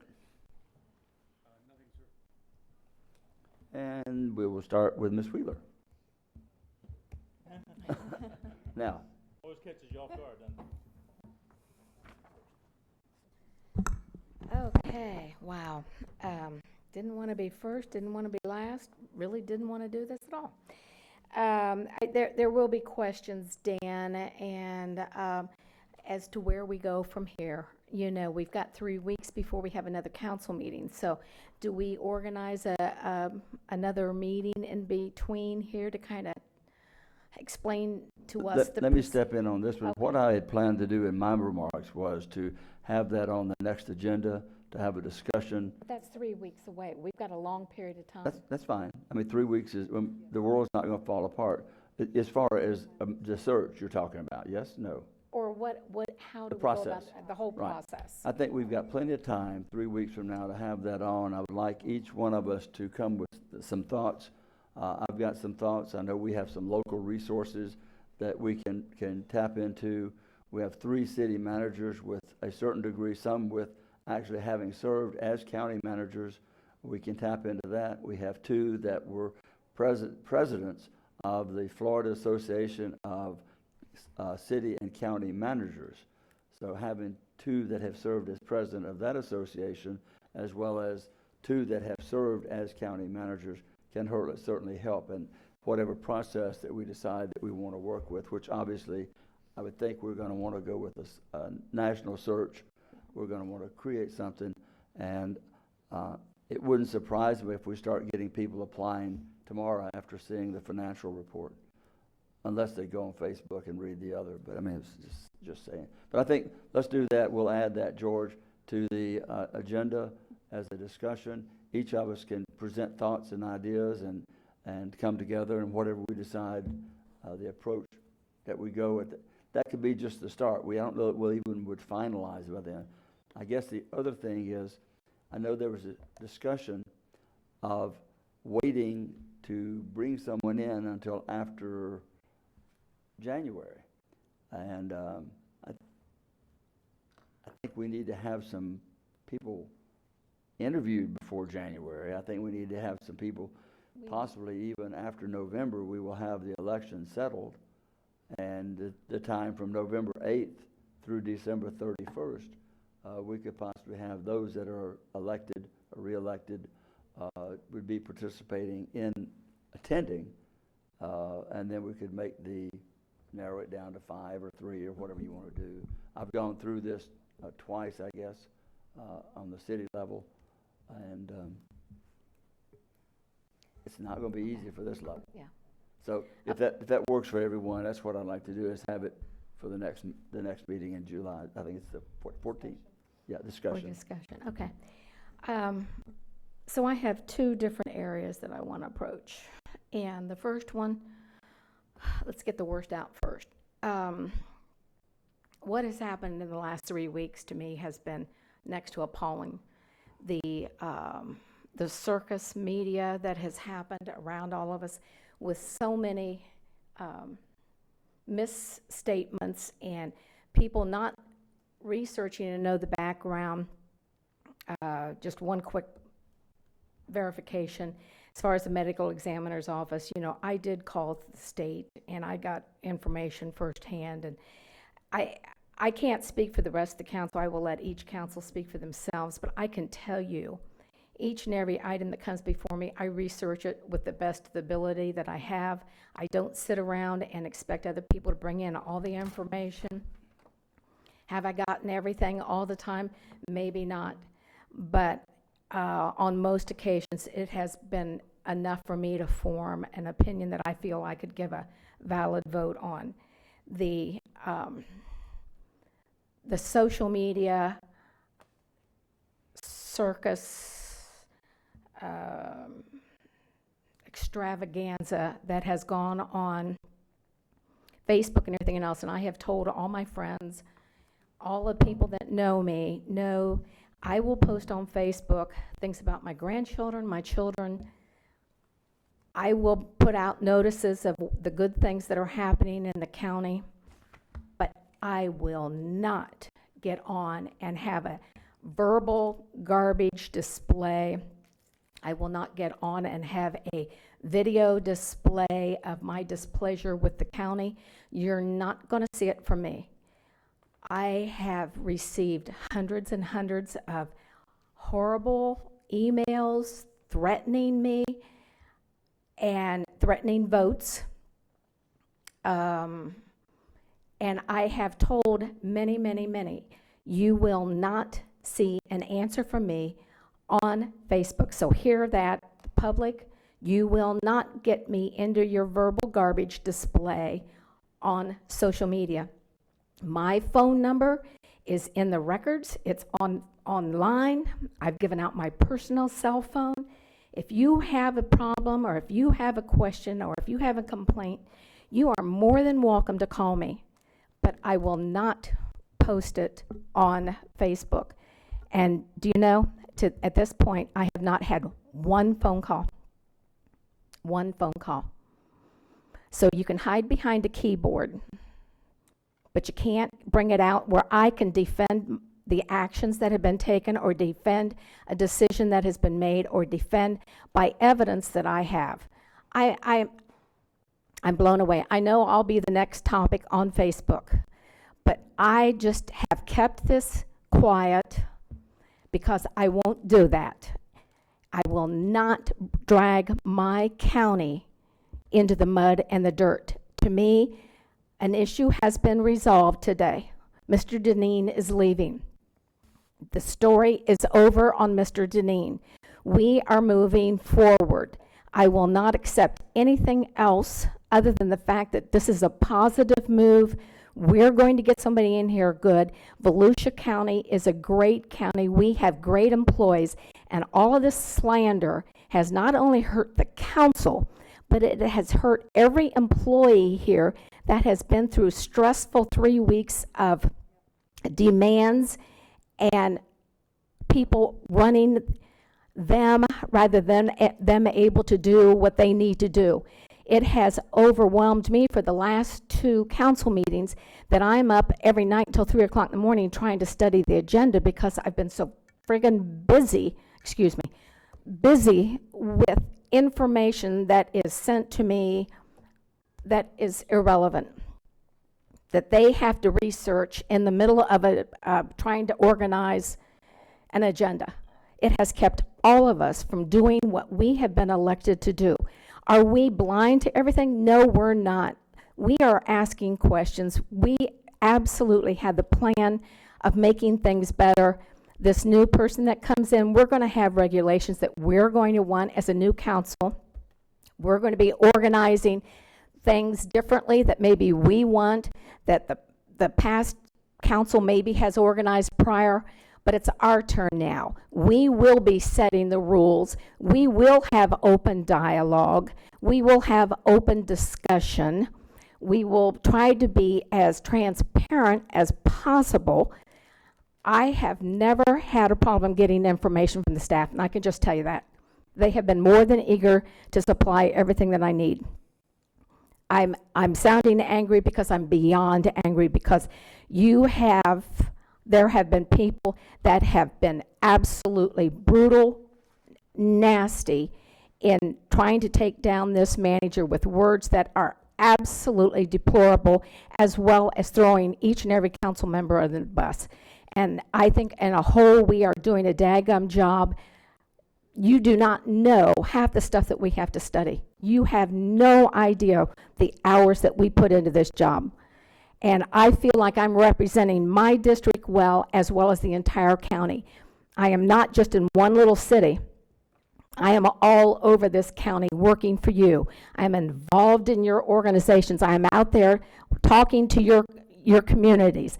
I am engaged in every single area I can possibly be engaged. So for you to throw me under the bus and say we're not doing our job, I'm just beyond angry. So there's my little tangent that I had to get off, that I have held in because you will not see me doing it on Facebook. So any ugliness that you want to post and videos that you want to display your little shows, you're not going to see me answering to it. Call me. Thank you. Now, to the part that I didn't want to do either. Mr. Deneen, what has happened in the last few weeks is embarrassing for the entire county. It's embarrassing for me as a council member. I think of us as all first class. Everyone in this department is a first class citizen. This has been humiliating, not only for you, but the people who surround you, as well as the council. I'm appalled that this has had to happen. I'm appalled that in the position that we're in. I thank you for the guidance that you have given me. I thank you for your friendship. I thank you for being the mentor that you have. I thank you for always having the door open for every single time I've gone in there, and many times I've said, no, I need more information, or no, that's not what I'm going to. We have not always agreed, but you have always agreed to stand behind the council and their decision. I thank you for being my good leader.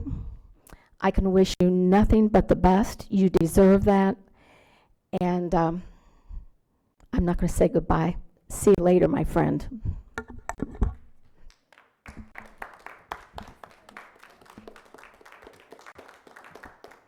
Ms. Cusack. Thank you, Mr. Chair. I'm proud to be a member of this council, and I'm proud to have served almost 8 years as a part of this council. I want you to know that it's been an honor to be an elected servant of this county. And everything that I have tried to do, I've done to the very best of my ability. Lots of folk have given input. I've read many things. And I've tried to always make good, informed decisions. And I don't need anyone to try to belittle me as to my ability to make good, sound judgment calls. We've been through a month of turbulent times here.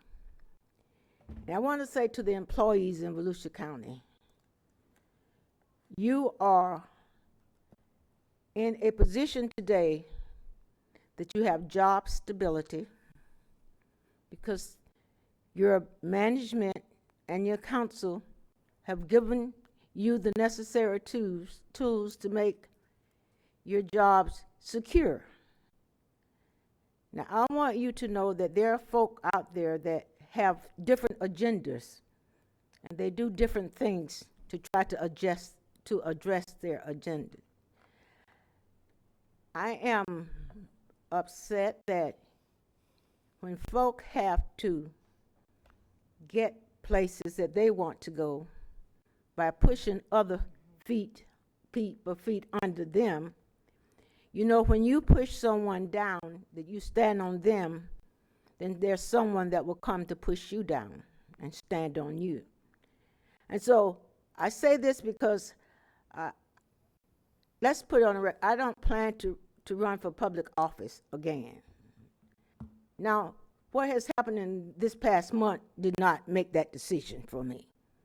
Because the folk that showed up here today and the folk that are on social media, they are not the ones probably didn't elect me in the beginning. So I don't care about that end of it. So make no mistake, if you ever run to my colleagues for public office, know that your life was pretty good before you came here. And probably was a lot better than it is today. You've done your very best. Now I want you to know that I am appalled at the manner in which the sheriff has handled himself. If he is an elected official who has to throw everyone he can under the bus to accomplish his personal goals, then shame on him. And shame on us that we believe that that is the way that you get ahead in this life. And to my colleagues who think that it's necessary to do that, shame on you. Because the same folk that you pass on your way up, you have to pass them same people on your way back down. And so if you talk about me today, tomorrow someone will be talking about you. And we all have personal agendas. So don't come and try to push your agenda on me. I've done my work, and we saved this county in pretty good shape, Mr. Zanine. And it was going all right, whether who else, the people that are up here, didn't make that happen in a vacuum. So don't think that that happened, and you can change the world from here. Now, to my friend Jim Deneen. I thank you for your leadership in steering this county government through the worst economic downturn since the Great Depression. You did it without laying off anyone, and you did it with dignity and grace. And I'm mighty proud to have had the opportunity to work with you for 7 years, 6 months, and 19 days. Very proud of that record. I want you to know that Volusia County is in excellent financial condition based on your leadership. The county is so much better off today than when you found it. And as part of this council and as a citizen of Volusia County, I'm mighty proud to have had the opportunity to work with you. And I thank you so much for your service. And I thank you on behalf of the citizens of this great county and for your staff and for the employees and all of the citizens. That was just a very small number of people when you consider that there are over 500,000 people in Volusia County. So that is just a drop in the bucket, is what you saw here today. And so don't take it personal. That's just the mentality of some folk. And finally, I say to you, you've had a good run. You made good progress. You are a fine young man, and you'll go anywhere you want to go. But I will not go with you in a boat. Especially one that's sinking, it's right. And I want you to know that it's good to be in government, and I'm proud to be a part of this process. And if you are not a part of the solution, then more than likely you're a part of the problem. And so as you go your way, remember that there will always be people that will try to degrade you and make snide remarks about you. But you do what is good and what you can live with, because they are not the final judge or jury. I thank you for your service. I applaud you, and I'm just mighty proud to have been a part of your team, or you a part of my team as an elected official. And with that, Mr. Chair, I have one other thing I'd like to have placed on the agenda as to where we are going with our lobbying. It's getting a long time that we should be looking at our legislative agenda, and I'd like to know the status of our lobbying corps that we have and where we're headed. Okay. If that can be added to our agenda. Okay. Thank you, Mr. Chair. Thank you, Mr. Deneen. I think that I am a better person to have had the opportunity to work with you and to know you. Go well, my good friend. Ms. Dennis. You're going to make me follow that. Okay. I just call them the way I'm read. I understand. Thank you, Mr. Chair. So the papers that I made available to the public during public participation earlier was a report that council received regarding, the Justice for Justice, Garrett, the email. What was clear coming from Dr. Thogmartins, the medical examiner's office, is that Volusia County had nothing to do with that. That went through the FDLE in the city of DeLand. Volusia County, on the record, had nothing to do with that issue whatsoever. And the parties that put that out there continue to share it on social media or even quote it in the paper. Or here's what I'm struggling. What's the end game? What's the end game? If your purpose is to destroy everything, for what and why? What's the end game? If you think that it was solved today, which you would have thought, because Mr. Deneen chose to resign and retire. If you thought that was the end of it, then how do you answer that on social media right now, there's a protest planned at WNDB, 11:50 a.m. in Daytona Beach, because I'm going to be there from 5 to 6 on air. It's been scheduled for 3 weeks. I've been scheduled to be on air for about 3 weeks already with Mark. But already the protest is scheduled. For what purpose? One thing, my name is more important than anything. Don't threaten me. Don't bully me. Don't come after my family. Don't tell me how I'm going to vote. Nobody has. Those that went to intimate, Ronald Reagan said it once when he was criticized for accepting a contribution from a certain organization. He was challenged on it. He said, "You've got it all wrong. You don't understand. I'm not supporting them. They're supporting me. There's a difference." I will tell you, people that I disagree with have written me checks. And I've asked them, I actually returned one. I said, "I can't take this. I voted against you." And he said, "But Mrs. Denny's, you're fair, and we think you're going to be around. You're a good leader, and we'd like to work with you." These are serious times, but I'll tell you what else is very serious. Volusia County government and our leaders today didn't look like it, but this was a good day. This was a stable day for Volusia County. It's going to be strong going forward. We are debt-free. There's been a good foundation for those coming in, whomever that is, on a solid foundation. And this is about good government. This is about Volusia County. And if you have a personal agenda, call me. I'm very public too. My numbers are there. You know where to find me. And if not, I'll join the protesters out at WNDB in Daytona, 5 o'clock. I'll wave at you. It's, you know what? What I do, I believe in. I believe in Volusia County. I serve, which is why this Thursday at the Dennis McGee Room at the airport that Joanne Magley referred to earlier, I serve you as the vice chair of the Indian River Lagoon National Estuary Program, 5 counties, the 2 water management districts, and the DEP. I will chair that organization later on in the year. Volusia County will chair the Water Quality National Estuary Program. That means a lot, doesn't it, George? For grants, the water district, and us getting our grants and our programs through. We're becoming a national leader.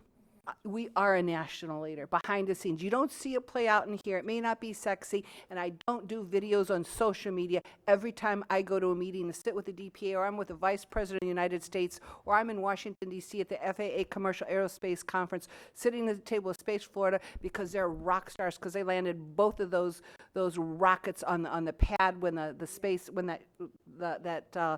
this was the day after they launched the rocket, and the 2 booster rockets came back on the same pad. I don't talk about, just because I don't demagogue, or we don't, the council doesn't, demagogue, we're serving.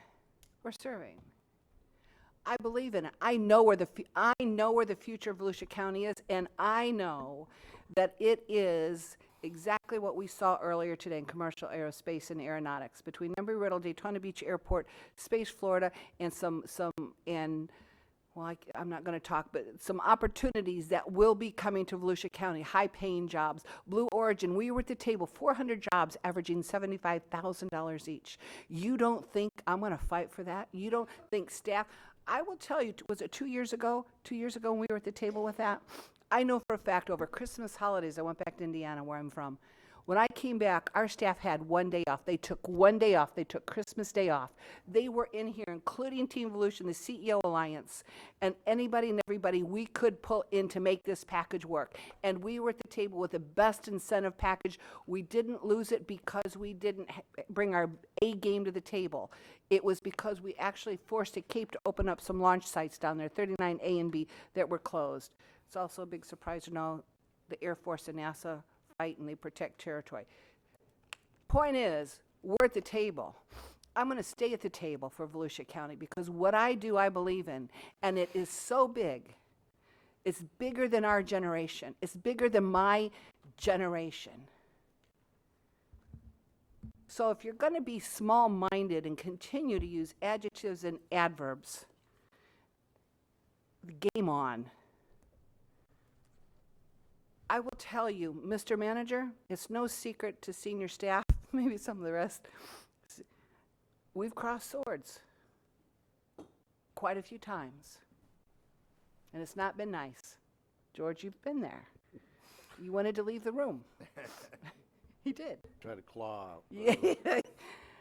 But see, that's what professionals do. That's what leaders do. It happens behind closed doors.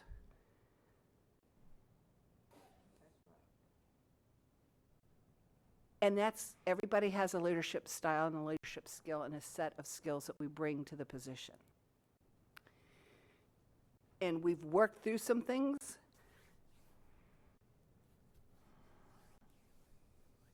Because it's what nobody is perfect. If you think the next manager we hire, if anybody here thinks the next manager, whomever it is going to walk on water, I need to launch you the next rocket out of here. Nobody's perfect. I'm not perfect. Sometimes we miss it. We do. That's why we have strong conversations. And you know what? And this is the third configuration of council I have had the pleasure to work with and serve with. But I'll tell you, in fact, I called Josh Wagner. Josh and I had a really long talk. I've talked to all the past council members. But Josh and I had a real heart-to-heart the other day. And he said, Deb, what's changed? I said, I'll tell you what's changed, Josh. Sorry, Josh, I know you're listening. You got to be listening. I know he's listening. Sorry. He is. Before it was a fair fight. When I disagreed with my council member, Pat Northey, I know you're listening too. So, there you go. We'd still disagree philosophically on political issues. And it was a strong discussion. But it was respectful, it was collegial, it was professional, and when we left, I'm still really good friends with her now. We do the trails, we have a group of professionals and executives that meet on a regular basis, and we grow our group and we support each other, and we try to get better at what we do. But I always knew that even if I disagreed with her, it's what she really meant, and she wasn't out to destroy, and she didn't say, Deb, because she doesn't want rockets launched, I'm going to go out and destroy you, and I'm going to get on social media, and I'm going to do this and that. It was never like that. I tell her she's wrong, she tells me I'm wrong, and there you go. That's the way it should be. We fight with words and issues, and it's not personal. So with that, just one other thing. I did the FDLA and all that, but Mr. Deneen, there's times and seasons in all of our life. There are.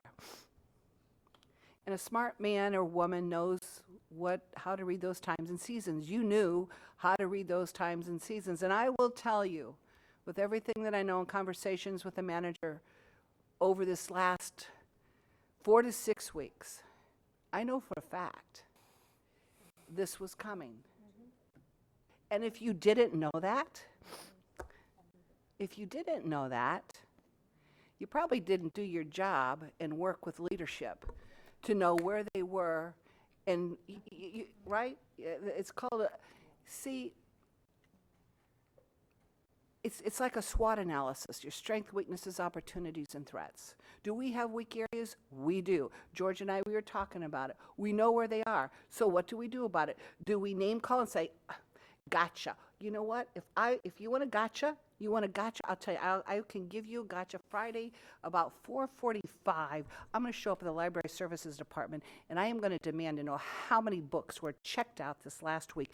And if senior staff isn't there to answer that because either it's Friday 4:45, they left early, they're at another site, then I'm going to say, well, somebody didn't give me the information I wanted. But if I really wanted to know how many books were checked out on Friday at 4:45, I would have called the head librarian and said, can you meet me there, please?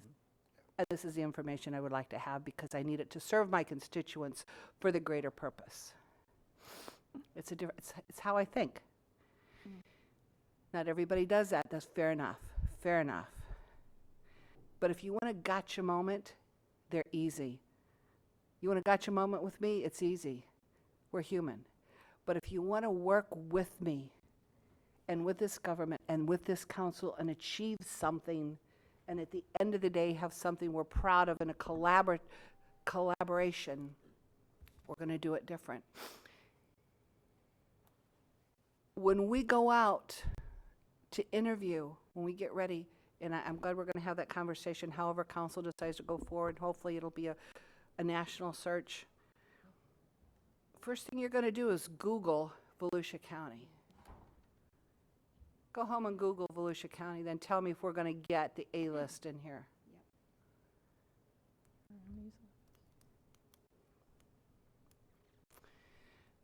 So, with that being said, this Thursday, I've been working on this for several months because what I realized as vice chair of the Indian River Lagoon Council, we just put out our 2017 annual report, and I looked at who was getting the funds in the 5 counties and the water management districts. In Volusia County, we got a few, but we didn't get enough. So I talked to our executive director, Dwayne DeFries. I said, Dwayne, I need you to help me educate our cities and the county, our staff, on how to qualify for these water quality management grants and work through the water management districts. So that's why we're holding this meeting Thursday at the McGee Room. If you want to protest, I will be there. Registration's 8:30. There's a continental breakfast. And there, Dwayne DeFries, the executive director of the Indian River Lagoon, will be a panelist. Shalish Patel, president of Dredging and Marine Consultants, will be one of the panelists. Dale Jenkins, our bureau chief from the St. Johns River Water Management District. Dr. Ann Shortell couldn't be there. She had hoped to be, but she had a calendar conflict. Chad Truxell, the executive director of the Marine Discovery Center, will be there. And Shannon Spees Frost, the MBA program administrator from the Department of Environmental Protection. On that council, the Lagoon IRL, that sits to my right is Drew Bartlett, the head of the Department of Environmental Protection.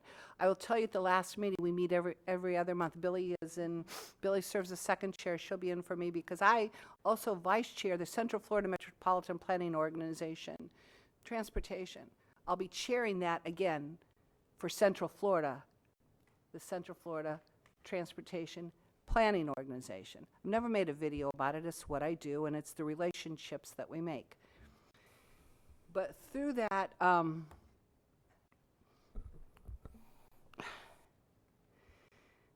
looking at the funding in our water, Drew Bartlett, the DEP, head of the DEP, said to me, Mrs. Denny's, what Volusia County has done in submitting what do you call that, George? Our water quality assurance plan, reasonable assurance plan, yes. Was so impressed. The state is so impressed. He said, which one of these do you want? I said, we've got 13 options there. Only 3 were serious. On 2 we really want. And he said, tell me what you want, because you've just done 2 years of work for me. Your staff is so good and so professional. Help me get it funded. I'll do what you want. Now, there you go.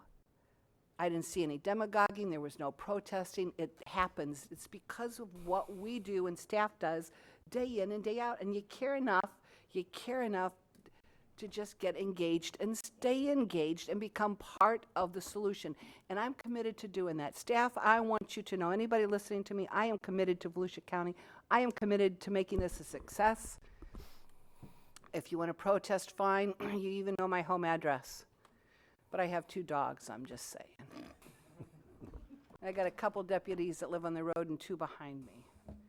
So, Mr. Deneen, I wish you well. I wish you well. We're closing one chapter, we're opening another for Volusia, and I know that you want what's best for Volusia County, and that's why you chose to leave the way that you chose to leave. You took the high road, and you did what was best for all of Volusia County, and there's great honor and respect in that, and it's not been comfortable. I will tell you, I was speaking with a manager over the weekend. I said, you know, Jim, I said, it's got to be really rough for your family and your wife. And he said, it is, Deb. It is. See, this is personal. Don't think it's not personal. Do not think this isn't personal for each and every one of us. It is. To the point that my husband won't go certain places with me politically because he says, Deb, I can't defend you. I don't want him to. I do okay myself. I can hold my own, in case you haven't noticed. Anyway, with that, my friends, truly, Mr. Deneen, and with staff, I want Volusia County staff to know.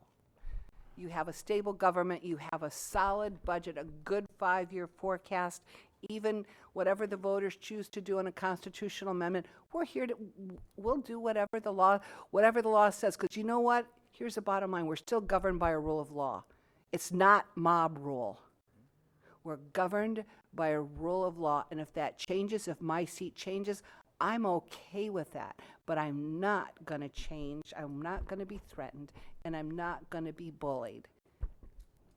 So, with that, Mr. Chair, your turn. Sorry. Ms. Post. I thought I was next. Oh, Dr. Lowry. Sorry. Okay, yeah. I want to thank staff, first of all, for the honor of asking me to do the Juneteenth. I was just honored that I was asked to do that, and so forth. Also, I realize now that if I ever have to miss a Sunday, I have 3 people here in front of me that spoke that can fill in for me if I ever have to miss. Thank you very much. And I don't have any disagreement with anything that's been said up to this point, and I'm not going to try to be redundant. But I thought it was kind of interesting when I heard people saying that Mr. Deneen was being pressured out. He and I had a conversation months ago, and I was going to keep it confidential, but I don't think he'll mind me talking a little bit about it. I can't do a whole lot of things, but every once in a while I can kind of read body language, if you know what I mean. And you remember the conversation I asked you, I said, are you getting ready to retire soon? And there was no answer right away, and then I felt bad. I thought, well, that really wasn't an appropriate question to ask. Remember? And I felt bad, and then and I'm not going to elaborate on our conversation, but I got the impression that it wasn't going to be too awfully long. And I wish you well. It's been a pleasure working with you. Mr. Ruger, thank you so much for what you said. You expressed my heart completely in your words there today. And staff, again, I want to encourage you as well for the work. One thing when I came on from being on the city commission, Deltona, and then I came on the council, was the scope of work that the county does. That just blew me away. And then also to see probably one of Mr. Deneen's strengths along with budgeting is also ability to hire good people. And we have a great staff here. But I think we really need to tread carefully from this point on. Mr. Deneen is now ancient history. If we're going to keep dragging up the past and even the present, we're going to make a big mistake. We need to, I was told a long time ago in leadership, you have a bucket of water and a bucket of gas. And you got to look at the fire in front of you and determine what kind of fire it is to know which kind of bucket to throw on it. And we have a bad fire right now that needs water thrown on it. And the focus needs to be into the future. If we're not careful and we somehow keep this, I think it's a mob bad fire going, we'll be lucky to get Barney Fife in here as a county manager, because no one's going to want to come into an environment. I wouldn't want to go to a church as a pastor if I knew there was a handful of people there that had run the previous pastor off and they were still there. I'd say, good luck, find somebody else. I'm not for that. So I think we've got to be very careful here from now on. As a community, I'm so proud of my district. Very little in the conversation. Most of the people called me. And it wasn't really a lot of people. And once I explained with the ME situation or whatever, they were fine. And so I'm proud of District 5. I feel like they did a good job there. But we just need to be careful, because I want to get the very best manager that we can for our citizens of Volusia County. And if some people don't settle down, that won't happen. No one will want to come into this kind of environment. And so my word of wisdom, I guess I could call it, or caution or whatever, I don't want presume, but is we need to throw water on this fire And our citizens need to help us there too, because it will make it impossible to get anybody of any quality in here if we're not careful from this point on. Thank you very much. That's all I have to say. Ms. Post.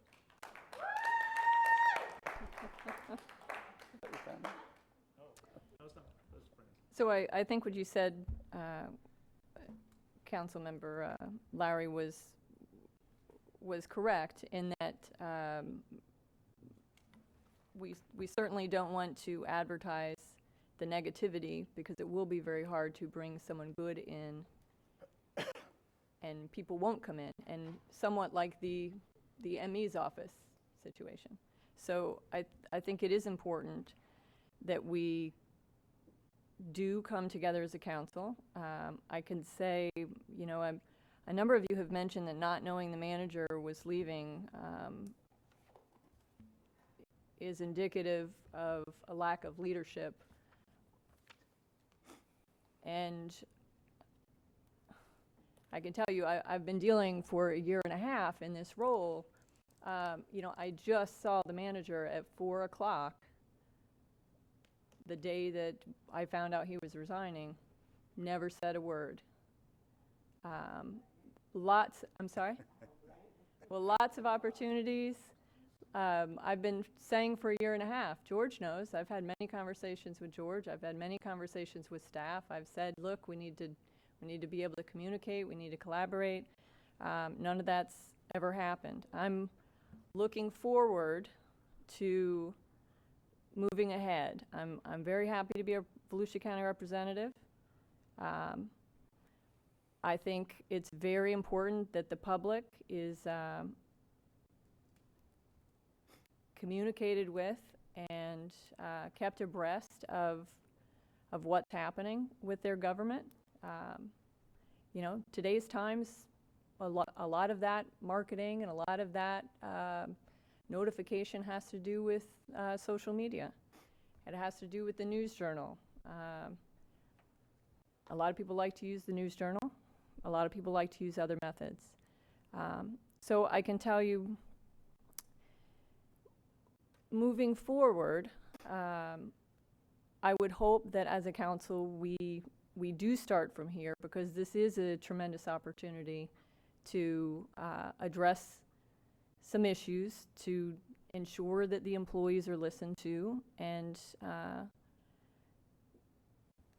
to target areas that need to be addressed, and to discuss our priorities as a council. It's, you know, we're going into, and I've brought it up almost every meeting, and I know that Councilwoman Wheeler has brought it up almost as much as I have, that it's very important for us as a council to sit down and discuss our priorities going forward.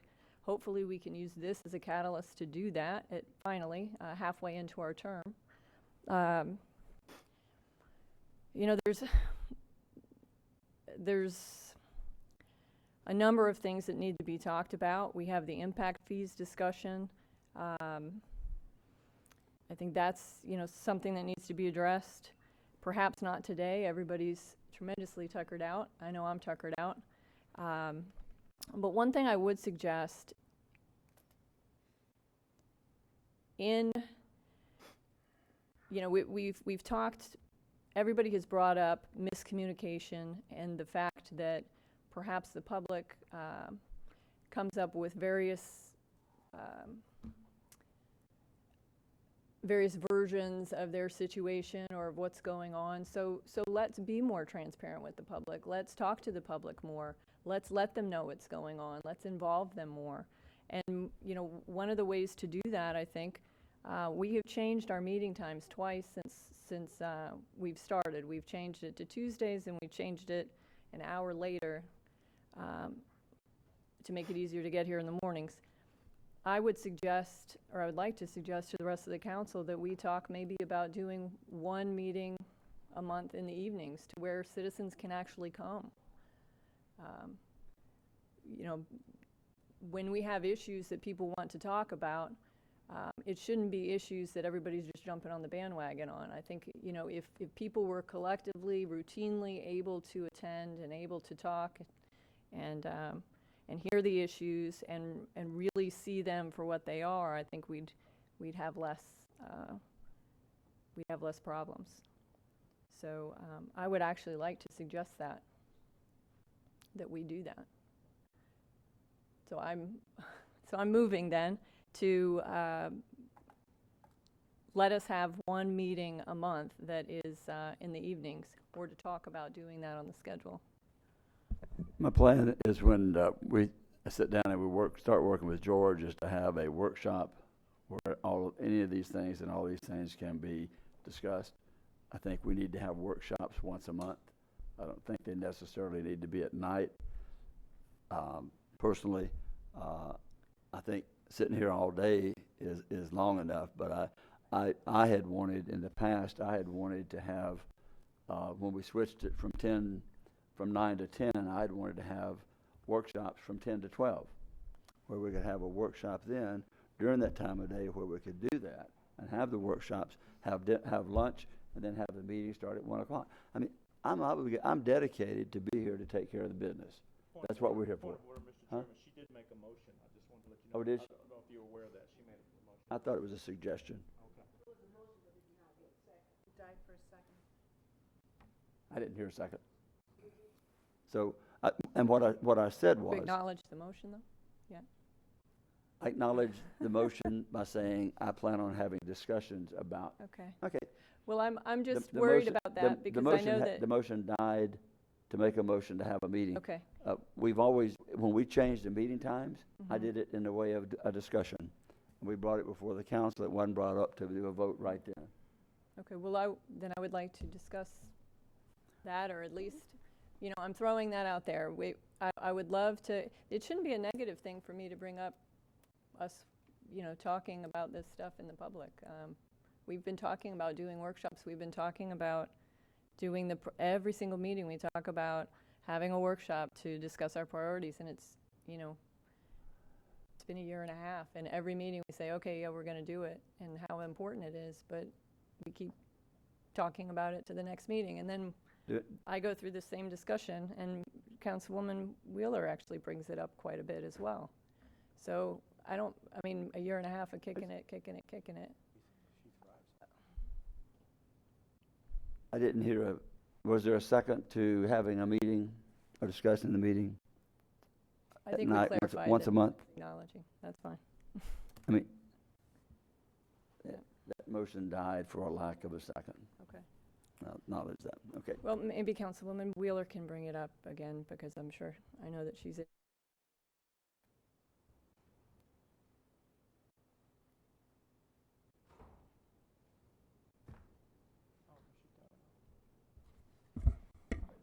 Are you finished?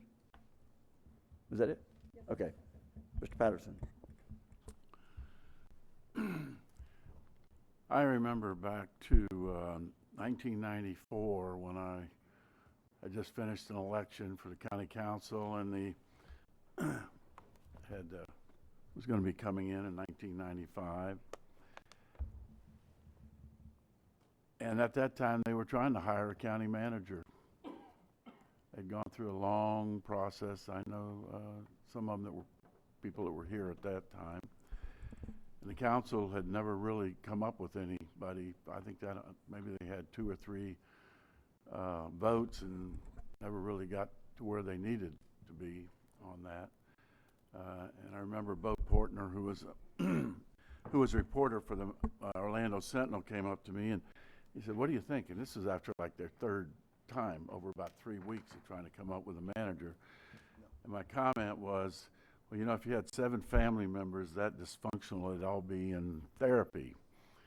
And Pat Northey heard that. Actually, he wrote it up in a column the next week. And Pat Northey came up to me and had a fit with me about it. But, that's the way it was going at that time. It wasn't until 1995 that we did hire a manager. We had Dick Kelton was an interim and was working with him. But we had 2 people that we interviewed, and both of them went by the wayside. We actually had hired them, and we're in the negotiations, and the first one decided he wanted to go back to Maryland, and the second one actually had to make a motion to withdraw the appointment because we couldn't he told us how much he wanted to go to work for us for, and then we got there on the negotiation, and he went up a whole lot more than what we were even offering at that time. So it was kind of interesting, but we hired Larry Arrington, and I had a couple of good years with him. I did 4 years on the county council at that time. And it was a good council. I enjoyed working with them. I really felt bad about when I decided in 1998 to run for the Florida House of Representatives, but I had an opportunity and I took it, and I went from there. And then many of you know that in 2002, after losing in 2002, I went back into the legislature. And then came back, and around 2012, people asked me if I'd run again for my county council seat, which I did. And I had met Jim Deneen well before I came on this council. As a matter of fact, I met him over at the News Journal Center. You and your wife were there. My wife was there. And I'd done a lot of research on Jim. And I was really impressed with what I saw and what I heard. Actually, what I saw when I was there at that night, I saw a really classy guy. I mean, somebody that I knew I'd have a great time working with. And I was, at that time, still in the legislature. So coming on the county council, I knew I had somebody that I could work with, I could trust. And Jim, I trust you with my life. That is something that I wouldn't go scuba diving with you, but I do trust you with my life. I wouldn't go scuba diving with anybody, not even with Mike Nelson, going back to those old days. But you've been one hell of a guy to work with, and I've really enjoyed it. Been a lot of fun. All this malarkey that's been going on around here has just been unbelievable. I've worked with a lot of sheriffs over the years here in Volusia County and then in St. Lucie County where I lived. And I've never seen one like we have right now. I think we have probably one of the most unprofessional sheriffs I've ever seen in my life.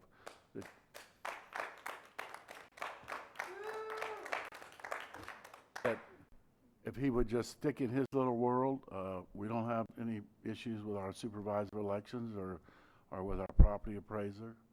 But this is just something that has really put a black mark on Volusia County as far as I'm concerned. And watching the comments that I've seen made, it just as unprofessional as anything I've ever seen. I don't know where he came from. Well, I know where he came from. He came from Philadelphia, but I don't think I've been to Philadelphia the years I was in the Navy, and I didn't meet people like that when I was up in Philadelphia years ago. So I'm kind of hoping that this all will settle down, and Excuse me. I'll have you. Excuse me. Excuse me.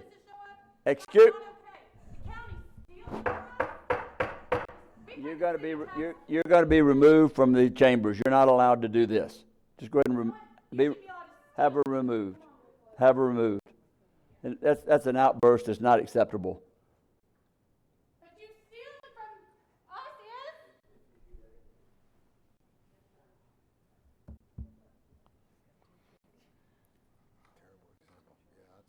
His behavior has what has created what you just saw here.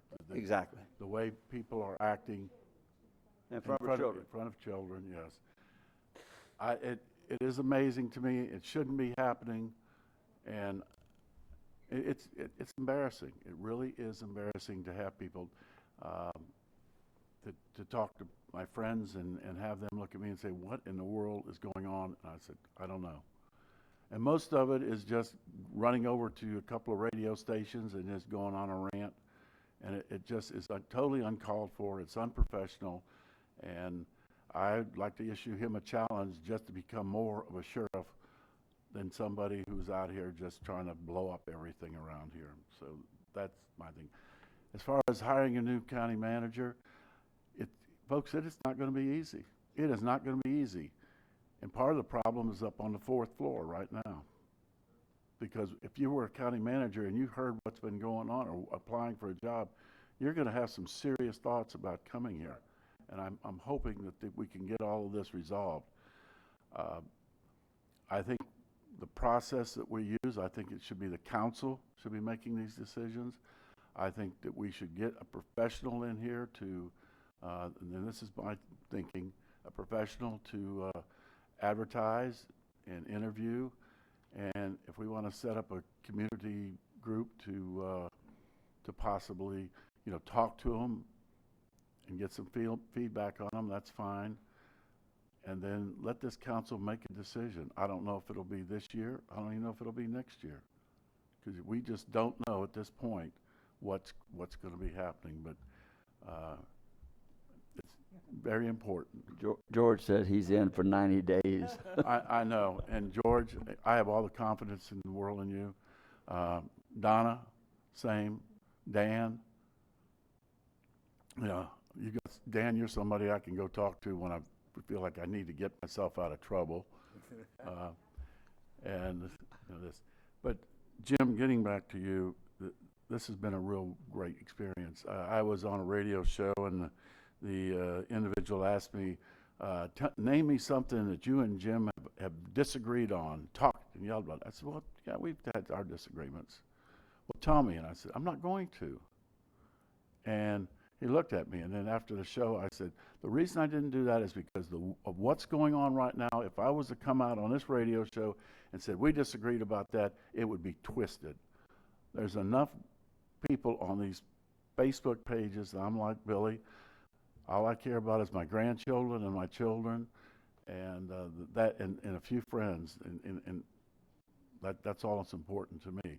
But the things that I have seen on these pages, if I was to make a comment that I didn't like what you were wearing one day, publicly stated, God knows where it would go, but I have a feeling they'd twist that in 7 ways to Sunday, and it's just totally uncalled for. You have done a tremendous job here. What you did in turning this county around when the financial issues were happening, the decisions, the people you hire, just fantastic. I can work with all of them. Work with everybody in this county, everybody around here. The staff is just fantastic. And I've seen a lot of government. I spent 20 years before I ever ran for office helping people get elected and watching what was going on. I've been around government for a long time. When I got out of the Navy, that's one of the things I started doing, was just getting involved with government and just helping people get elected and serving on boards and doing what I needed to do.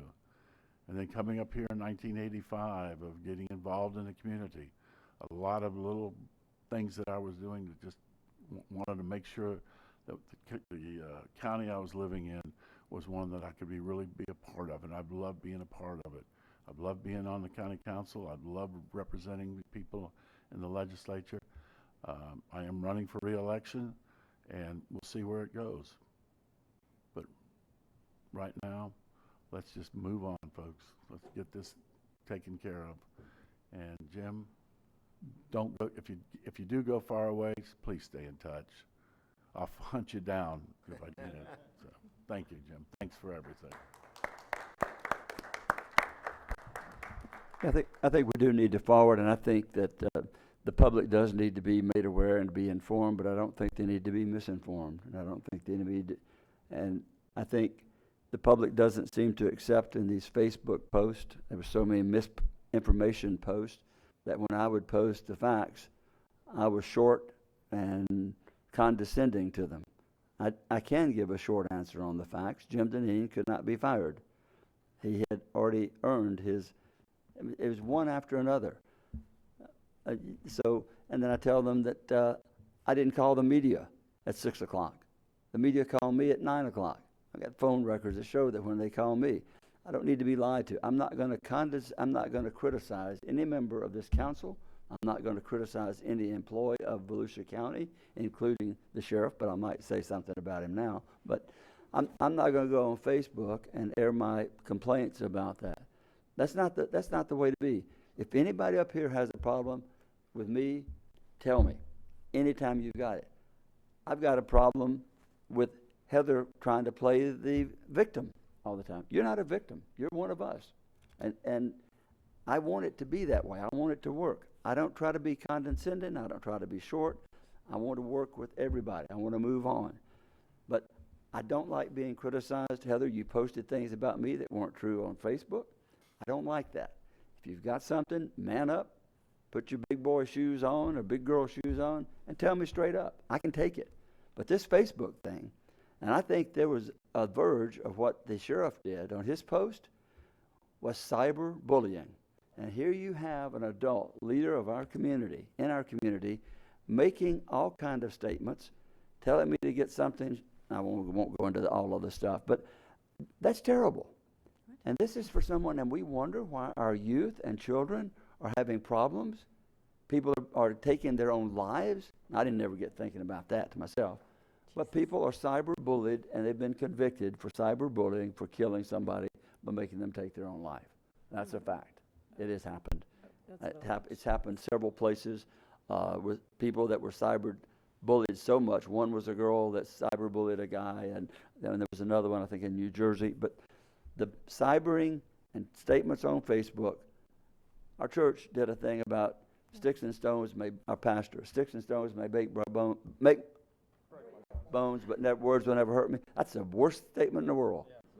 Words you can't take it back. Words damage forever. They're there. A broken bone will heal. But the words you say, they're out there. So if we can move on, they're not going to let us move on because they've already got posting on Facebook of Jen Demeen with a sack of money rolling out the door. I mean, to post, I wish we could show this, but just to show, here, there you are, Jim, got the big bag of money going out the door. They're not going to let it drop. It is terrible. And I want to be factual. I want this to work. I didn't. Do you realize all the good that we have done as a council? And we get thrown under the proverbial bus because someone's ego wants him to run the entire county, if it may be the state. That, and if you've got personal issues, if we wanted to fire Jim Deneen, that could have been done. I had the same experience with you, Jim, a month or so ago. I knew that something was wrong, and I asked you. Deb said, "Have you noticed anything wrong with Jim?" Yeah. Here's the other thing people don't see. Each of us has a meeting with Jim, a one-on-one meeting. So the words that come out of my mouth may not be necessarily the words that come out of his mouth, but the words that come out of my mouth to him may be his words coming back to me. Okay? Because we discuss things. That's what our one-on-ones are for. And that's what we do it for. On the 7th of June, after my one-on-one, we were doing the pre-agenda. He said, I want to talk. He said, I want to leave. I said, no, can't. Didn't I? I said, talk to some people. He talked to some people in the community.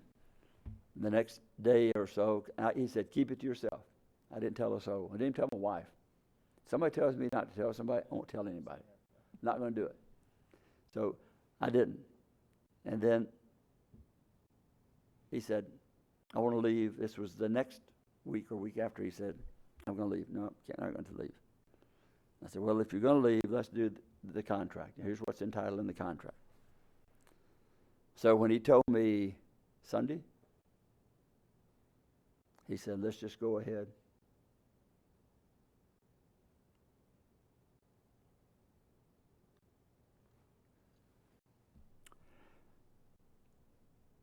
It hurt when you see all that he has done for this county, to be so verbally abused by people, laid out like a calf at the slaughter. It's horrible.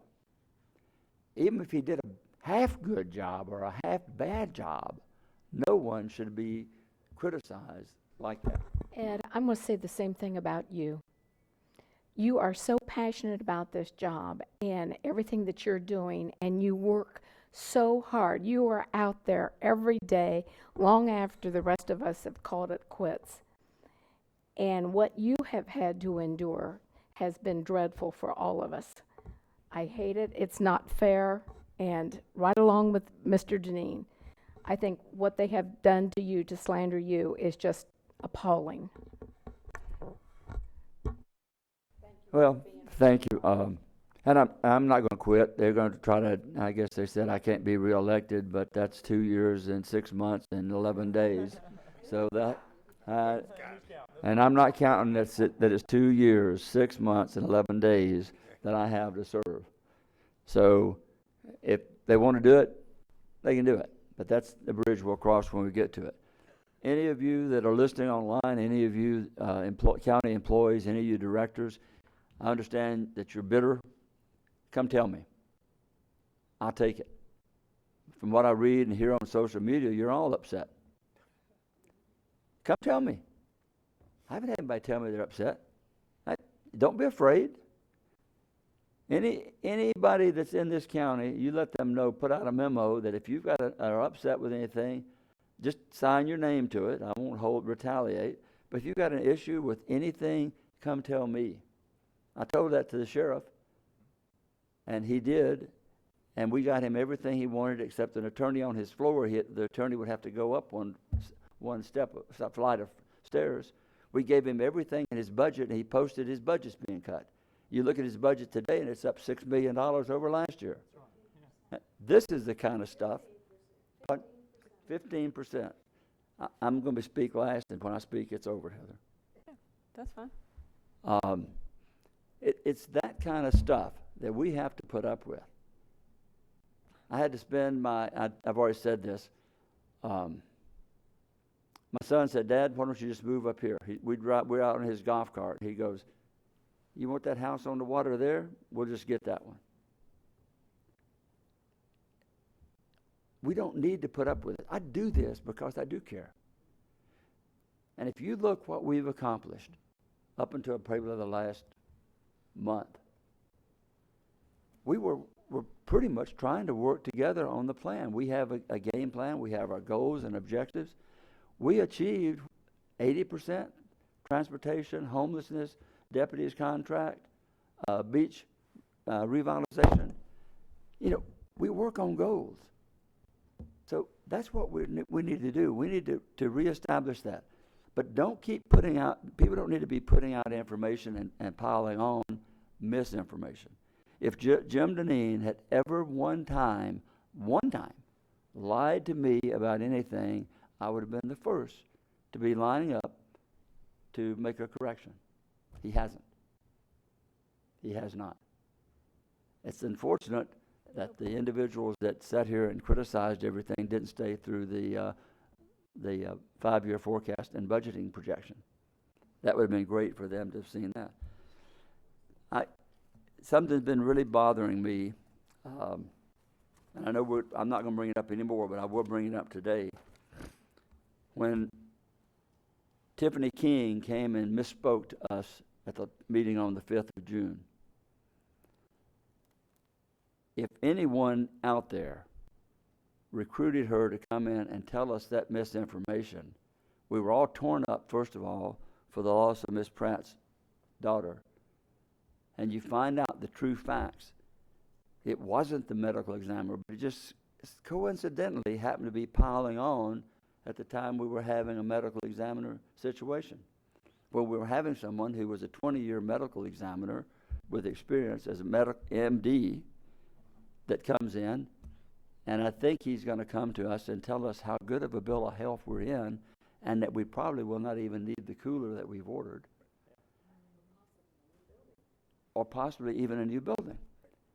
And that everything could have been handled by policies and procedures that were run by the ME. Not that she did a bad job, she did it her way.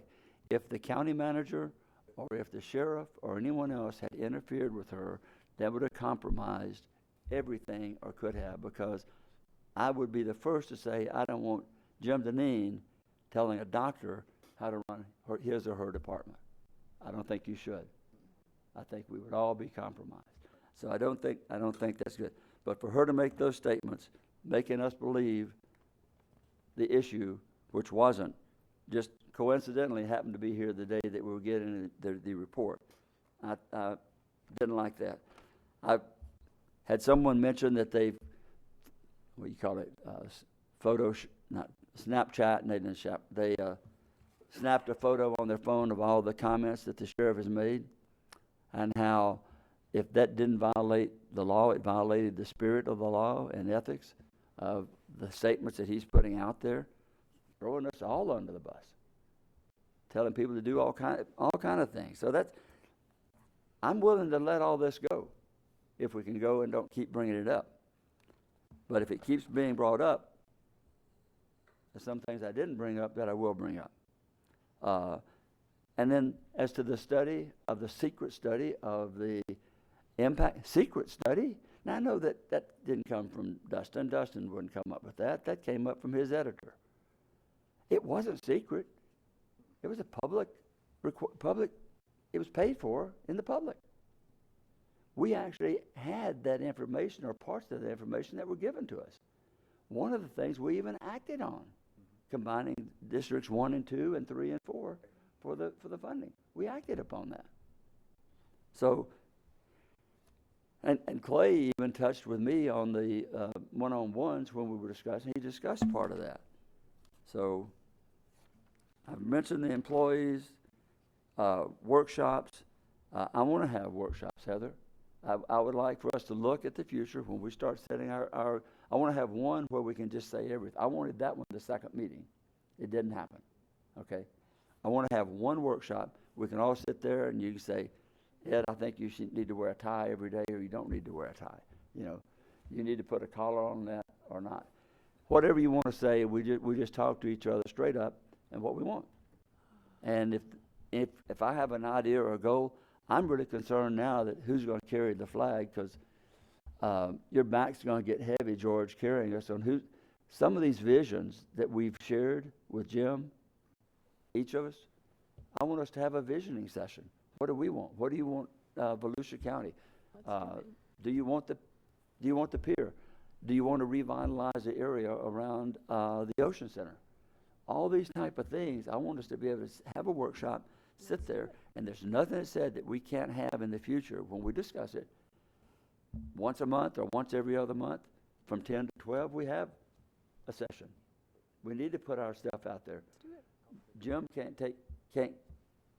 George can't carry the load because he's got his job too. So we're going to have to be the voice and the vision of the people.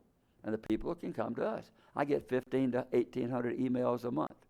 I answer 99% of them, usually the same day I get them. So, and I know we all get them. So if they want me, they've got my phone numbers. In fact, the sheriff actually published one of mine for me. I appreciate that. Not that they couldn't get it, and I did get it. But I want to move forward. I want this day to be done. We're going to miss Jim. We're going to miss his. He promised me he'd still give me some fish. So that was, I'm not going to say that's the best thing he did for me, but that was probably one of the best. Can you imagine, get a fish caught, have it filleted, vacuum sealed and frozen, and you can eat it 4 months later and it tastes fresh. I mean, I didn't get any damn fish. Well, anyway, let's all take this as a positive. It is going to be, have any of you gone through a manager search in your life? Pat did one. I did on the council. You did on the council. City. You have, and you have, and I have. It's not easy. It's not easy. So we've got our work cut out for us. We can do it. And I tell you what, we're not as bad as what the most posts or likes I saw of anybody's post on those, and I think it was 264 or something like that. Out of 562,000 people. That's what we have to remember. You'd be surprised that people don't even know what's going on. So we have a great place for people to live. We are at the beginning of the I-4 corridor. We're right on the edge of everything happening good and great, and we're going to bring somebody in. So we're all going to work together and do that, and let's move forward collectively. Individually, it doesn't work. It's got to be collectively. And that's where I want to work. And I will do that. And any hard feelings or misunderstanding that happen up here, they're gone when I walk out the door. Meeting adjourned at 4:31.